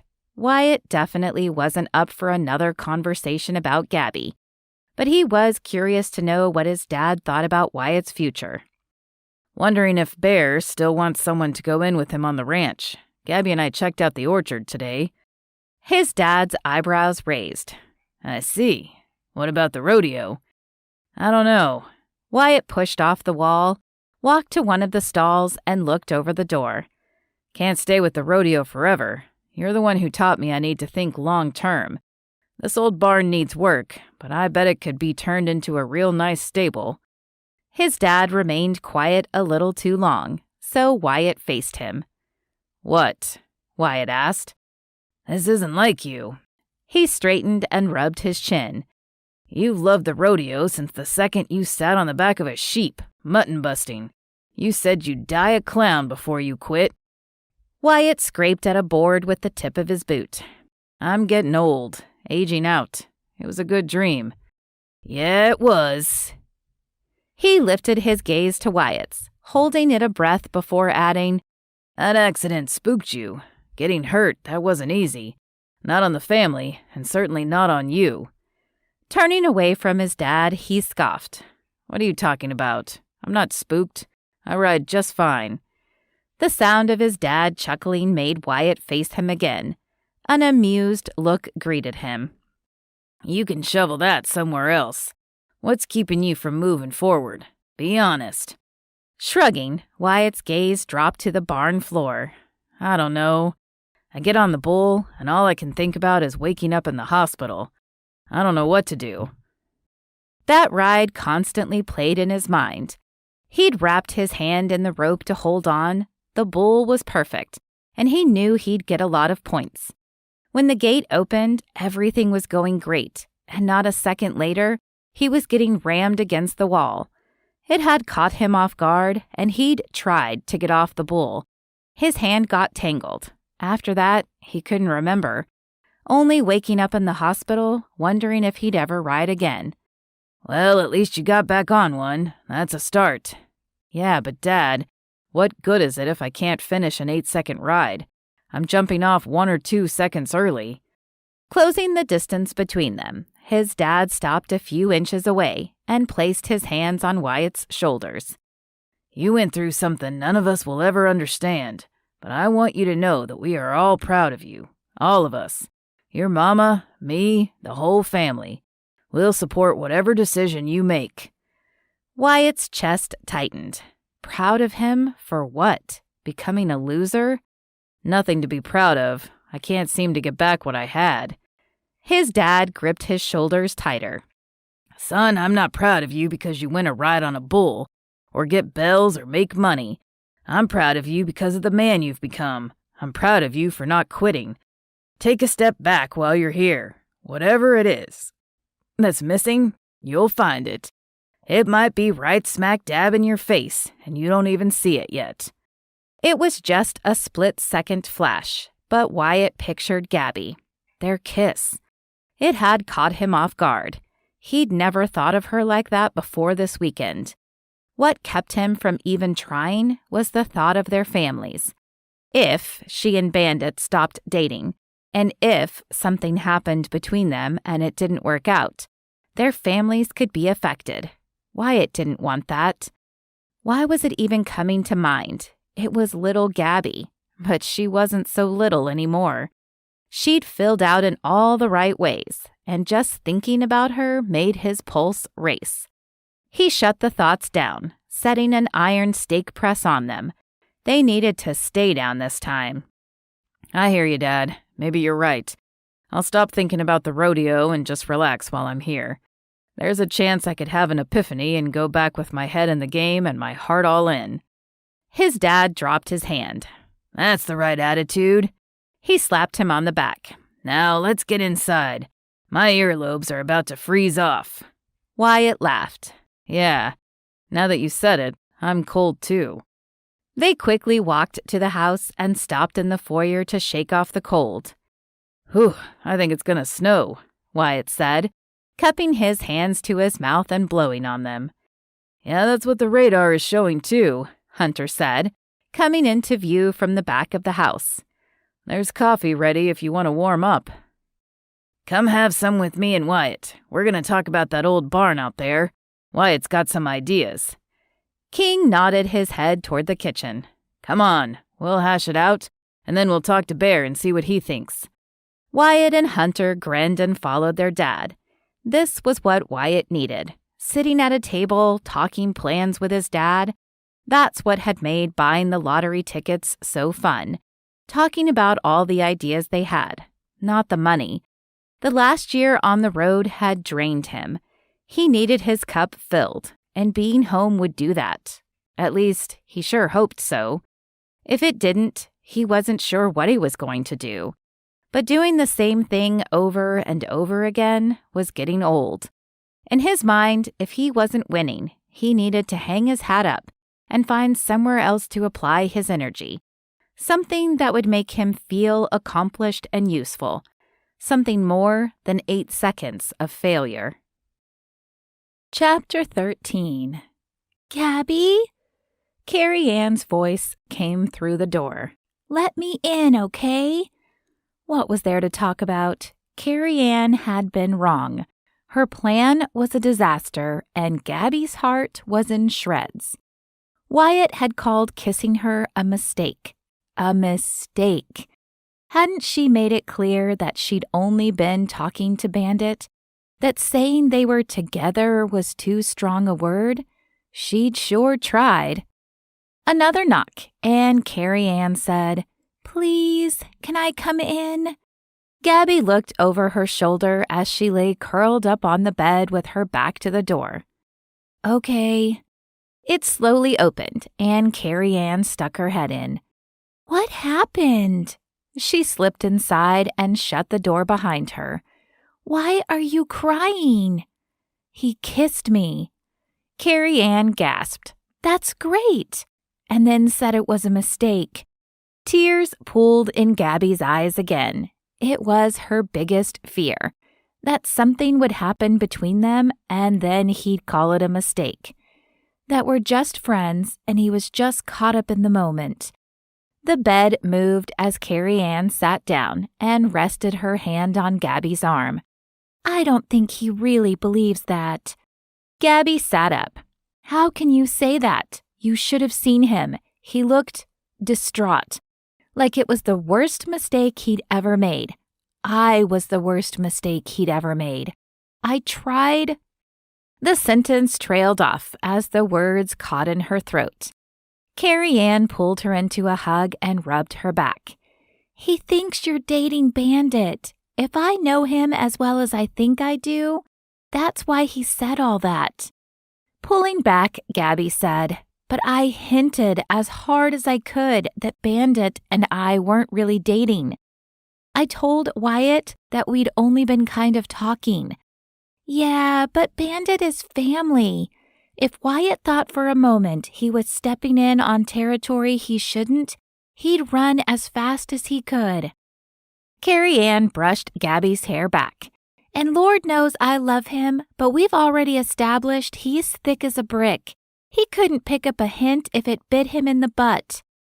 He's not stupid, and I dropped hints the size of dinosaurs. Carrie Ann sighed. But this is Wyatt. He's not stupid. He's just so clueless. Gabby grabbed a tissue from the box sitting on the nightstand and wiped her nose. But it wasn't just a mistake. He said we were friends, and that's where it should stay. He doesn't see me that way. Well, his lips were telling a different story. Carrie Ann chewed her lip, letting the silence stretch a moment. Listen, I know this is hard, but stick with the plan. Give Wyatt a moment to figure out his own feelings. I'm telling you, my brother cares for you just as much as you care for him. Oh, how Gabby wanted that. The very thought that he did care for her was dangling a carrot in front of a mule. It was all she could do not to strap that wagon on and hike the highest hill. What if you're wrong? What if I'm right? I don't know, Carrie Ann. When he said we should just stay friends, it would have hurt less if he'd outright punched me. Taking her by the shoulders, Carrie Ann locked eyes with her. Gabby, my brother has always sought you out. When it came to his problems, he'd find you. When he was excited and happy about something, you were the first person he'd want to tell. You've always been first. A man doesn't put a woman on the top of his list for no reason, even if he doesn't know it yet. But I'd do the same when it came to him. If he doesn't feel that way about me by now, then what hope is there? He just needs time to put 2 and 2 together. Right now, he can't even figure out there's an equation to solve. Give him time. You've never dated anyone seriously. Never once. At no point in time have you been unavailable. You need to be unavailable so he can see what it would look like if he couldn't seek you out anymore. That was true. Gabby had never dated anyone. Okay, yes, a date here or there, but it was never anything serious. How could it be when all she did was compare them to Wyatt? His great smile, his dark blue eyes, the way he walked, everything. There wasn't an inch of him that didn't make her knees weak. Trust me on this. You've been convenient. He's never had to think about losing you. Well, now he does, and he needs to. Carrie Ann dropped her hands to her lap. You are an amazing person. You are kind, sweet, and lovable. If Wyatt doesn't come to his senses, then you deserve better. This thing needs to end one way or another. You deserve to be loved. Gabby lowered her gaze to the bed. As much as she wanted to disagree, she couldn't. Even dating in Charleston hadn't been the cure for getting over him. The guys who asked her out were nice, but as much as she tried, there was never a spark. Of course, when you were still hung up on someone in another state, it was like trying to light a match underwater. Carrie Ann took her hand. Trust me, I'm not wrong about this. Okay, I'll try. Gabby lifted her eyes to Carrie Ann. But if he doesn't want me, then I'm done. You have my word. If he doesn't, it'll be his loss. He might be my brother, but if he's too dumb to see the best thing in his life is staring him in the face, then so be it. Chuckling, Gabby nodded. Okay. With that, Carrie Ann smiled. Then we stick to the plan and let him think you and Bandit are an item. Okay. Good. Let's get you cleaned up and start planning. You and Bandit are going out this week. Gabby's eyebrows knitted together. What? You're going on a real date. I am. Did Bandit agree to this? Carrie Ann rolled her eyes. No, something's going to come up and he won't be able to go. Wyatt, on the other hand, will see this gorgeous knockout ready for a night on the town and he won't be able to resist. Groaning, Gabby palmed her forehead. I'm so going to regret this. It'll be great, and Wyatt won't know what hit him. Carrie Ann grinned. Please tell me you brought a dress, something that will go with those red boots of yours. This so-called date was either going to be great or horrible. Gabby could see no way it could fall in the middle. What would happen if Wyatt did think she was unavailable for once in his life? Maybe it was time to find out. What could it hurt to play the part? Every time Wyatt came around, she'd drop everything for him. Everything. Papers that were due, science projects, not to mention taking out the trash forever just to see his events. Squaring her shoulders, Gabby decided it was time she stopped allowing her heart to be broken. Maybe it was time to do a little heartbreaking of her own. Maybe she could even achy dance to it, with red boots. Chapter 14. Are you playing or sleeping with your eyes open? Wyatt's dad asked Josiah. I ain't got all day. Wyatt barked a laugh. Josiah always slowed a rummy game down. Granted, he almost always won it, but it still took him forever to play. Card games were a staple between the Wests and the Fredericks. It was always tense, but fun, because Josiah and King were the most competitive. As desperate as Wyatt was to keep his mind occupied, he'd have put up with anything. Kissing Gabby had messed with his head. Since their kiss, anytime she was around, it was awkward and tense, something he'd never felt between them before. Sure, they'd had arguments, as all people do, but it didn't feel anything like what had been going on since that day at the orchard. Now, anytime Wyatt got the chance to keep himself active, he took it. He'd even gone grocery shopping with his mom, which had been a horrible mistake. He loved his mama, but she'd officially turned her grandchild radar on him. When was he settling down?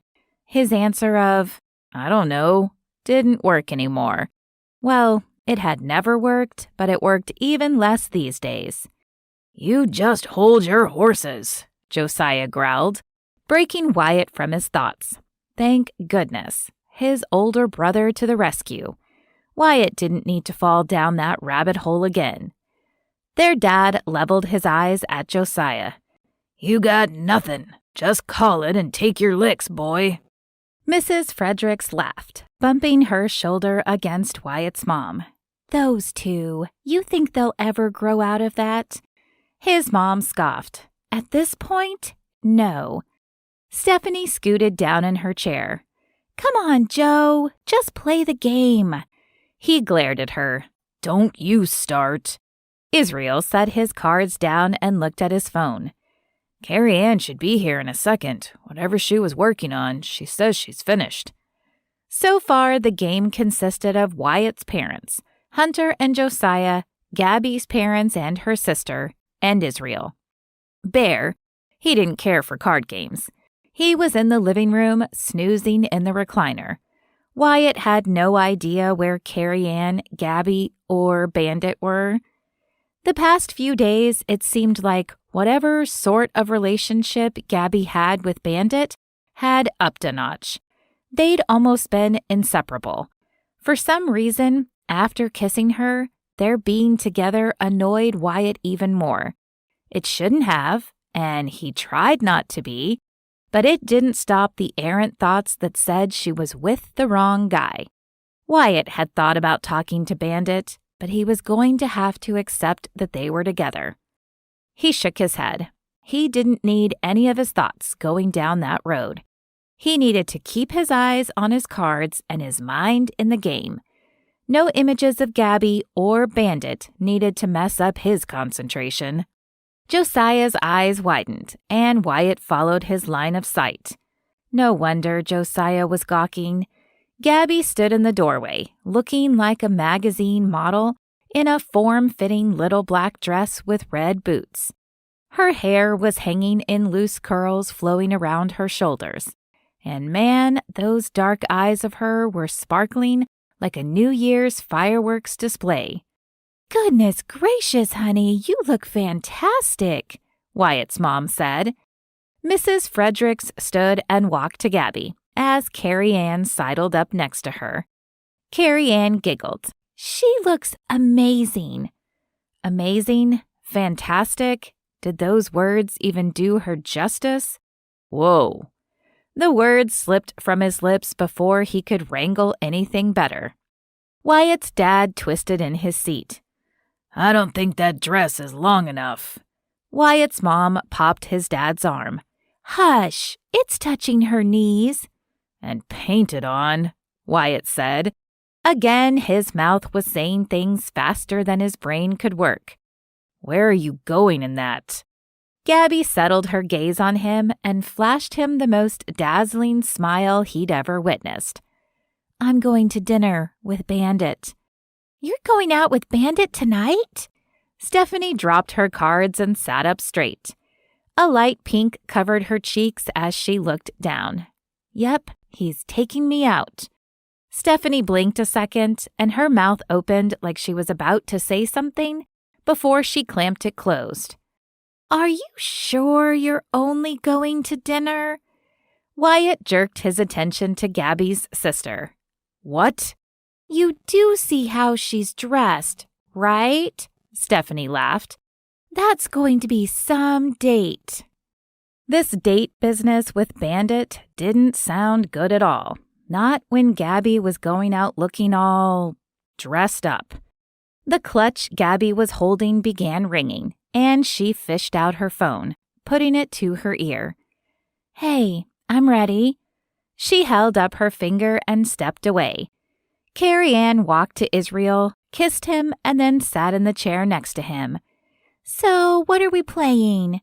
It was as if that dress was no big deal to anyone but Wyatt.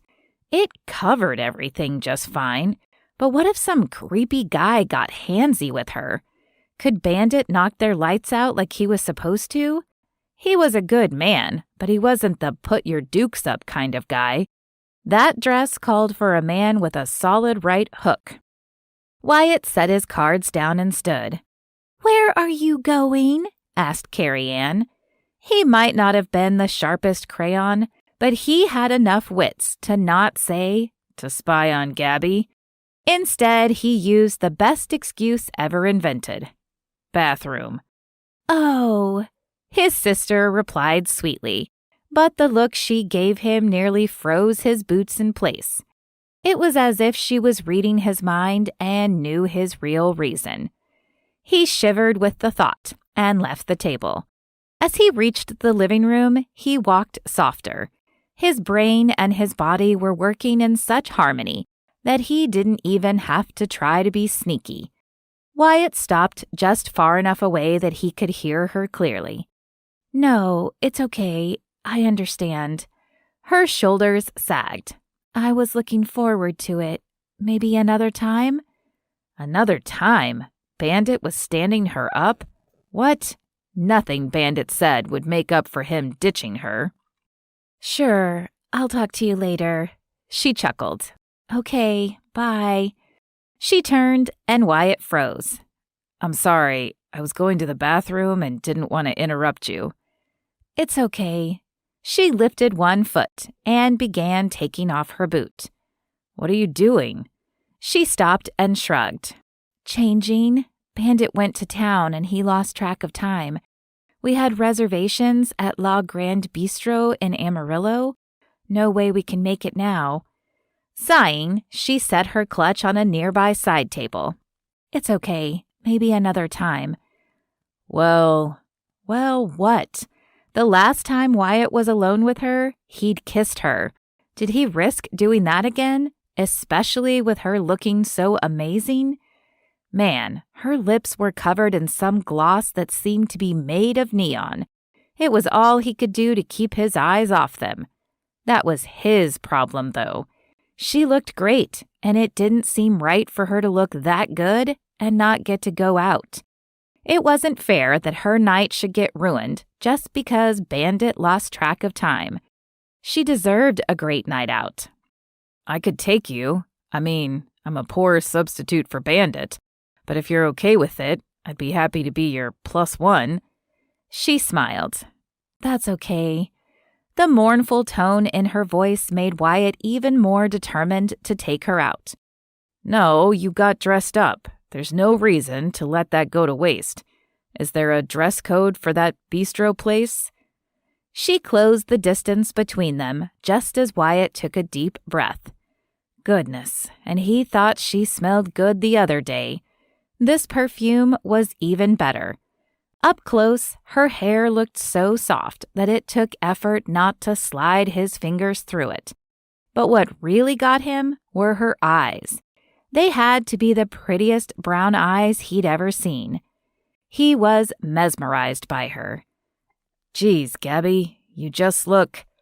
Too dressed up? Her lips turned down in the corners as she glanced down. He tipped her chin up with one finger.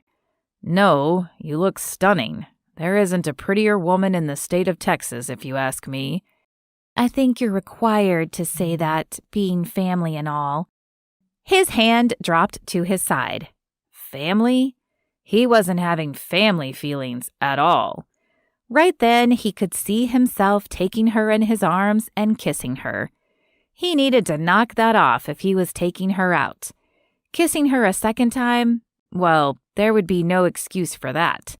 The last thing he wanted was for things to be awkward or to betray his friend again.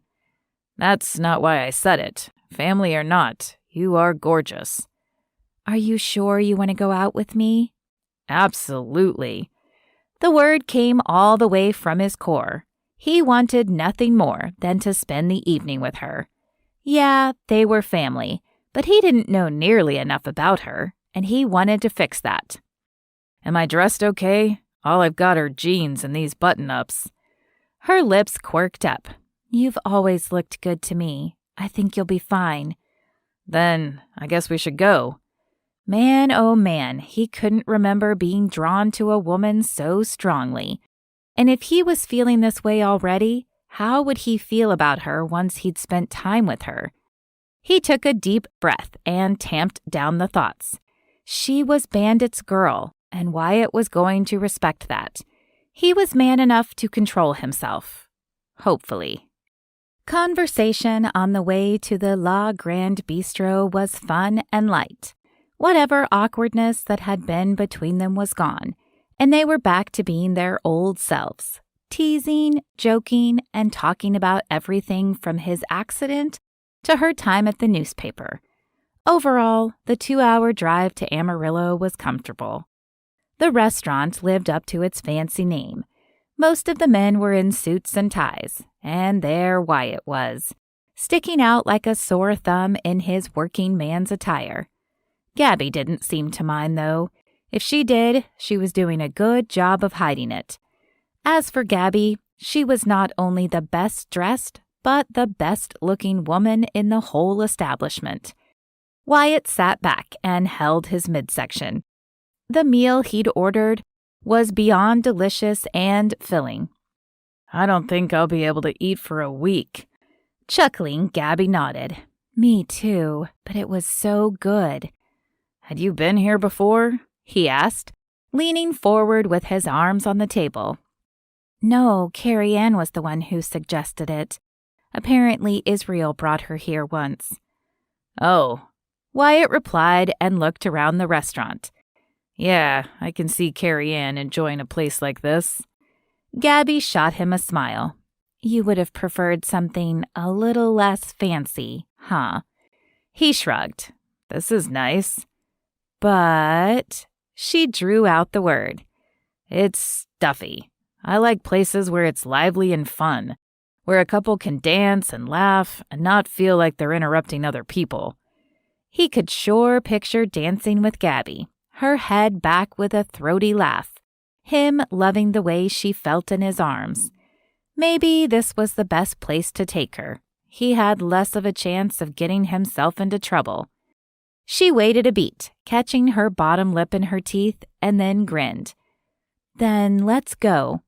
He blinked. You'd want to go dancing? Why not? These boots are comfortable, and I don't know that I've ever been asked to go dancing. It could be fun. No one had ever asked her to go dancing? That was a crime. Wyatt leaned forward a little more. Gabby, would you like to go dancing? She giggled. I'd love to.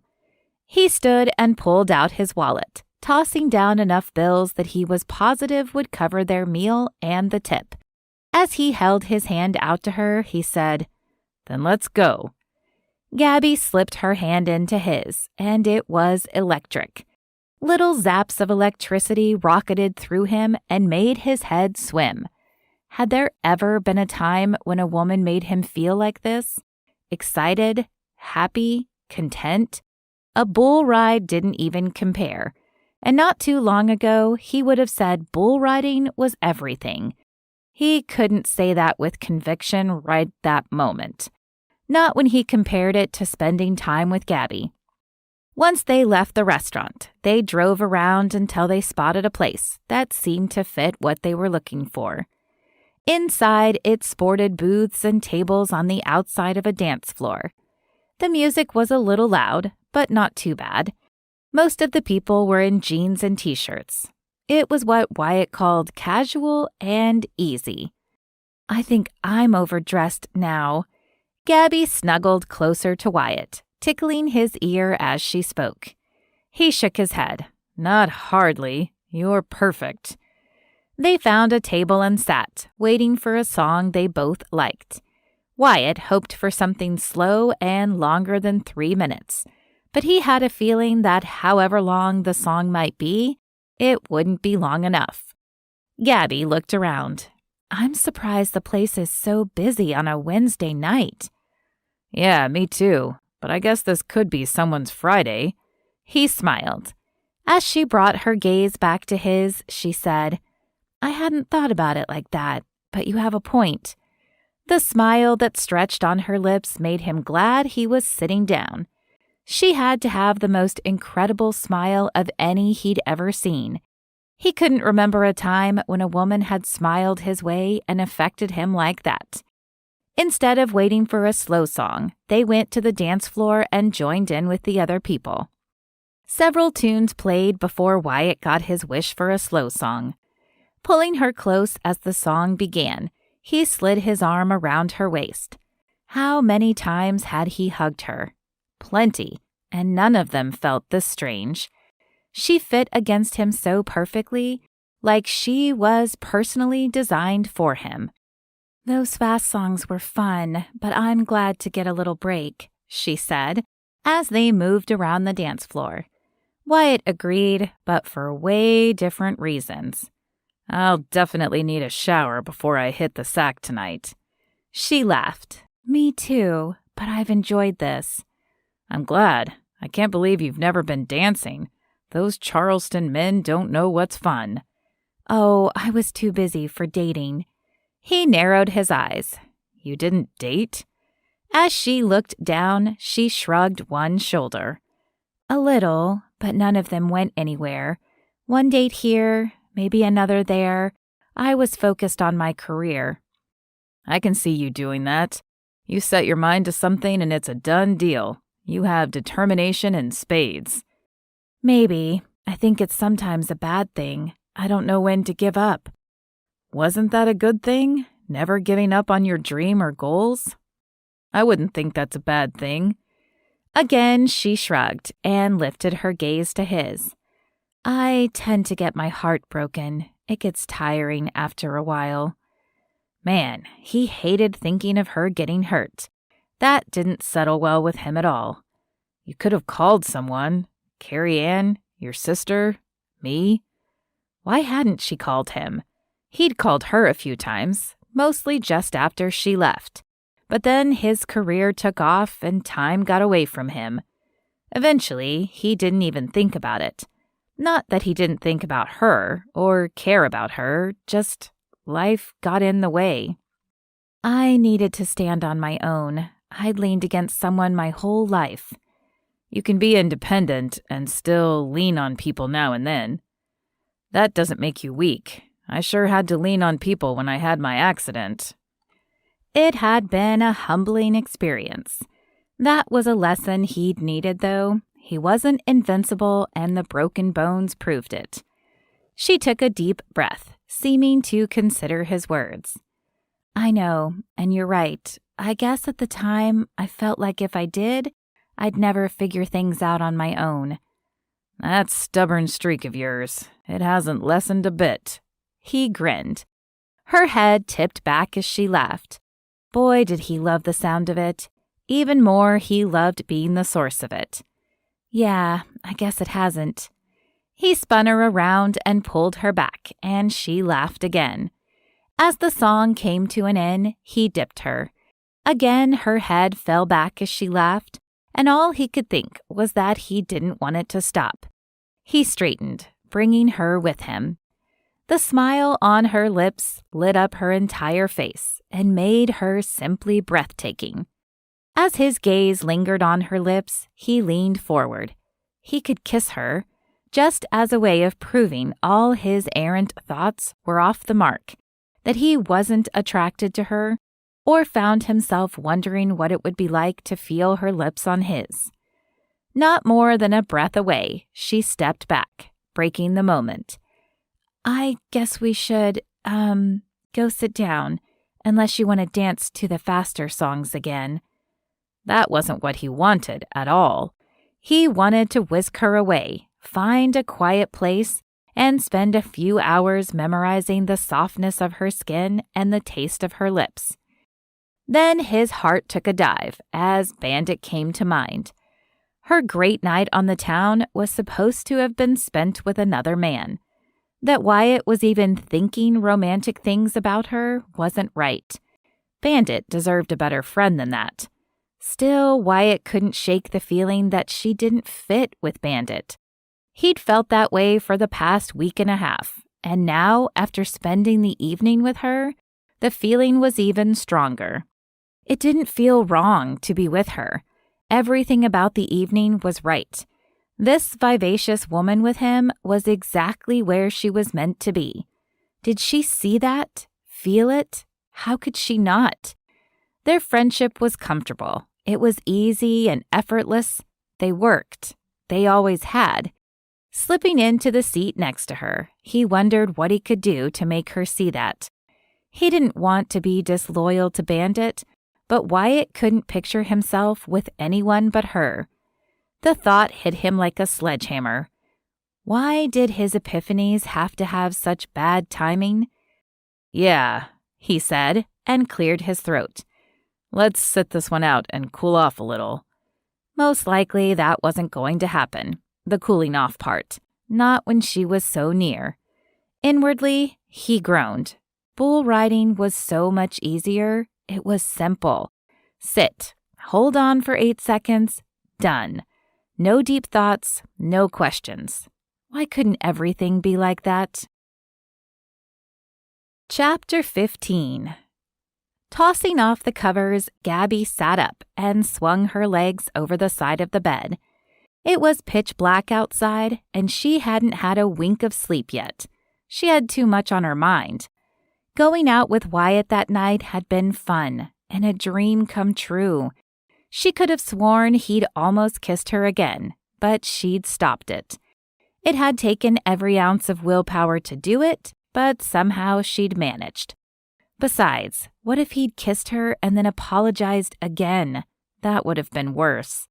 She trudged to the door and peeked out to make sure no one was up. There was no noise floating up from the first floor, and if her family was still up, there would be. Quiet was not one of their attributes. Once she was sure she was in the clear, she tiptoed downstairs. As she passed the living room, she startled. "Daddy, you don't sit in a dark room at night. You'll give someone a heart attack." He turned on a nearby lamp. Me? How about you? You're out sneaking around. I'm older and have more risk. She wandered over to the closest chair and turned it to face the window like her dad's. "Anything interesting out there?" I think I saw a few rabbits, but other than that, it's been uneventful. "Well, we are out in the middle of nowhere," she said with a chuckle. What's got you up so late, baby girl? He laid his head on the back of the chair. She crossed her arms over her chest and sat back. "Oh, nothing. Just awake." He snorted. You sure it ain't Wyatt West that's got your Sandman in a headlock? Did everyone know about her crush on Wyatt West? Good thing she didn't play poker, otherwise she'd be in the poorhouse. I'm not thinking about him.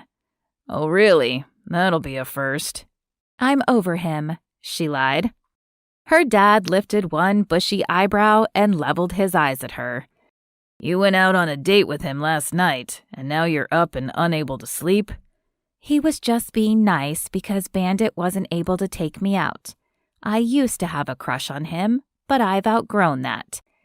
Now that she said it, that's exactly why Wyatt had volunteered, which meant she'd also imagined the part where she thought he was going to kiss her. In a way, she was sad that she hadn't had the brains to figure that out sooner. It would have been a disaster if she'd actually puckered up. Talk about embarrassing. Her dad lifted his head and looked at her. Okay, if you say so. She scoffed. I have. I need to be over him. He thinks of me as a friend. I'll always be that little girl with the crush. It's foolish to hold a torch for someone who can't even see you. Wyatt had never really seen her, ever. If he did, she sure didn't know it. Her dad remained quiet for a moment and then said, Talk to me, baby girl. What else is on your mind? Her relationship with her dad had always been like this. He was someone she could always come to. He never passed judgment or made her problems feel small. If she was going to tell anyone, it'd be him. I lost my job at the paper. I thought I was getting a promotion, and they gave me a pink slip. They wanted fresh blood. Like somehow 24 is too old all of a sudden. I'm not 70. Hey now, I'm not too far from that, and I can tell you 50 is the new 30. Gabby giggled. Sure, Dad. All right, keep going. Give that boulder on your shoulder a shove. She'd missed this too. They'd done just this thing numerous times. It was like he knew she'd need someone to talk to and was waiting for her. If she ever had kids, she wanted to have this kind of relationship with them. One where they knew they could talk to her about anything and she was never too busy for them. I'm thinking about getting a loan and buying the paper here in Caprock Canyon. I've been looking at the Small Business Association website. I think I can do it. She glanced at him. He nodded. Well, of course you can. You just need a solid plan and a good business model.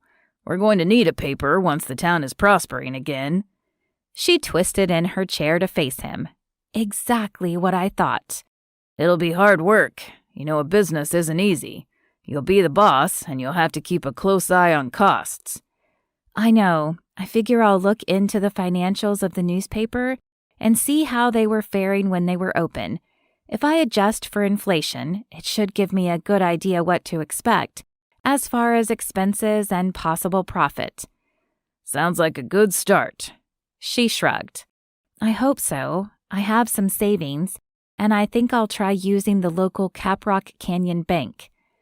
That's real smart. I've known the president since she was a wee thing. They had this fellow from Florida or somewhere for a while. Couldn't stand him. Iris Hastings is smart as a whip. We were glad when she came home and took the job. Haven't had a bit of trouble since she took over. Gabby cast her gaze to the floor as she tried to remember an Iris Hastings. Oh yeah, I think she was a senior when I was in middle school. The high school would have them come over and talk to us. She was a cheerleader. Yep, her dad was a good man. Her mama is still getting around, but I heard she took a bad fall. That was one of the reasons Iris moved back. Sweet, sweet girl to do that. It felt like the planets were coming into alignment for Gabby. Her dad seemed to think she could pull it off. She had an in with the bank president. Okay, so maybe that was taking it a little too far, but she at least had a history with the woman. If I'm careful, I think this could work. I do too. I bet Stephanie would help you with a website. Yeah, I thought maybe I'd ask her when the craziness of the holiday is over, and I'm not on maid of honor duty. That also reminds me that I've got to come up with a bachelorette party. Not sure what I'm going to do yet, especially since she hadn't even thought about it until right that second. Her dad chuckled. Well, it'll be nothing too wild, I hope. Gabby rolled her eyes. Dad, no. Carrie Ann's favorite thing is watching movies and eating junk food. I'll probably have us go to dinner at a nice restaurant. Maybe we'll go dancing or something, but that's as wild as I'll get. That does a dad's heart good. He smiled. They sat in comfortable silence a while, watching as different animals made appearances. The thought of owning the orchard tugged at her thoughts a few times. It was nice being on the ranch. The quiet beauty of the land, having miles and miles of stars to watch, and partnering with someone to give families the chance to experience it themselves. It was a nice dream, but that's all it was. Daddy, do you really think I could pull off reopening the paper? I do, but like I said, it'll be hard work. She nodded. I can work hard. Her dad stood and pulled her up with him, putting his arms around her. Baby girl, you've got a sharp mind, a strong spirit, and a kind heart. Whatever you decide, I know you'll put your all into it. Personally, I'll just be glad to have you home, paper or not. Until he hugged her, she didn't realize how much she'd needed her dad. It was the soothing hug that said he understood all her fears, hopes, and heartaches. That he was there for her no matter what and believed in her. Thanks, Dad. They stood there a moment, and then he stepped back. It's past my bedtime. I'll see you in the morning, okay? Gabby's smile faltered a little. Sure. What has your smile taking a dive? I guess it's hard for me to have dreams without Wyatt in them. I've tried to tell myself that I'm just done, but... He's been a big part of your life. Her dad inhaled and let it out slowly. You know, just because all the parts of a dream don't come true when you think they should, doesn't mean they won't ever. I'm not saying he'll ever wise up, but don't wait. You walk on and do what you need to do to be happy. Yeah, you're right, and thank you. He winked. Go get him, baby girl. She watched as he left the living room and then sat down again, the dark outside swallowing everything but a few inches out from the house. Getting her dad's approval of her idea had meant the world to her. If nothing else, it gave her the gusto to work even harder to make it a reality. He was always proud of her, but she wanted to give him an even better reason. Maybe he was right about Wyatt, too. She'd keep moving on, and if he ever decided to catch up, it would be great. If not, and he was too late, then that was on him. She wasn't standing still anymore. Not for him, not for anyone. She was loving someone and setting them free, and she was going to do the same for herself. Chapter 16. Gabby? The sound of her name brought her back to earth. She'd spent the last week following Carrie Ann's plan and preparing for the date. Phase 1 was being unavailable to Wyatt. Apparently, making herself unavailable was supposed to drive him crazy. If it was working, he was doing a good job of hiding it. It did make it easier on Gabby. She wasn't stuck with Wyatt every second of the day, which was what she'd envisioned when she went along with the whole scheme. Carrie Ann called her name again. Gabby, what do you think? Gabby blinked and took in the dress her friend was wearing. It was beautiful, but something was missing. I like the lace and the empire waist, but it doesn't fit your personality. Where were you just now? Carrie Ann eyed her, and the question caused everyone to stare at Gabby. Gabby's mom patted her on the arm. Daydreaming, huh? A little. I'm sorry. Mrs. West chuckled. It's been a pretty long day. Long week, Carrie Ann added. I'm sorry. I thought it would be easier to find my dress, but I just haven't found the right one. Gabby's mom stood and walked to Carrie Ann. Love, it takes time. We're happy to be here. She fussed with Carrie Ann's hair. You're going to make a beautiful bride, and you need the perfect dress." Stephanie took a deep breath. "Maybe we need to go to a bigger city." She looked around. "No offense to this store. I love that dress you have on, but if it isn't the one, you can't settle. I'd hate to do that after all their hard work. They've brought in a ton of dresses for me." Standing, Gabby stretched her arms above her head. "Okay, then back to the drawing board. I know you had this idea of a dress, but so far none of them have worked. How about me, Mom, Stephanie, and your mom each go pick out a dress we think will work? Something completely different."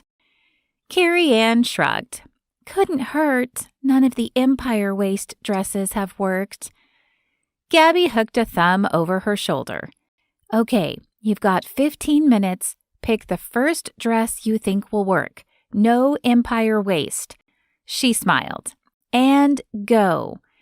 With that, Gabby spun on her heels and went all the way to the back of the store to start her search. As she looked through the dresses, she thought about her own wedding. All of her life, she'd pictured it with Wyatt. Him in a tux, her walking up the aisle, and her dad giving her away. Over the years, her dream wedding had changed as she'd aged. At first, she'd wanted red roses everywhere. Then she'd wanted orchids because they smelled so great. The last time she'd thought about it, she'd wanted yellow roses as a symbol of their friendship. The meal would be simple, followed by strawberry shortcake, since that was their favorite. Sure, they could have a traditional cake, but nothing beat a good shortcake. Countless hours were spent perfecting the whole day. Obviously, as she'd matured, she'd learned that there was no such thing as perfect. Something would go wrong, but as long as Wyatt was at the front of the church waiting on her, it would be the best day ever. "So, you're dating Bandit?" Stephanie asked. Gabby jumped and held her stomach. "Wear a bell next time." Her sister laughed as she walked a couple of feet and started looking at dresses. "Answer the question." During the last week, Gabby had made extra effort to spend as much time near Bandit as possible. Again, part of phase 1 of being unavailable. A few times she'd caught Wyatt looking their direction with an unreadable expression on his face. The rest of her family mostly left her alone about it. "Yes, I'm dating Bandit." Her sister shot her a glance.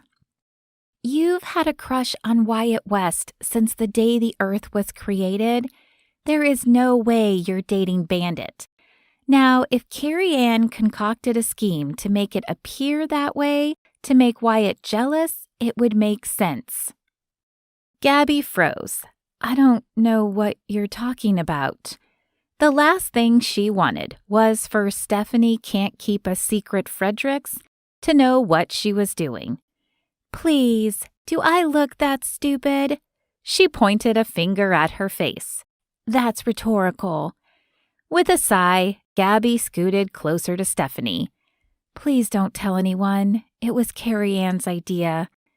I just don't want to see you get hurt. I'll never forget how heartbroken you were that night he asked Lori to marry him. You were crushed." Gabby chewed her lip. It was a night she couldn't forget either. "I know, and I don't want that either. But it's Wyatt." Instead of answering Stephanie, Gabby looked down as she nodded. Yeah, there was so much more she wanted to say, but she held it back. Giving it voice, speaking it, would only make it worse if Wyatt never saw her as anything more than Carrie Ann's best friend. Stephanie took her hand. "If he's so blind that he can't figure out you're the best thing to ever come his way, it'll be on him. I don't know how this will work out, but I'm here for you if you need anything." Gabby lifted her head and smiled. You're not going to talk me out of it? No, Stephanie said with a smile, but I am going to have fun with it. She winked, spun around, and walked back to the dressing room area. Fun with it? What did that mean? Gabby groaned and mumbled to herself. Great, just what I needed. More fun. After searching through a few more dresses, Gabby picked one she thought could be a good contender. It had a ball gown skirt with a scoop neck and long sleeves made of lace. It fit the time of year, it had that princess feel to it, and it was simple. Something Gabby was pretty sure Carrie Ann could pull off. With the dress in hand, she joined the rest of the women and gave it to the clerk helping Carrie Ann. Everyone is back, dear, the clerk said. The door opened and Carrie Ann modeled the first dress. Stephanie grinned. That's my pick, but the heavy wedding satin doesn't look good on you. For a moment, Carrie Ann studied her reflection. Yeah, I'm not comfortable in it. I like it. The full skirt is pretty, but it doesn't have the feeling of being the one. Mrs. West nodded. Yeah, it was a good effort, though. But no, that's not it. The next two dresses went much like the first. They looked okay, but they could tell by the look on Carrie Ann's face that they weren't it. Then it was Gabby's pick. She was pretty sure she'd done well when she heard a gasp come from the dressing room. Carrie Ann stepped out and her smile went all the way to her eyes. It's perfect! It's beautiful. Stephanie looked at Gabby. Well, you two aren't best friends for no reason. Mrs. West joined Carrie Ann on the pedestal. Oh, honey, it's gorgeous. This is it. It's comfortable. I love the sleeves. I thought the lace would be itchy, but it's so soft and I can move my arms just fine. The skirt flows exactly how I pictured it would. Carrie Ann faced Gabby. This is the one. Her eyes filled with tears and her hands covered her mouth. I'm getting married. Her mom hugged her. Oh, sweetheart, you're going to look stunning on your day. Gabby smiled. It was perfect. Well, beyond perfect. It fit Carrie Ann's personality. As much as she schemed and plotted, Carrie Ann was sweet all the way to the core. She always wanted to see people happy. My friend is getting married, Gabby approached her. It really is perfect. Carrie Ann pulled her into a hug. Thank you. Patting her on the back, Gabby took a deep breath. I'm so happy for you. They released each other as the clerk approached. Now for the real work. Let's get this dress fitting like a glove for your big day. Gabby went back to her chair and sat down. Her mom sat in the chair beside her, leaving the clerk and Carrie Ann's mom to talk fitting details. That's going to be you one day. Her mom patted her hand. Maybe. Her mom waved her off. Oh, don't give me that. There's a young man out there who will come along, know he's got one of the best girls on earth, and never let you go. He may not even be that far away. What? Gabby swallowed hard. You heard me. Did her mom know too? Geez, did she have a sign up or something? Of course, I mean Bandit. Her mom gave her a smile and a side eye. It was the kind that said, if you buy that, I've got beachfront property in Arizona for sale. Then she winked. Great. With that, her mom stood and joined Mrs. West. Gabby dropped her head against the back of the chair, squeezed her eyes closed, and sent up a silent prayer that, well, she didn't know what to hope for. That had always been her problem. Hoping, and then having the rug pulled from under her. Maybe what she needed most was the ability to accept no as an answer and then move on. Perhaps that's what she needed to be hoping for, the ability to let it go. Better yet, to let Wyatt go. Chapter 17. Glancing to his right, Wyatt tried to think of something to say to Gabby as they drove to Lubbock for the day. That hadn't been the plan when they'd woken up, but Carrie Ann had mixed up her times, booking both her cake tasting in Lubbock and her final dress-fitting appointment in Amarillo at the same time. At first, Bandit was supposed to go with her to Lubbock, but something had come up and he couldn't. So at the last minute, Carrie Ann had asked Wyatt so she didn't have to go alone. With only a couple of weeks left and Christmas falling right in the middle of that, there was no time to reschedule things. Plus, as Carrie Ann had pointed out, Gabby was her best friend. If anyone could pick a cake flavor, it would be her. Wyatt didn't mind taking her, but ever since their date, he'd felt a little weird around her. That feeling grew every time Wyatt saw her with Bandit over the past week. The two of them just didn't fit together, and Wyatt couldn't decide if that was because he really believed it or because Carrie Ann's little speech was getting to him. He turned his attention back to the road and tried to think of a topic that would be easy to discuss. Something that would make the weird feelings go away so he could get back to being family, the kind he didn't want to hold and kiss. You excited to taste cake? It was lame, but it was all he could think of at the moment. She shrugged. I guess. It's cake. How bad could it be? Her favorite thing is chocolate, so I suspect if it's good, that'll be the flavor to pick. True. He chuckled. If anything, his baby sister was rather predictable. Have you ever wondered about your wedding? I have, sort of. I'd want something simple. Great. What line of questioning was this? Wedding equals a couple. Couple equals kissing. He was trying to put that out of his mind, not make it all he could think about. She kept her gaze out the side window. Yeah, I always pictured it in the spring, when it's not too hot or cold. I've always thought an outdoor wedding would be nice. Yellow roses, family and friends, and strawberry shortcake. Shortcake? That was his favorite cake in the world. Well, it was both of theirs, but he'd never envisioned it to be the cake served at his wedding. Not that he'd spent a lot of time thinking about it, but now that she'd brought it up, it was perfect. Why am I not surprised about the cake? I think if you're going to have a cake, it may as well be something that you enjoy. It may not be the most traditional, but it sure would be tasty. I have to agree with you there. She turned her head to look at him. Have you ever thought about your wedding? When you proposed to Lori, I suspect you guys talked about it a little.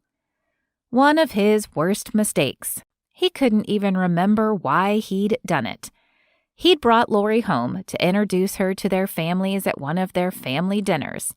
He'd heard Gabby talking about moving to Charleston, and the next thing he remembered was proposing to Lori.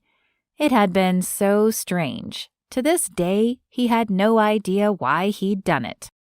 Not really. It didn't last very long. Gabby twisted in her seat. Why? I know you guys were off and on, but I figured that would be over once you asked her to marry you. I did too, but... He tightened his grip on the steering wheel. She cheated on me. What? Glancing at Gabby, he nodded. Yep, I was on tour with the rodeo. I came back as a surprise for her birthday and caught her on a date with someone she worked with. There was no more on and off for me. It was just over. I can't believe she did that. She leaned across the cab and placed her hand on his arm. I'm sorry. He covered her hand with his. Things happen for a reason, but thank you. That's true. Wyatt half expected her to pull her hand away, but she didn't. "I'm just sorry you had to go through that." Me too, but the thing I had with Lori had to stop. I don't even know why I let it go on as long as I did. We weren't right for each other. We didn't want the same things. Like what? This time, Gabby did pull her hand away, and Wyatt hated it. Twice now, she'd offered comfort, and both times, he'd felt an emptiness when she moved away. Resisting the urge to pull her close, Wyatt said, "She wanted to move to a big city, and I didn't. She didn't want children." He glanced at Gabby. "And I did. She wanted all these grand things when what I wanted was the simple stuff." Gabby smiled. She didn't want to run an orchard or anything like that. She especially didn't want to do that. You should have seen her face when I told her about it. There was no way that was happening. He chewed the inside of his cheek. What's really sad is that after I found out she was cheating, I was relieved. "I never understood why you kept getting back together with her." "I don't have a good reason." He sure wished he did. How many times did they break up? Each time he promised himself there wouldn't be a next time, and Lori would find a way to change his mind. In a way, I think I was glad she cheated. No matter what she said or how much she tried, after that, I was officially done. "I guess it was better to find out before you married her than after." With a chuckle, he added, "Boy, ain't that the truth. I can't even picture being married to her." He shivered with the thought. "I think I would have been miserable." Gabby laughed with him. "Then it's a really good thing you didn't marry her." I feel like that accident made me grow up. Until then, I'd always seen myself as a kid. I loved riding bulls. It was fun, and that's all I wanted. After, I had a lot of time to think. I want more than fun. I want purpose. That was the first time he'd said it out loud. Before this conversation, he didn't have the words. He just had feelings he couldn't explain. Being with Gabby always loosened his tongue and made his brain work. She'd always had that effect on him. That was the reason he always went to her. She made him function better. What would it be like if Wyatt no longer had her? If she got serious with Bandit, everything would change. Just the thought made his chest constrict. The last 5 years had been a taste of what it would be like to not have her in his life. He didn't like that at all, especially now that he realized his life was empty without her. If she married someone, there'd be no more Wyatt and Gabby. He'd have to let her go completely. How was he supposed to do that? She nodded. "I guess it would make you think, but you can have purpose doing what you love." Wyatt shrugged. "I guess. Hadn't thought about it like that." "I think sometimes we have this idea of what purpose looks like. It's so entrenched in us that we can't see another way. Most often, a big event pulls us out and makes us reevaluate things." She sighed. Glancing at her, he asked, "How about you?" "What, a big event?" "No, well, I guess it could be a big event, depending on what happened. But did you ever get serious with anyone?" For some unknown reason, he was especially interested in the answer. She shook her head. "No, I was too busy. First with college and interning at the paper, and then once I graduated, I was still busy. I kind of threw myself into my work." "I know you said you didn't date, but I really find that hard to believe." Shrugging, she said, "Well, believe it. I tried, but most of the time it was just dinner, and there was never a spark. What was the point in prolonging the inevitable? I wasn't interested." "Have you ever been interested in anyone? Besides Bandit, that is?" Minute after minute ticked by as the silence in the cab grew, until it was so thick he could touch it. What was taking her so long to answer? And why did it bother him that it was taking this long? Finally, she nodded. "Yeah, there's been one, but it didn't work out." He should have felt bad for her, but instead he felt relieved. It made him feel like a terrible person. Being glad she was miserable wasn't right at all. I'm sorry. It's okay. She fidgeted with the hem of her shirt. I think if something's meant to be, though, it'll happen. Hopefully she wasn't meant to be with Bandit. The second it flitted through his mind, he felt like a jerk. Bandit was his friend, and so was Gabby. He wanted them both to be happy, just not with each other. That's true. Her voice was so soft that he barely heard her. Reaching across the seat, he covered her hand with his. Gabby, you are a beautiful woman. Smart, funny, easy to talk to, kind and generous to a fault. If that guy can't see what he's missing, he's an idiot. The second it was out of his mouth, he nearly choked on his own words. Had Carrie Ann been right about Gabby having feelings for him? Had he just come out and asked? Nearly kissing her must have really messed with his head. Inwardly, he groaned. Why had his sister said anything? Everything was going great until she'd done that. He just needed to remember Gabby was family, and more than likely, she was talking about a guy in Charleston or something. The subject needed to go in a different direction before he did something stupid. Maybe he could convince her to stay in Caprock Canyon. If that guy was in South Carolina, getting her away from him might help her. Plus, the town would need a newspaper, and it would get bigger as more people moved back to town. Are you still going back to Charleston after the wedding? Her eyebrows drew together as she took a deep breath. I don't know. Part of me thinks it's good for me to be out there and on my own. The other part has missed my home. It would be fun to maybe see about getting that newspaper running again.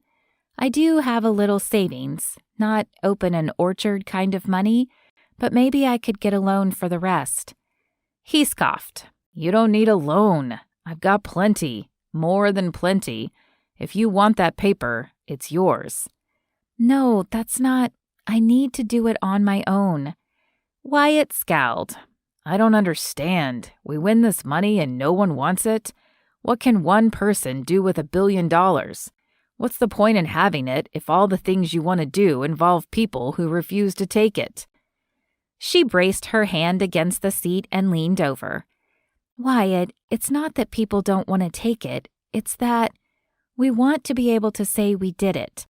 It's not the same if someone just purchases something. How will a person know it's a success if there's no chance for failure? Why does there need to be a chance for failure when there doesn't have to be? What if you have the money to just do something because you love it? Because there's also the issue of not wanting to come across as using the people we love or care about. She straightened as she cleared her throat. I mean, our families are close. No amount of money is worth ruining our relationships. Wyatt shook his head. I know, but that only means I want to share it even more. I want to share my good fortune with the people who mean the most to me. Gabby, you're one of my closest friends. I want to share my good fortune with you. And we're family. Crossing her arms over her chest, her lips pinched together. I appreciate that, but that's not a good idea. She twisted a little in the seat until her back was nearly to him. He placed his hand on her shoulder and she shrugged it off. Are you okay? She sniffed. I'm getting a headache.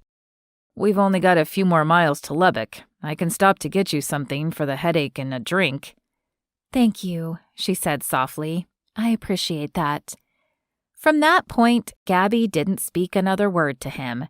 He wasn't sure what had happened, but something in his gut said it was more than a headache. The feeling grew when he caught her wiping her eyes a few times. Was she crying? If she was, why? He pulled into a gas station on the outskirts of town and parked. As she went to get out of the pickup, he caught her hand. Gabby, did I do something to hurt you? If I did, I didn't mean to. On my honor, I promise I didn't. She shot him a glance over her shoulder. No, you're fine. It's just this headache. With that, she pulled free, and it looked to Wyatt like she nearly ran to the bathroom inside the station. Why didn't he believe that? They didn't keep secrets from one another, or at least they hadn't until now. What had he said that could have upset her? Offering to buy the paper so she could stay in Caprock Canyon wasn't for her. It was for him. It kept her close. In between rodeo events, he could come home, and she'd be there. He kinda liked the idea of seeing her in between events. It was for purely selfish reasons. Maybe if he explained it like that, she'd understand. Besides, if she and Bandit were serious, wouldn't she want to come home? This worked out for all of them. She got to be home with Bandit, and Wyatt got nothing. If her relationship with Bandit was serious, even if she was close, she'd be with Bandit and not spending time with him. The idea of her being with Bandit bugged him worse than 1,000 flies at a picnic. He lightly punched the steering wheel. What was wrong with him lately? It was like he was looking for his glasses while they were right on top of his head. He let out a frustrated sigh. It seemed, as of late, he just couldn't think straight. How was he going to fare when Gabby could no longer be the person he turned to? If problem-solving was hard now, it would be even harder without her. It sure had been this past 5 years without her. Maybe he'd just buy the paper and surprise her. He'd talk to Carrie Ann and come up with a plan to keep Gabby home. If anyone could scheme, it was his sister. She and Gabby were best friends too, so there was a chance she'd be just as desperate as he was. At least he had the start of an idea. When he got back home, he'd work out the details with his sister. Together, they'd figure out something. Chapter 18. The pretend headache Gabby suffered from earlier was no longer fake. Holding back her tears as best she could had caused a tension headache. After getting a drink at the gas station, they'd continued on to the bakery. She'd purchased some aspirin and taken it, but if anything, her head hurt worse. That's what she got for lying. Wyatt had been sweet, apologizing for whatever he'd done to hurt her. She should have been used to being called family at this point, but he'd said it, and it had been an arrow to the heart. It wasn't just how he saw her. Him wanting to buy the paper was a sweet gesture, but that's not what she wanted. Taking money from him would only make it worse. Every time she walked into the newspaper office, she'd think of him. And if this plan of Carrie Ann's didn't work, how could she ever really move on if all she ever did was think of Wyatt? Closing her eyes, Gabby cleared her thoughts. This wasn't the time to think about all of that. She had a job to do for Carrie Ann, and that meant sitting in a bakery, tasting cake, and hoping the headache would dissipate soon. None of the cake tasted great, and Gabby was sure it wasn't the cake's fault. The headache was making it hard to like anything. "This lemon is sure good," Wyatt said as he finished the bite. "Man, all of it is good."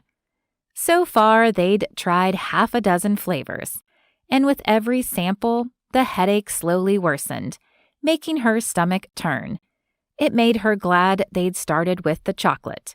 It had been all right, which probably meant it would have been fantastic if she didn't feel so bad. The woman, Jasmine Green, owner of This Takes the Cake, smiled. "Thank you." It was a cute place. Large display cases were filled with fresh offerings of cupcakes, cake pops, whole cakes to go, cookies, and truffles. Of course, there were also offerings of drinks for those looking to make use of the dozen or so tables and chairs. The decorations were cute with little signs and sayings written on the walls. Normally, Gabby would have been excited to try such a place. She took a small bite of the pistachio and tried to think about the flavor. "Yeah, I think they're all good." "That strawberry was the best, I think." Wyatt cut another piece off the sample. "This is what I'd want, but it's not my wedding." She wanted 3 tiers, is that correct? Jasmine asked. She was maybe in her late 20s, early 30s. Yes, 3, Gabby replied, and the groom's cake. They tried a few more flavors, ranging from red velvet to spice. If her head didn't hurt so badly, she'd actually enjoy trying all the flavors. They were incredibly moist with intense flavor. The different flavored fillings weren't overly sweet. In all, if Gabby were to get married, she'd most likely want to use the same bakery as Carrie Ann. Wyatt's gaze roamed the table. But how do we choose? Rubbing her temple, Gabby tried to concentrate on the actual wedding cake and picture it in her mind. She knew Carrie Ann well enough that she'd want mostly chocolate. Israel's favorite flavor is red velvet, so we'll go with that for his, Gabby said. And for the wedding cake, how about this?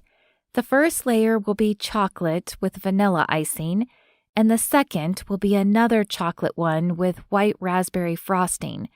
This way she has her white wedding cake and also the chocolate she loves. Wyatt grinned. Those both sound good to me. What about the third layer? We could do strawberry for that one. That would be for us. We did drive several hours to test cake. I think that should be worth 1 layer of cake, Wyatt teased. Gabby lightly slapped him on the arm. No, but can you do a lemon cake with coconut and pineapple frosting, like a pina colada cake? She loves those. Well, the virgin ones. Actually, we can, the baker replied. We've done a couple of those. Then that'll be a good surprise for her. Gabby rubbed her temple and winced. The headache was moving from the back of her head and settling behind her eyes.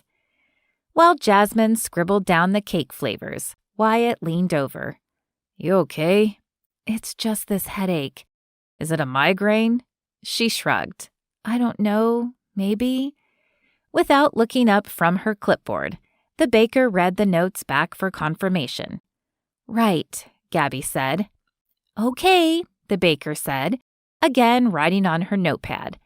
And when she called, she said the cake would need to be delivered by 2 p.m. on New Year's Eve.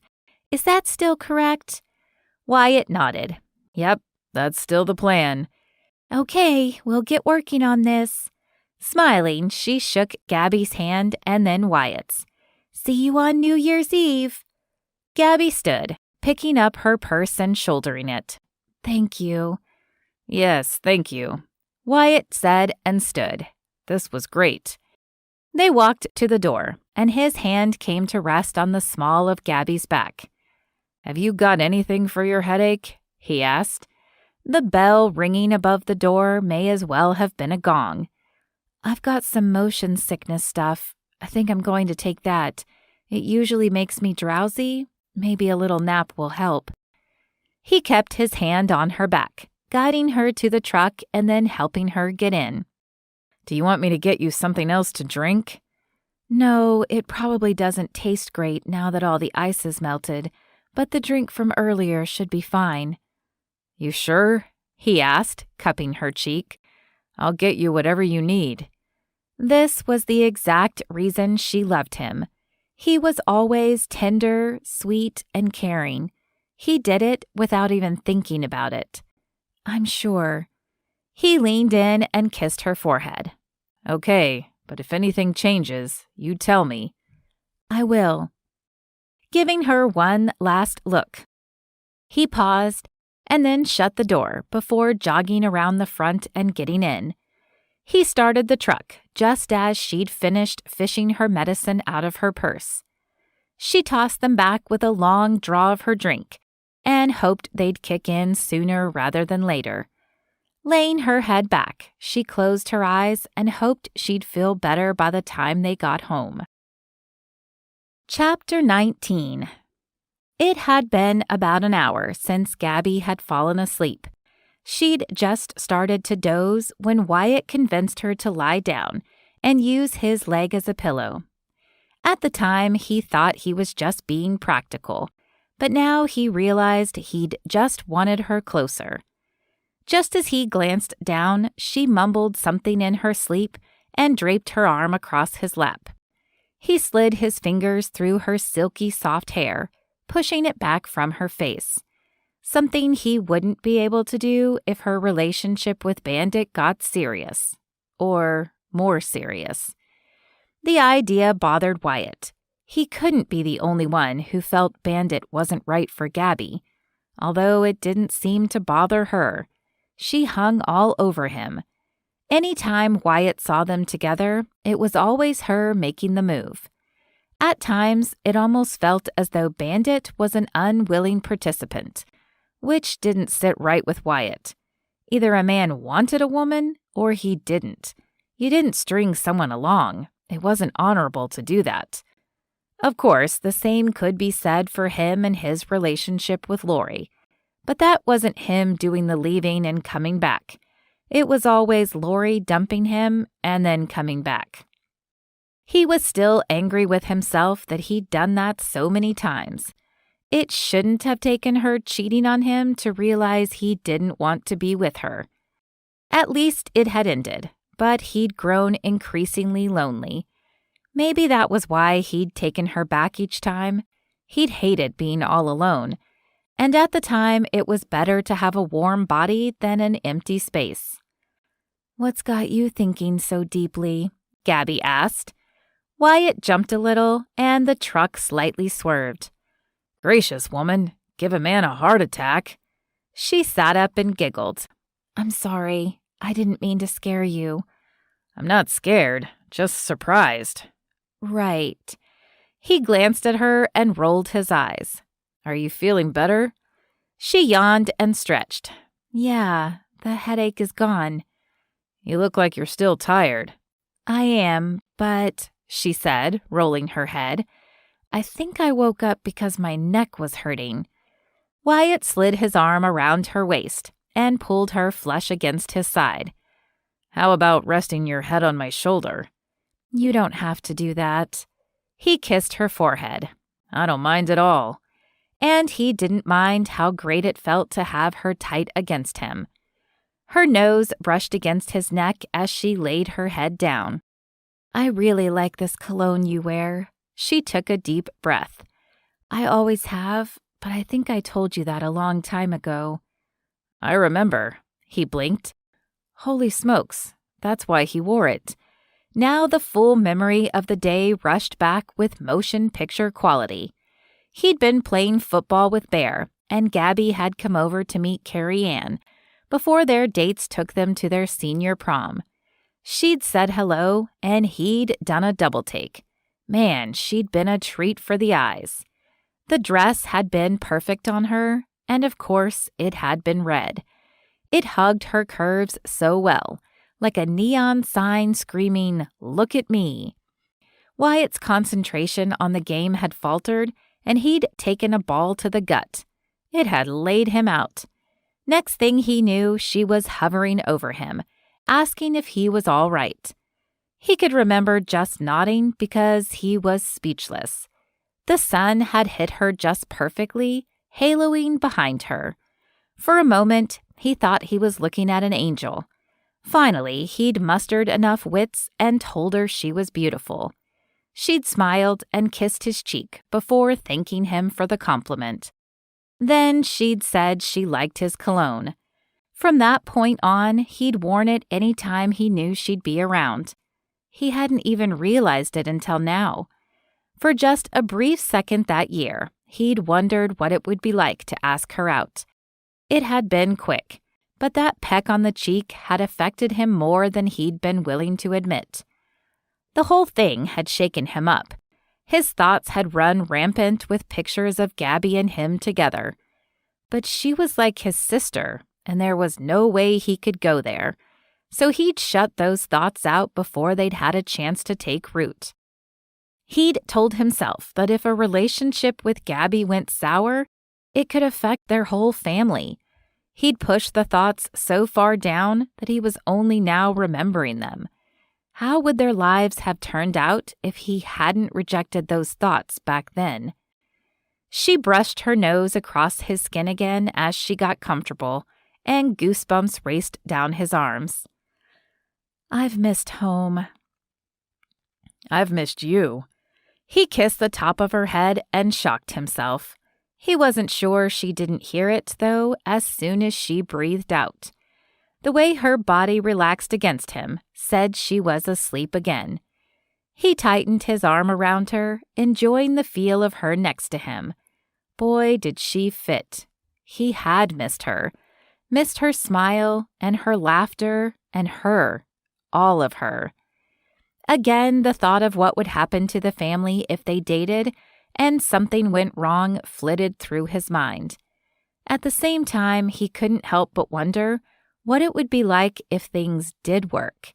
Having someone by his side, wanting the same things he did, and coming home to her smile each day. It wasn't that Bandit wasn't right for her. It was that Wyatt couldn't let him be. It was why Wyatt's relationship with Lori never went anywhere. Because somewhere deep down, his soul was screaming that he needed Gabby. He was just too clueless to hear it. Wyatt's heart raced as things began to make sense. All the times he'd leaned on her wasn't because she was his little sister's best friend. It was because she was his other half. Moments that Gabby leaned on him made him happy because he loved being needed by her. Since she'd been gone, he'd been miserable, and it had just hit him why. He cared for her, maybe more than cared for her. Carrie Ann's words were like bricks being set on top of his chest.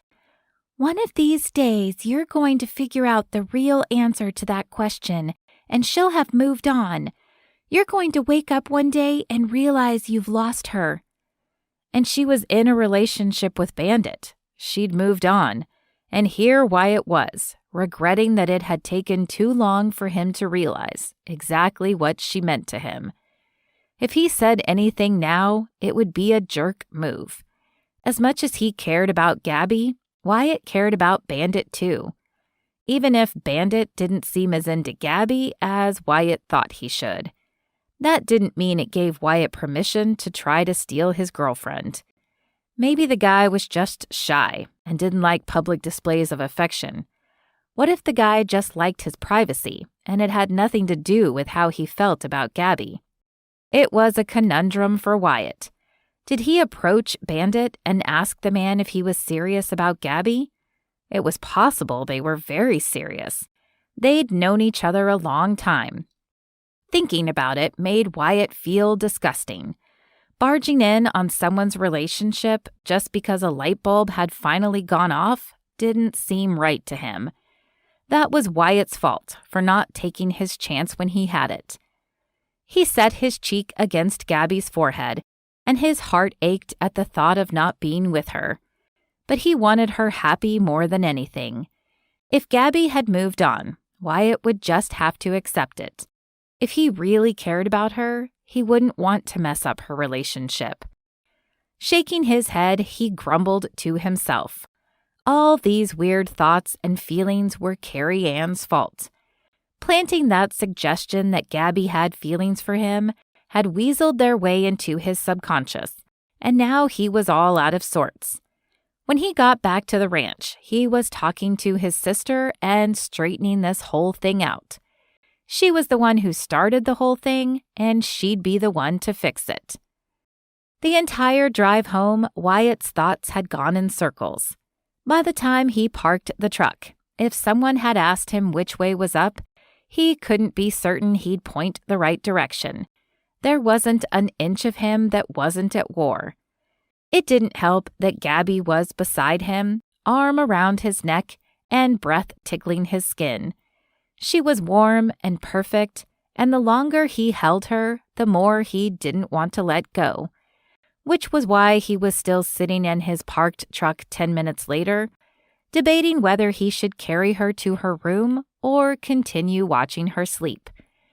Either option kept her in his arms a little longer. Before he could think too much about it, she stirred, and he took it as a sign that he should wake her up. "Hey," he said, "we're home." Taking a deep breath, she opened her eyes and lifted her head. Wow, I can't believe I slept the whole way. She dropped her arm from around his neck and covered her mouth as she yawned. I didn't mean to do that. I just wanted the headache gone. Is it gone? Yeah. Then I guess you slept the right amount. He studied her face as the last little bit of light streamed in through the windows. She was so beautiful and kissable. Is this what it would be like to wake up next to her? He'd never thought about that before, but now that he sure liked the idea. With a chuckle, she lowered her gaze. I guess so. I bet your arm is numb from me sleeping on you. As she started to put space between them, he tightened his hold on her. The involuntary response took him off guard, but at the same time, he wasn't ready to let her go. My arm is fine. I'm just glad you're feeling better. I am, thank you. I'm sorry I wasn't more fun. Wyatt tipped her chin up with one finger, and whatever he was about to say was lost on its way from his brain to his mouth. Her lips were so close and full and perfect, the most kissable lips of any woman he'd ever known. It had been a huge mistake last time, and nothing about her relationship status had changed. She was in a relationship, and nothing about that had changed on the drive back from Lubbock. To keep himself out of trouble, he pressed a kiss to the side of her face and whispered, I had fun because I was with you. He'd thought it would help, but the second his lips touched her skin, he was in trouble. He skimmed his fingers along her jaw as his lips parted, leaving feathery kisses all the way to her lips. They were just as incredibly soft as the last time. His hand cupped the back of her neck, and he brushed his lips across hers. The cab of the pickup was so quiet that he could hear her breath catch when he caught her top lip in his teeth, coaxing her lips open. A soft moan came from her as he deepened the kiss, and her arms circled his neck. He moved from her lips, leaving a trail of light kisses along her jaw. Her head fell back, allowing him to taste her delicate skin. Again, she moaned, and he trailed kisses back to her parted lips. There had never been another time he'd felt like this. Kissing her was magical, better than magical, better than riding a bull, a cheering crowd, or winning buckles. It was perfect. He left her lips again, pressing kisses from one cheek to the other. Gabby. With the whisper of her name, she pulled back and held his gaze. I'm so sorry. I shouldn't have done that. I need to go. He panicked. No, this was my fault. I'm sorry. We're family, and I guess, I don't have a good excuse. Gabby opened her door, and it looked like she was going to say something, then thought better of it. Yeah. She moved to jump out, but he grabbed her hand. Wait. He couldn't just come right out and say what he was thinking. If she was single, it would be a different story, but she wasn't. There was nothing simple about this whole situation. What if I quit the rodeo? I'd stay here. You could stay and run the paper. We could fix up the orchard together. Surely she'd understand what he was trying to say. He wanted to figure out what this was, because no matter what he tried to tell himself, this was more than friendship. I could settle down. Settle down? Well, yeah. I mean, you'd be here, and we've got this opportunity to fulfill a dream. Only his dream had broadened in the last few weeks to include her. For a breath, she just stared at Wyatt. Why did you kiss me? If he said because he wanted to, it would make him sound like a horrible person. I don't know. You were there, looking up at me, and he raked his hand through his hair. She blinked a few times. That's it? Yes. I mean, no, that's... How did he say what he felt without coming across as selfish? We're friends. Good friends. And you're with Bandit. She yanked her hand away. That's all I'll ever be to you, isn't it? Carrie Ann's best friend, your friend, family, nothing more. Geez, he was messing this whole thing up. You are those things, but... Gabby held up her hands, cutting him off. I'm done. I can't do this anymore. Before he could make a move, she was out of the truck and in the house. He'd never seen her move so fast. His heart hammered against his ribs as he tried to make sense of what had happened. Yes, she was his friend, and she was family, but she was more than that. Only it wasn't so simple as stating it. Not until he had a chance to come up with a way to approach Bandit about it. It was bad enough that he'd already kissed her twice, but to butt in without even having a conversation with the man she was dating? He scrubbed his face with his hands. What a gigantic mess he'd made, and all because he was being selfish and self-centered. He wasn't the center of the universe, but he'd sure behaved like it, taking liberties that he had no business taking. Not only was he lying to her, but he was lying to himself. He'd kissed her because he wanted to kiss her. Ever since their first kiss, that's all he'd been thinking about. And when the chance presented itself, he'd taken it. Not only that, but it was an incredible kiss. A kiss that he'd stolen again. She was dating Bandit, and Wyatt had done the one thing he'd promised himself he'd never do. What kind of man was he? He wanted to blame Carrie Ann, but if he was honest, he knew it wasn't her, it was him. Since the moment he saw Gabby at the airport, something had shifted in him. The only thing Carrie Ann's little speech had managed to do was give those thoughts words. No matter how much he tried to tell himself that Gabby was only family, she wasn't. She was more than that, and he knew it. He sucked in a lungful of air and let it out slowly. His excuse for not pursuing Gabby in the past was that he didn't want to hurt their families. But the reality was, he was scared. He'd been fearless with Lori because he knew it would go nowhere. With Gabby, the opposite was true. It had the potential to last. The real fear was that he'd mess it up. Maybe it was time to man up and face those fears. But first, he needed to figure out what he needed to do next. At the moment, he had no idea which way to go. Chapter 20. Stepping back, Gabby looked over the decorations for Carrie Ann's bachelorette party. She'd decided it was probably best to have it before Christmas because afterward, there would be a frenzy of activity leading up to Carrie Ann's wedding. She'd thrown herself into planning the party to keep her mind off Wyatt.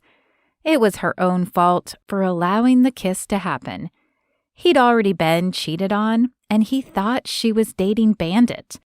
The last thing she wanted Wyatt thinking was that she was anything like Lori. But for him to still think of her as a friend, she couldn't do it any longer. Of course, that didn't make the fact that he called it a mistake hurt any less. It was absolutely irrational since she had said it first, but Gabby learned. When it came to Wyatt, there was nothing rational about her. Giving herself something to do had helped, though, and she'd worked to avoid him the last few days. "Stop fussing with it," Gabby's mom said. "It looks fine. People are going to start arriving in about an hour. I just want everything to be perfect for Carrie Ann." Instead of a restaurant, Gabby had opted for Bear's home. Of course, she'd okayed it with him first, and then asked if Bandit would mind cooking for them. Nothing big or fancy, just some finger sandwiches and punch. Stephanie stopped between Gabby and their mom. "No, I think Gabby is right." She stepped forward and messed with the candy centerpiece. "There, that looks good to me." Gabby nodded. "Yes, now it is. Thanks." Her mom touched her arm. "You should probably get changed. Stephanie and I will finish the rest, okay?" With a chuckle, Gabby looked down at her clothing and touched her hair. Yeah, I guess I built up a sweat, huh?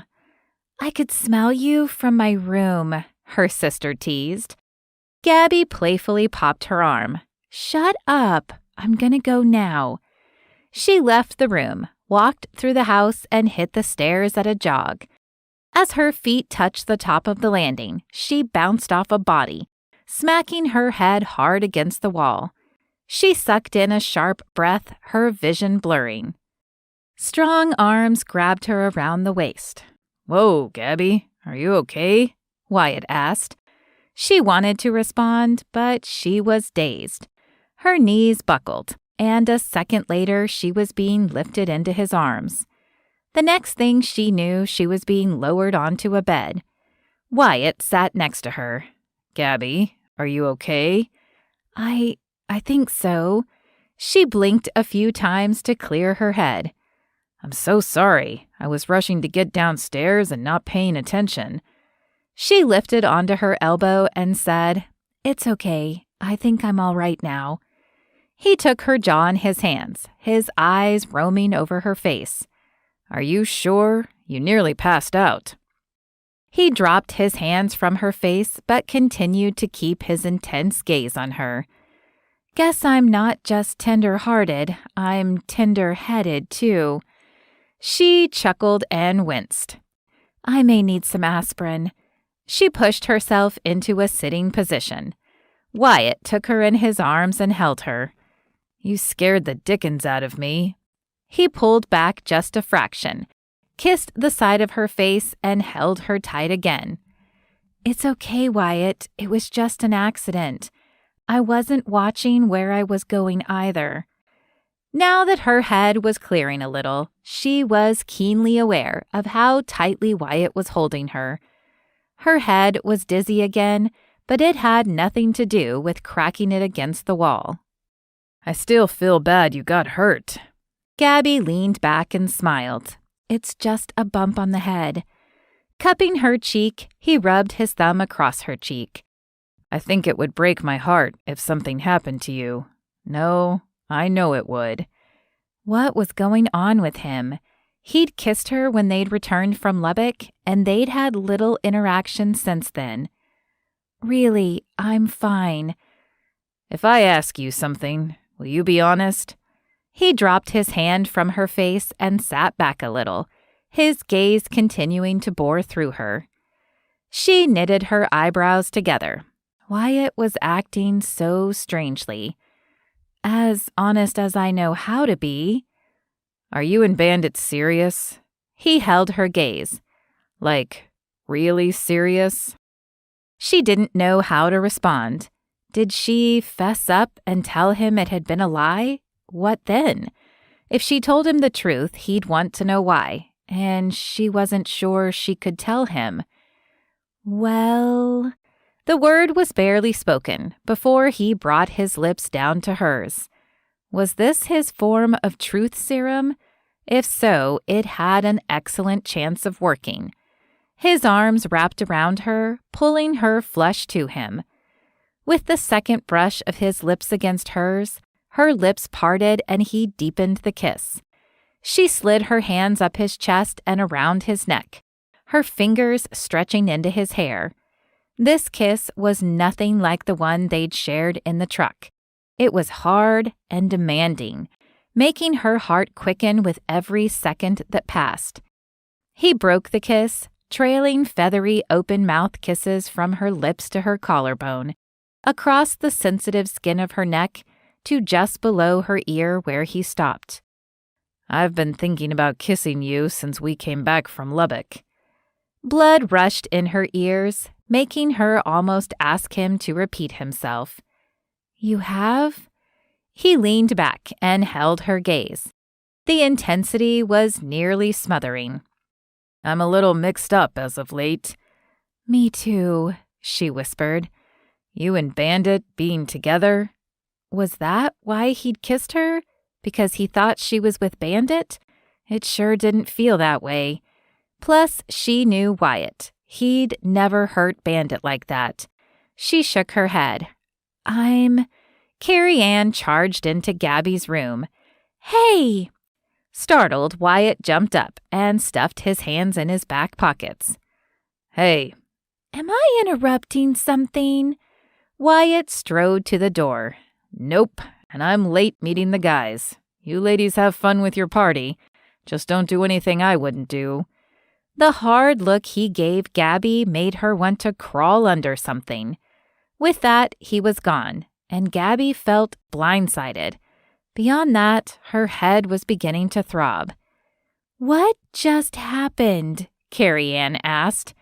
Gabby blinked. The last thing she wanted to do at the moment was talk about Wyatt or kissing him. Not when her head was pounding.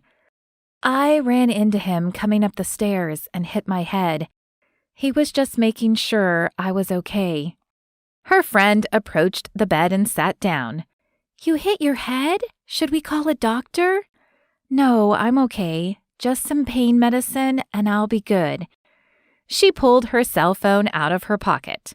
"I have less than 45 minutes to get ready. I need to hurry and get a shower." "Are you sure? My party isn't worth my best friend being in pain." Gabby patted Carrie Ann's hand. "I'm fine. Let me get ready." Carrie Ann gave her a hard look before standing. "Okay, but knowing you have a bump on the head, I'll be watching you like a hawk tonight." "Okay," Gabby chuckled. Carrie Ann walked to the door and shut it behind her as she left. Gabby palmed her forehead and lay back, staring at the ceiling. She knew she had to hurry, but her thoughts were in a whirlwind. Wyatt had kissed her when he thought she was with Bandit. He'd been cheated on, and now he probably felt like he was going behind his friend's back. If given the opportunity, she'd be setting everything straight with Wyatt. She hoped he didn't hate her forever. Gabby leaned her stomach against the counter in front of the sink. Bandit had told her not to worry about the dishes. But, unable to sleep, she'd quietly slipped downstairs into the kitchen. Carrie Ann's party went off without a problem. The conversation was lively, the games were fun, and the food was delicious. Overall, Gabby was pretty pleased with the way things had gone. Mostly, she was happy that Carrie Ann seemed to love it. With as little time as she had to prepare, that was the most important thing to Gabby. The only dark cloud over her now was Wyatt. Over and over, she'd practiced telling him everything. Each scenario left her in tears and him wishing he'd never see her again. None of them were what she wanted, and if she could go back, she would have never gone along with Carrie Ann's plan. "You're up late." Gabby jumped, dropping the glass she was washing, and soapy water splashed onto her shirt. "Wyatt!" She snatched a drying towel and patted down her shirt. "I thought you were in Amarillo for Israel's bachelor party."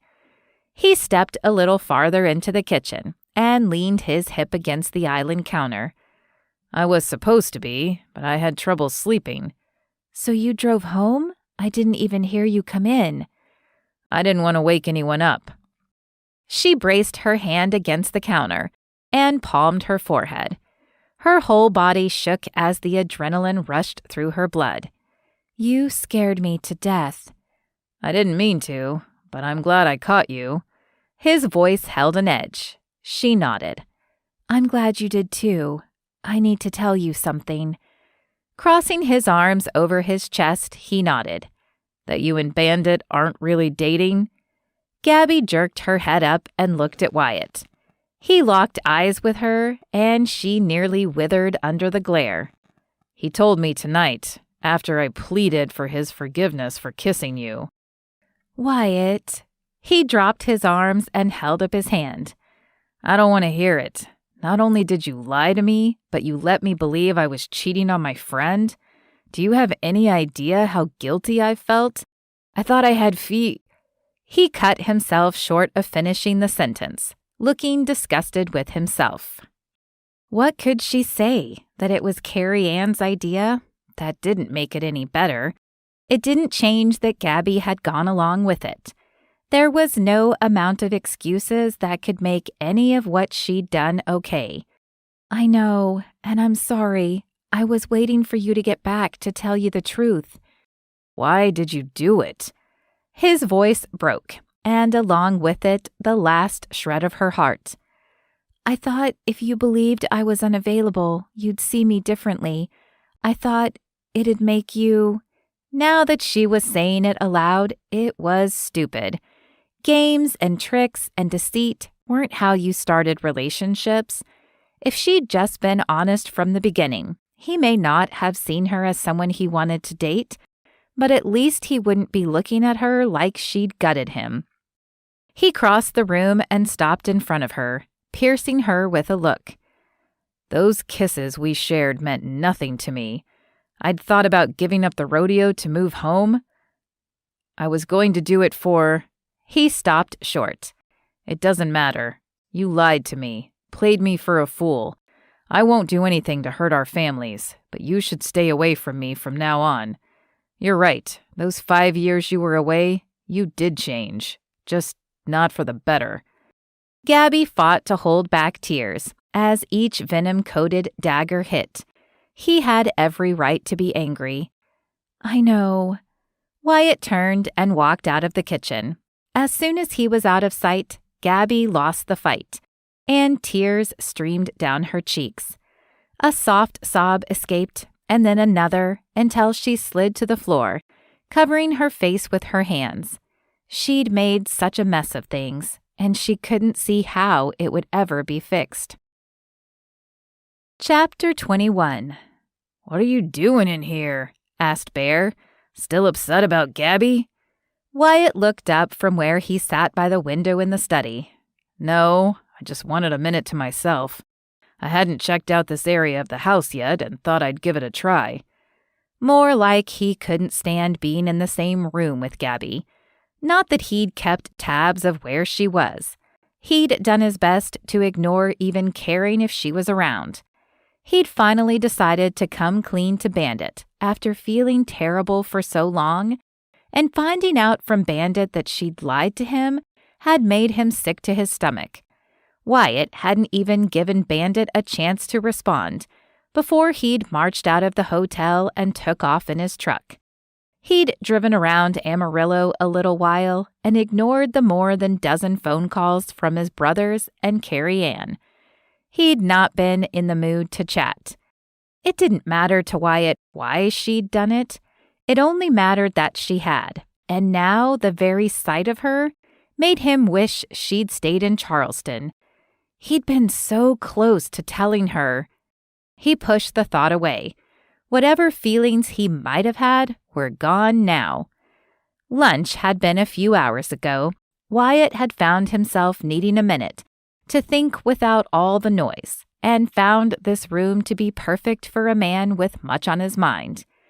It wasn't stuffy, but it was well decorated. He could see little touches that he was sure Bear had a hand in. Dark wood bookcases lined the wall, with a desk to match. A set of chairs faced the window with a small table between them, and a few decanters sat on a buffet-style table that looked like it was an antique. Bear crossed the room and took a seat in the other chair. "I like the study being away from the living room. I had the contractor give it a little extra soundproofing. It's quiet, and I figured once the place is actually functioning as a working ranch again, I'll need it." "I'm sure you will." Wyatt set his ankle over his knee. "I'd like to talk to you about the orchard." "The orchard? Won't you be going back on tour with the rodeo?" Shaking his head, Wyatt let out a long breath.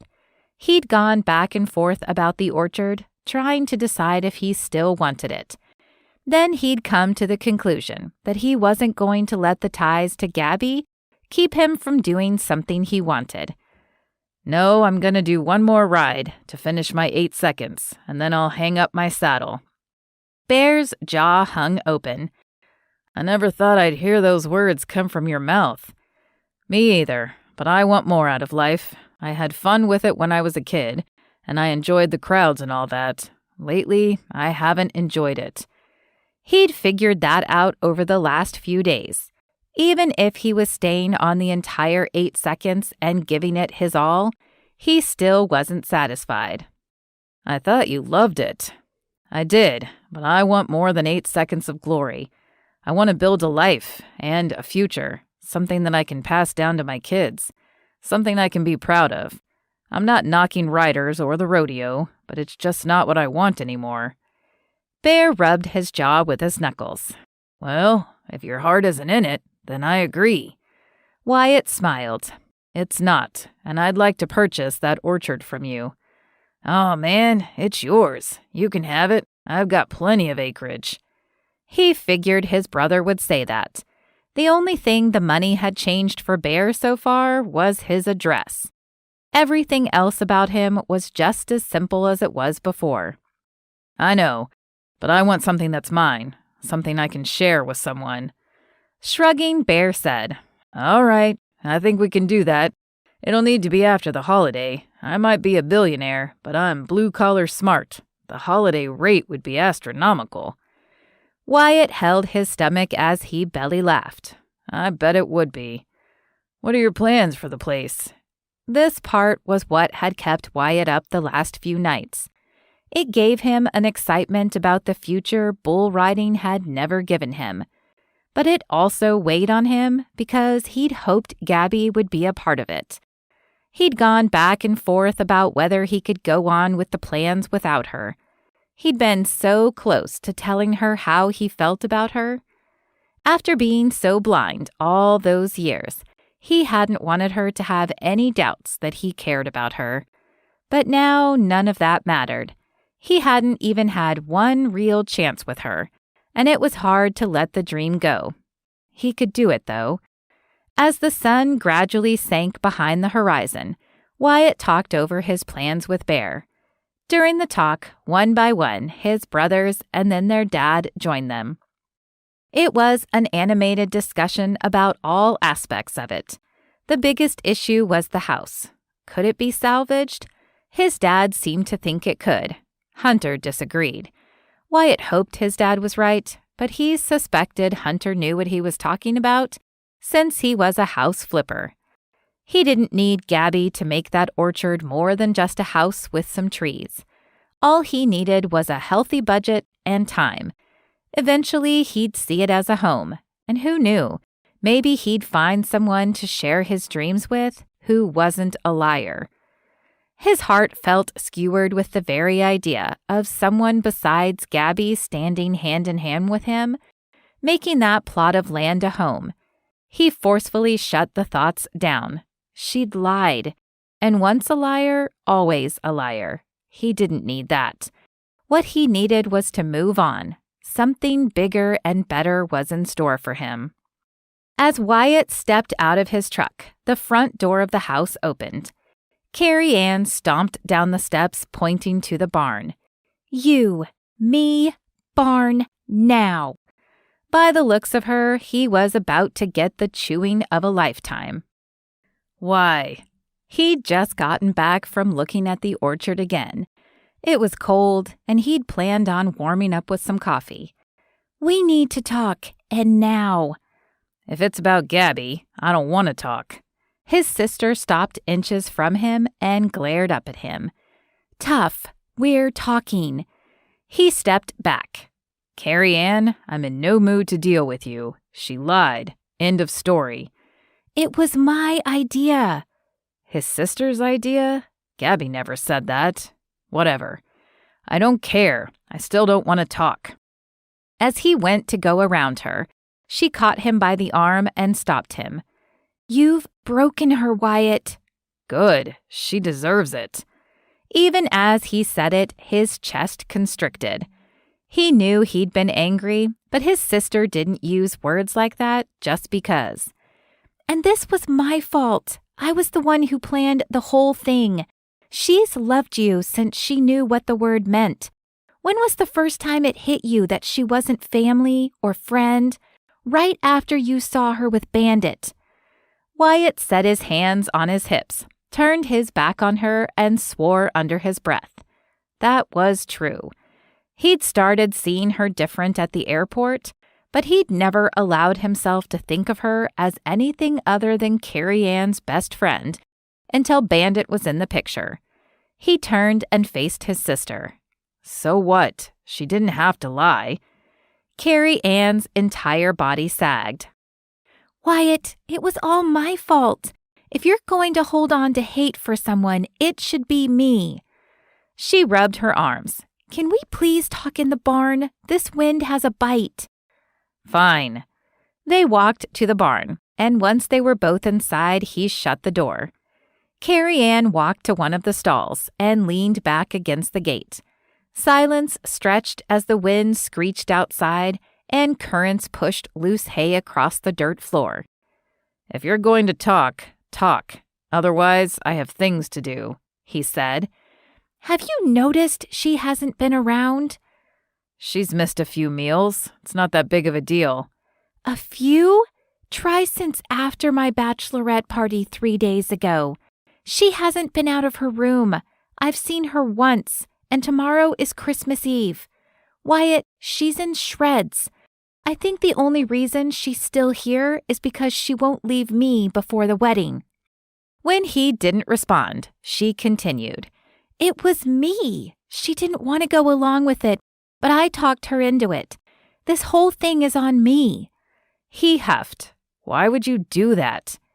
Carrie Ann took a few steps toward him. Because you are the densest person I know, and I thought it would be a good idea to make you jealous. To be honest, I think it worked. Otherwise, you wouldn't be this angry. Then I'm mad at both of you. He turned his back on her. I didn't know what else to do. Something had to get your attention before it was too late. Carrie Ann's posture softened. You've always gone to her when you were upset or troubled. You've always managed to put yourself next to her. Every camping trip we went on, there you were with Gabby. Because she was my friend. Except friends didn't share hot kisses. 3 kisses. The first could be explained away, maybe. But the others? Webster's was devoid of words that could come close to how that felt. Carrie Ann stared at him in disbelief. And isn't that what a relationship is supposed to be? To be best friends, loving each other until their last breath? Israel is my best friend. If I'm hurt, I find him. If I'm troubled, I find him. He's the first person I want for everything. She took Wyatt by the shoulders and locked eyes with him. You say right here and now that you don't care for her that way, and I will walk away.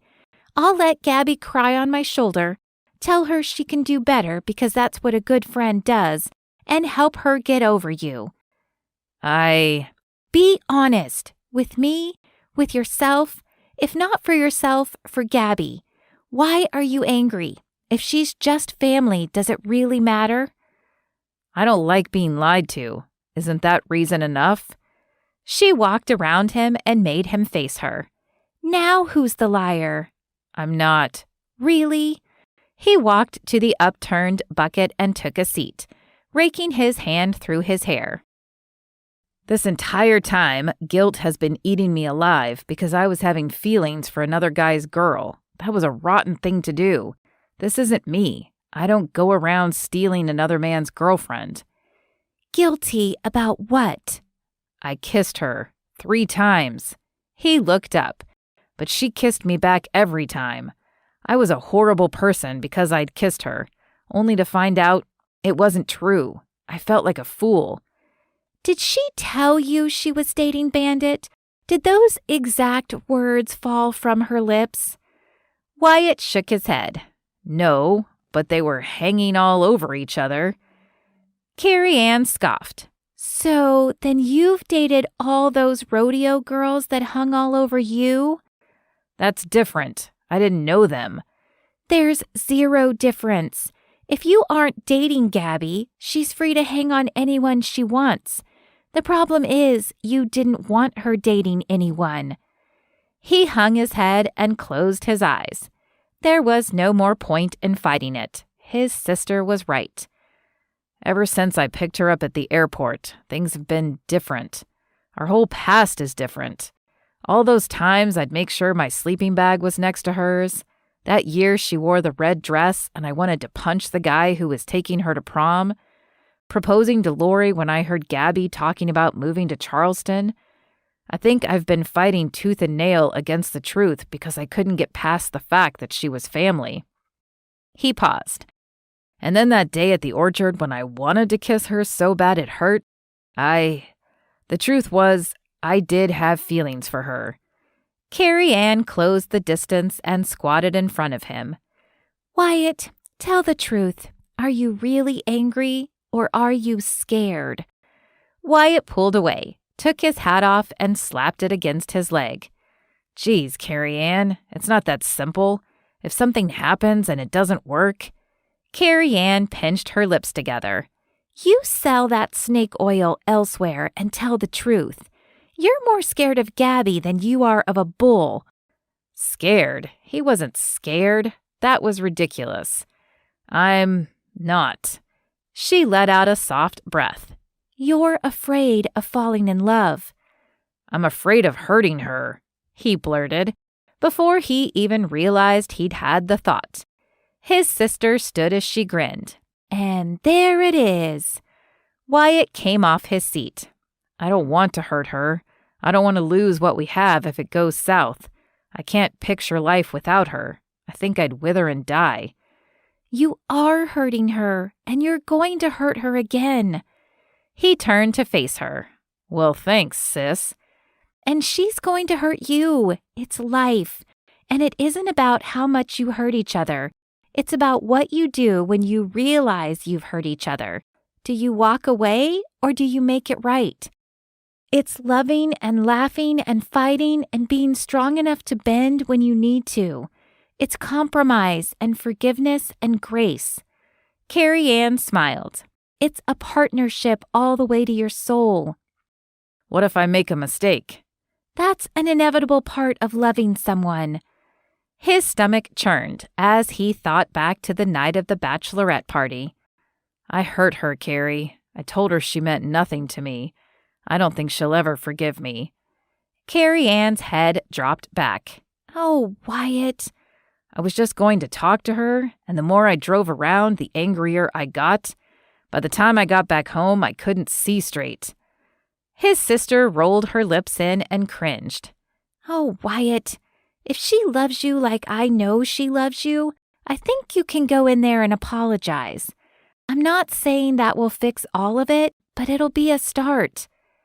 I've fallen for her. I don't know what I'll do if she doesn't forgive me.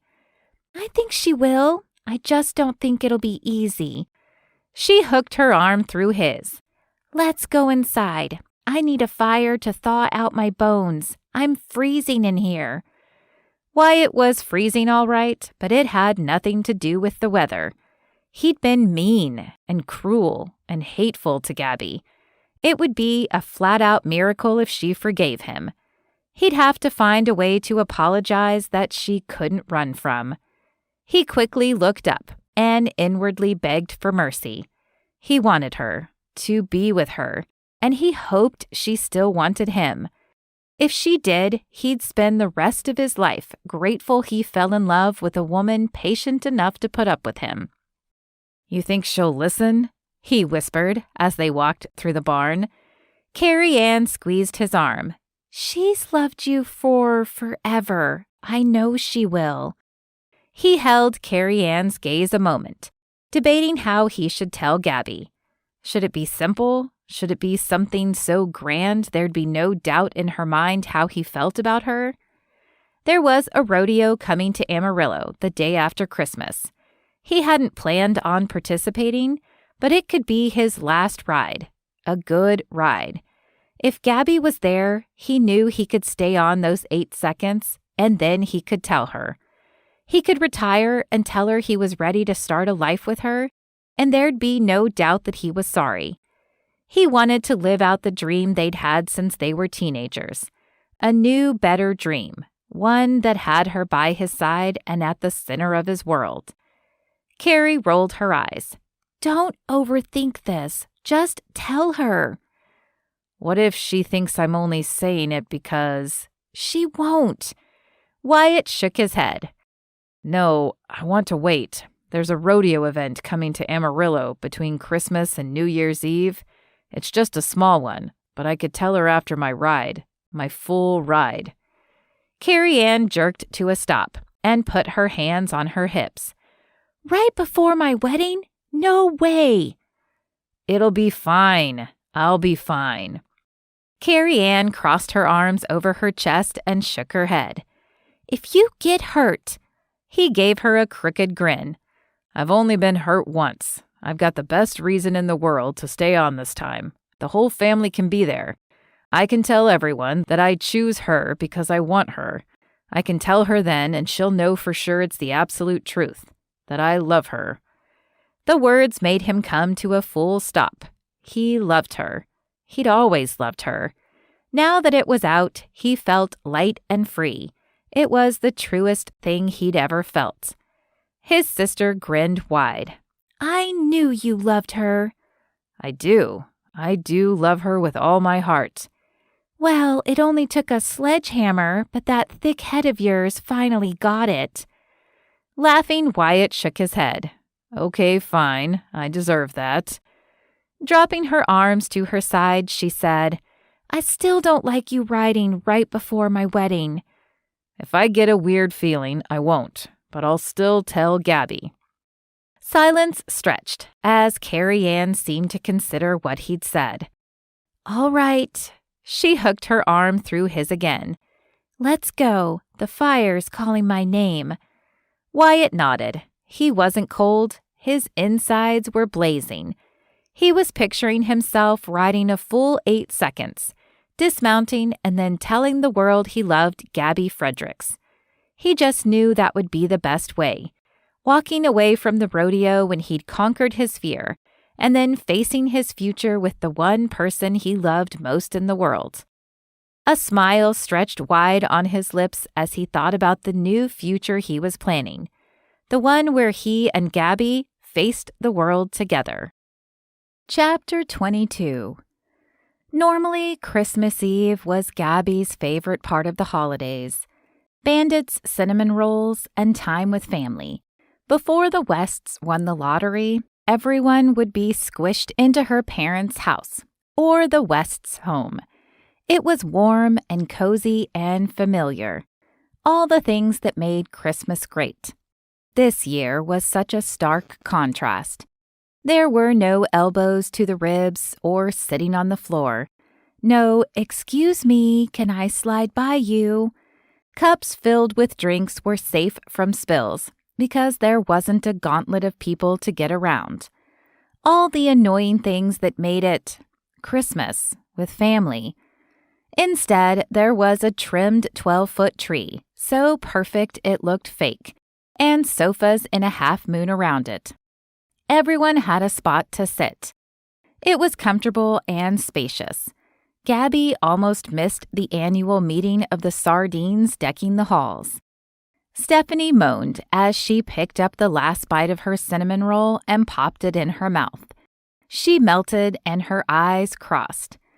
Oh, hot and gooey and sweet. How I have missed you, Cinna-friend. I think this is the part I love most about Christmas Eve. Chuckling, Gabby stabbed her fork into the cinnamon roll and pulled off a bite. They get better every year. Finishing her bite, Stephanie took a sip of milk. I know. I think it's what gets me through the year. She laughed. That boyfriend of yours can sure cook. It was a little louder than necessary, and a few people looked their way.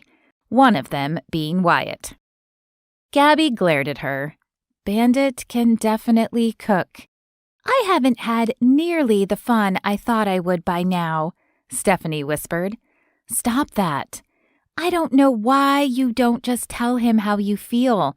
You can tell he feels the same way about you. How Gabby wished that were true, but he'd made himself loud and clear that night of the bachelor party.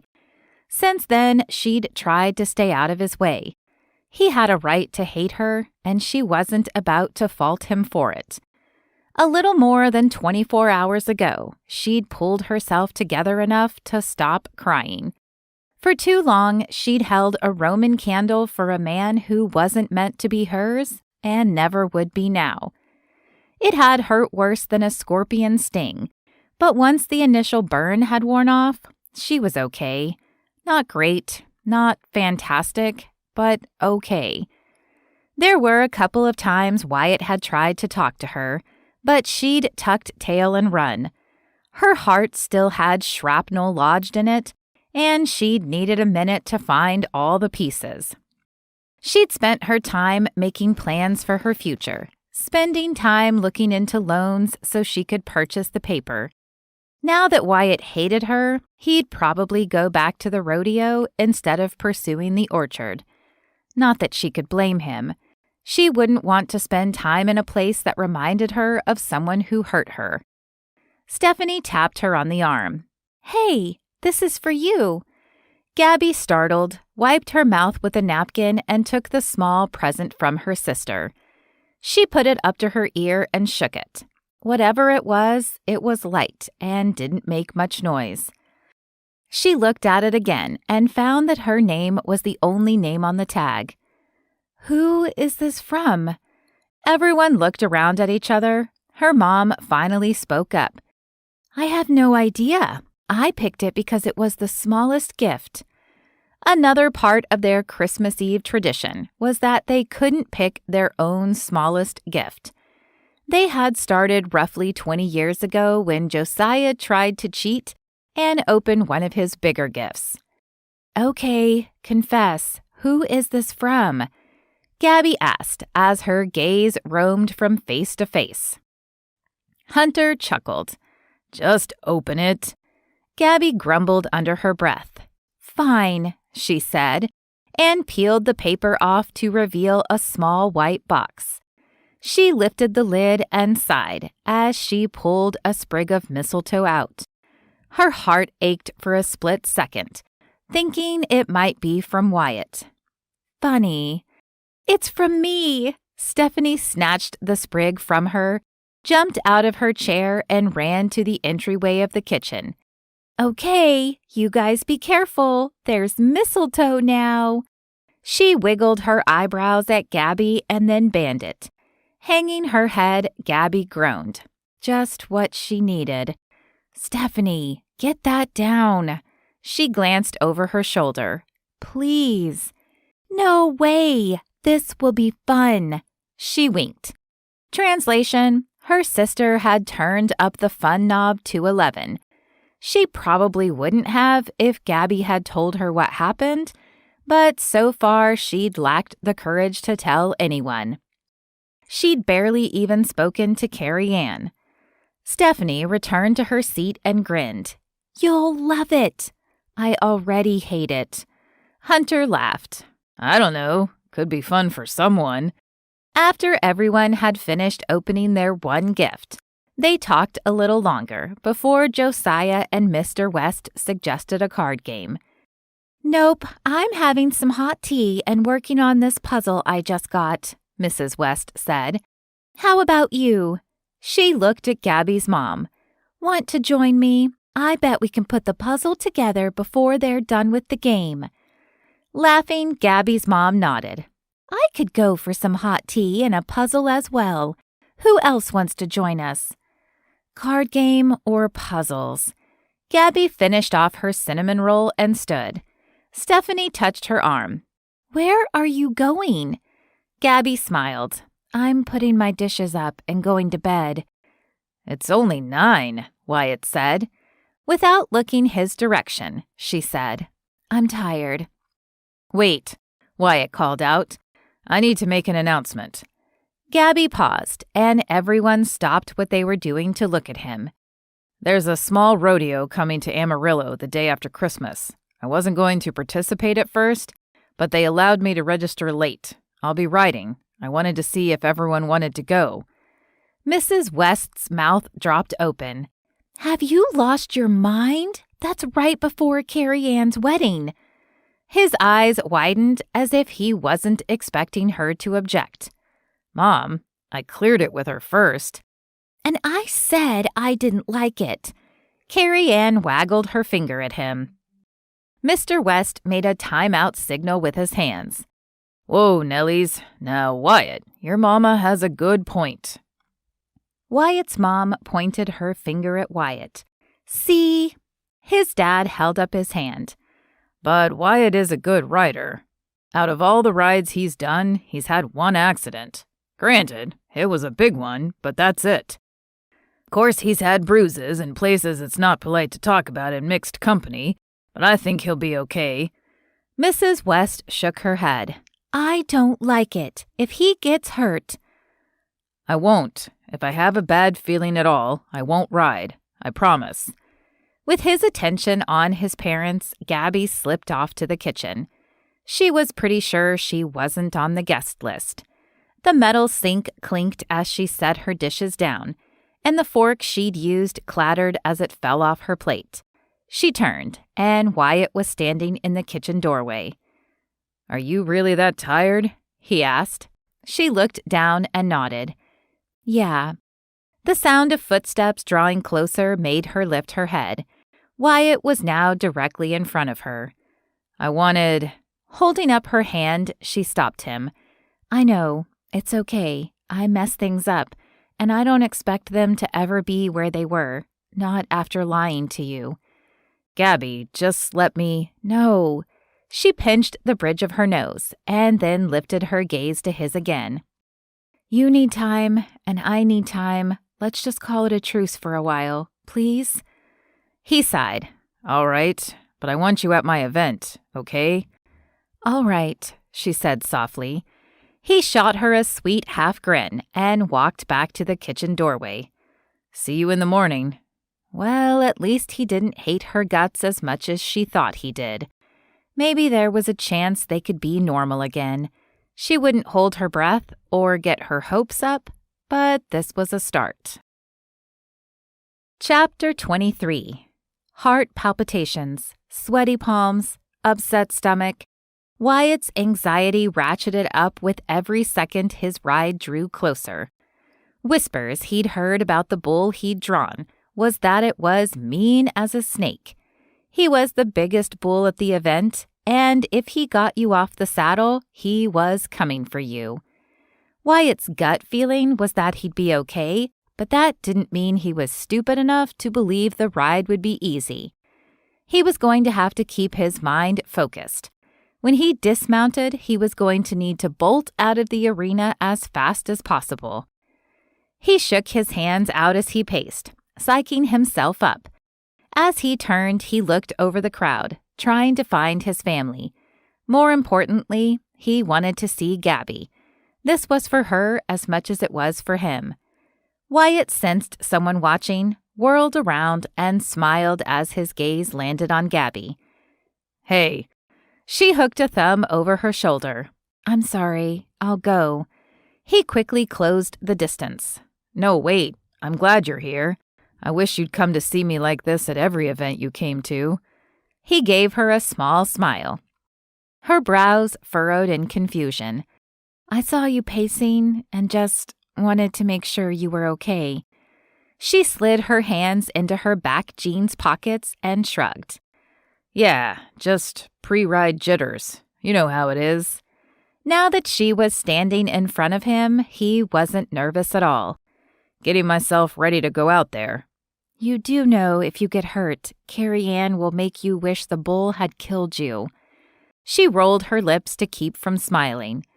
Wyatt cast his gaze to the ground and grinned as he shook his head. Oh, I bet she will, but I'm going to walk out of that arena. More like leave it for something he wanted more than anything. He took Gabby's hand. Thanks for checking on me. The corners of her lips turned up a fraction. I don't want you to get hurt either. He loved hearing that. He stepped closer to her. You think I could get a kiss for good luck? Gabby locked eyes with him like she was looking for a miracle. You think you'll ever be able to really forgive me?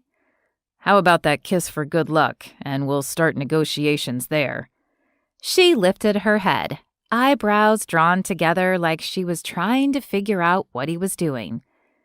Okay. Lifting slightly on her toes, she kissed his cheek. You don't need luck. You're going to be great. He smiled and turned. As he got to the chute, he paused.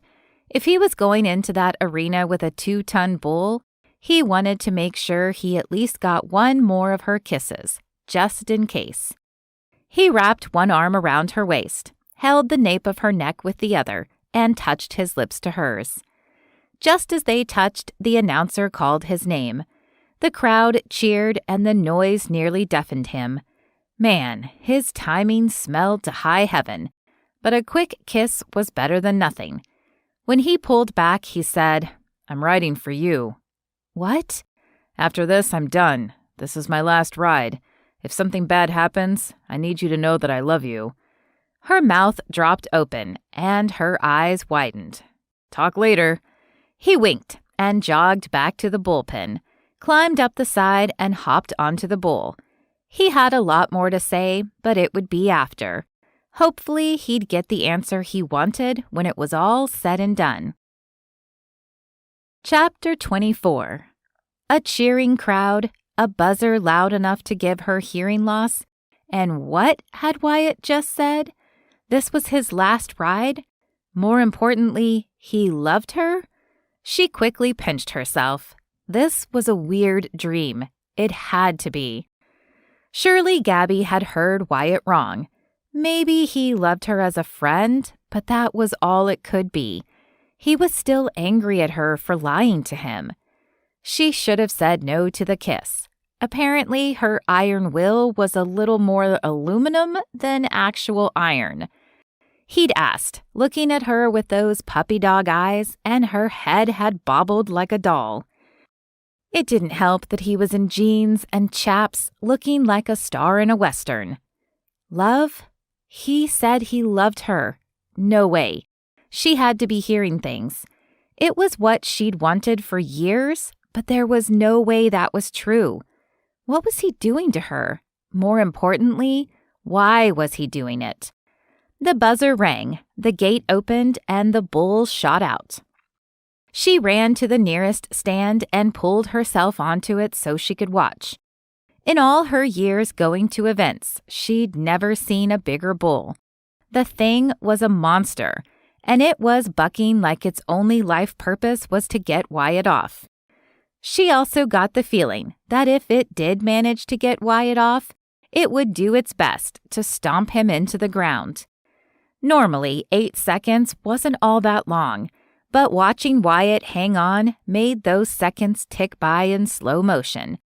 It would only take one mistake, and he could be hurt. The last 3 seconds showed on the time clock, and she took a deep breath, holding it as she silently counted down. When the timer hit 0, she screamed and clapped along with the entire crowd. It was a great ride. Now all he had to do was get off the bull and get to safety. Again, she held her breath as Wyatt unwrapped his hand and dismounted. The bull zeroed in on him, and Wyatt ran for the closest way out. He had hardly made it out before that giant bull rammed into the gate. This time, Gabby let out the breath she'd been holding and said a quick prayer of thanks. She jumped down from the bleachers and found her way back to where the rest of the family was sitting. "Gabby," Wyatt called. She paused at the edge of the bleachers and turned to face him. What was he doing? "I said we'd start negotiations." He ran toward her and stopped. "What?" "I have something to say to you, Gabrielle Fredericks." "Okay." She looked around.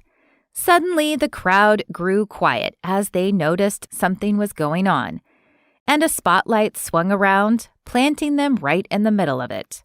What's going on? "It's recently come to my attention that I am a thick-headed, stupid man.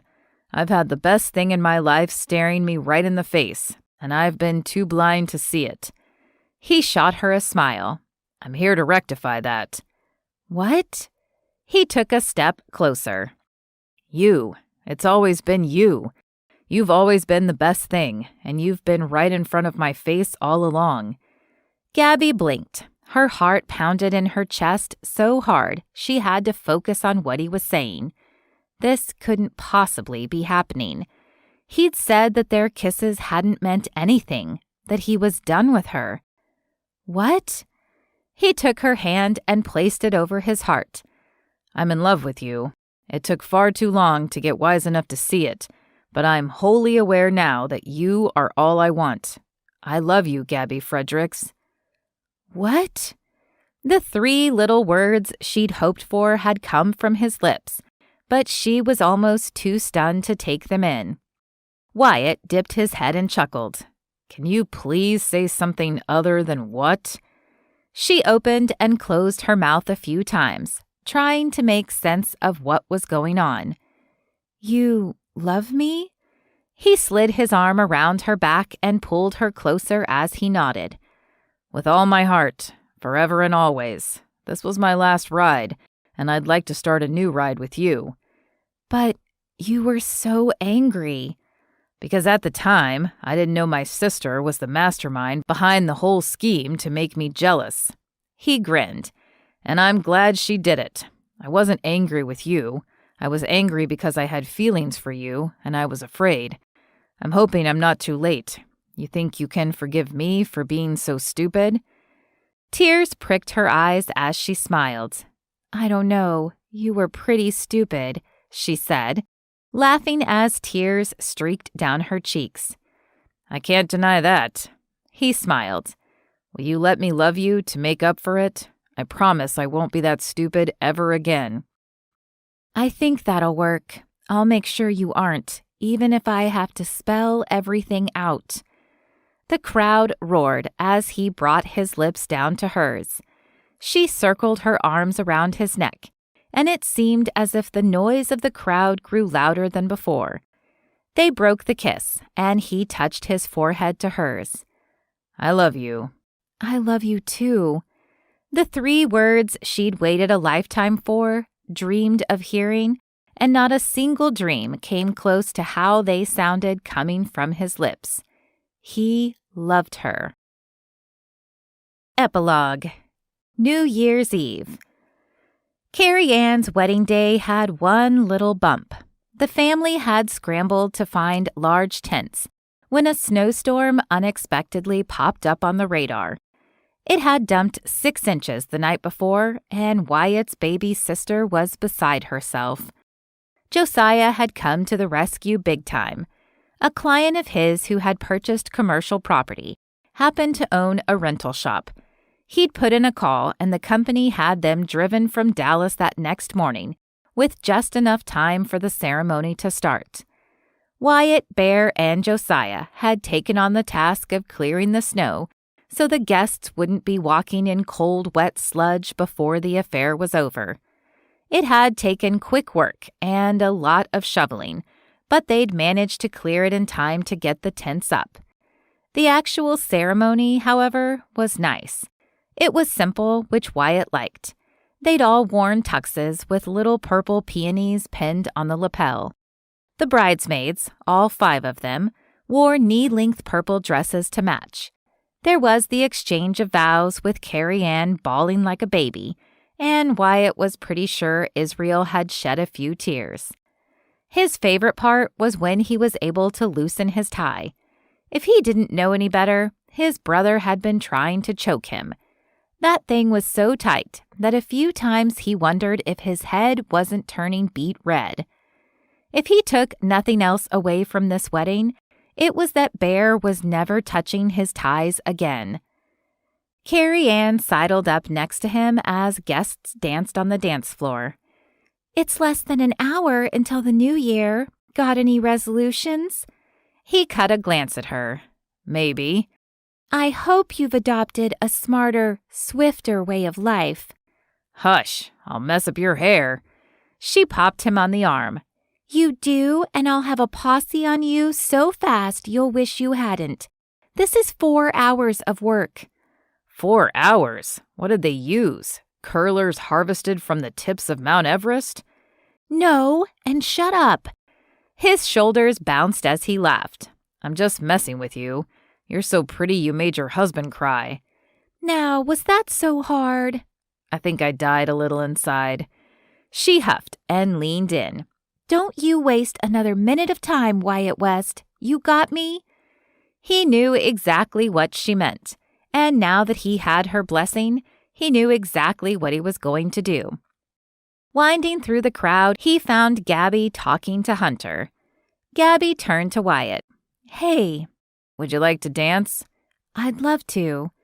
When they reached the dance floor, he slid his arm around her waist and held her close.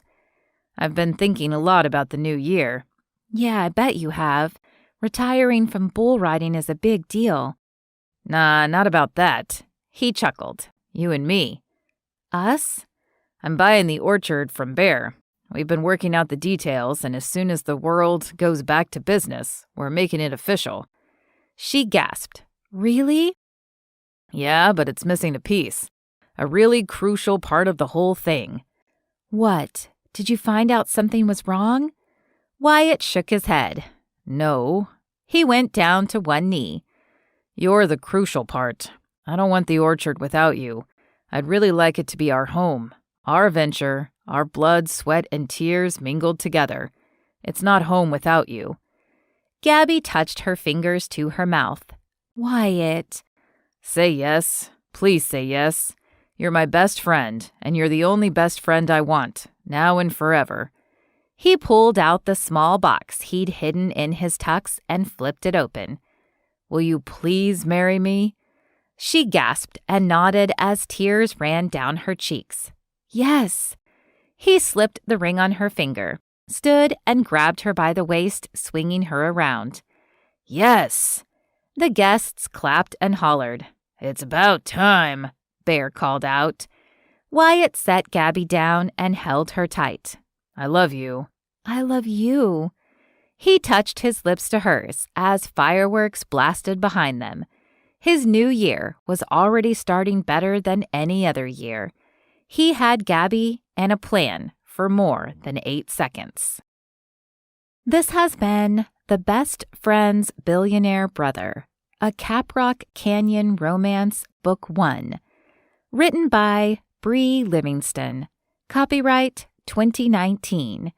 Narrated by Lorena Hoops. Audio copyright 2022.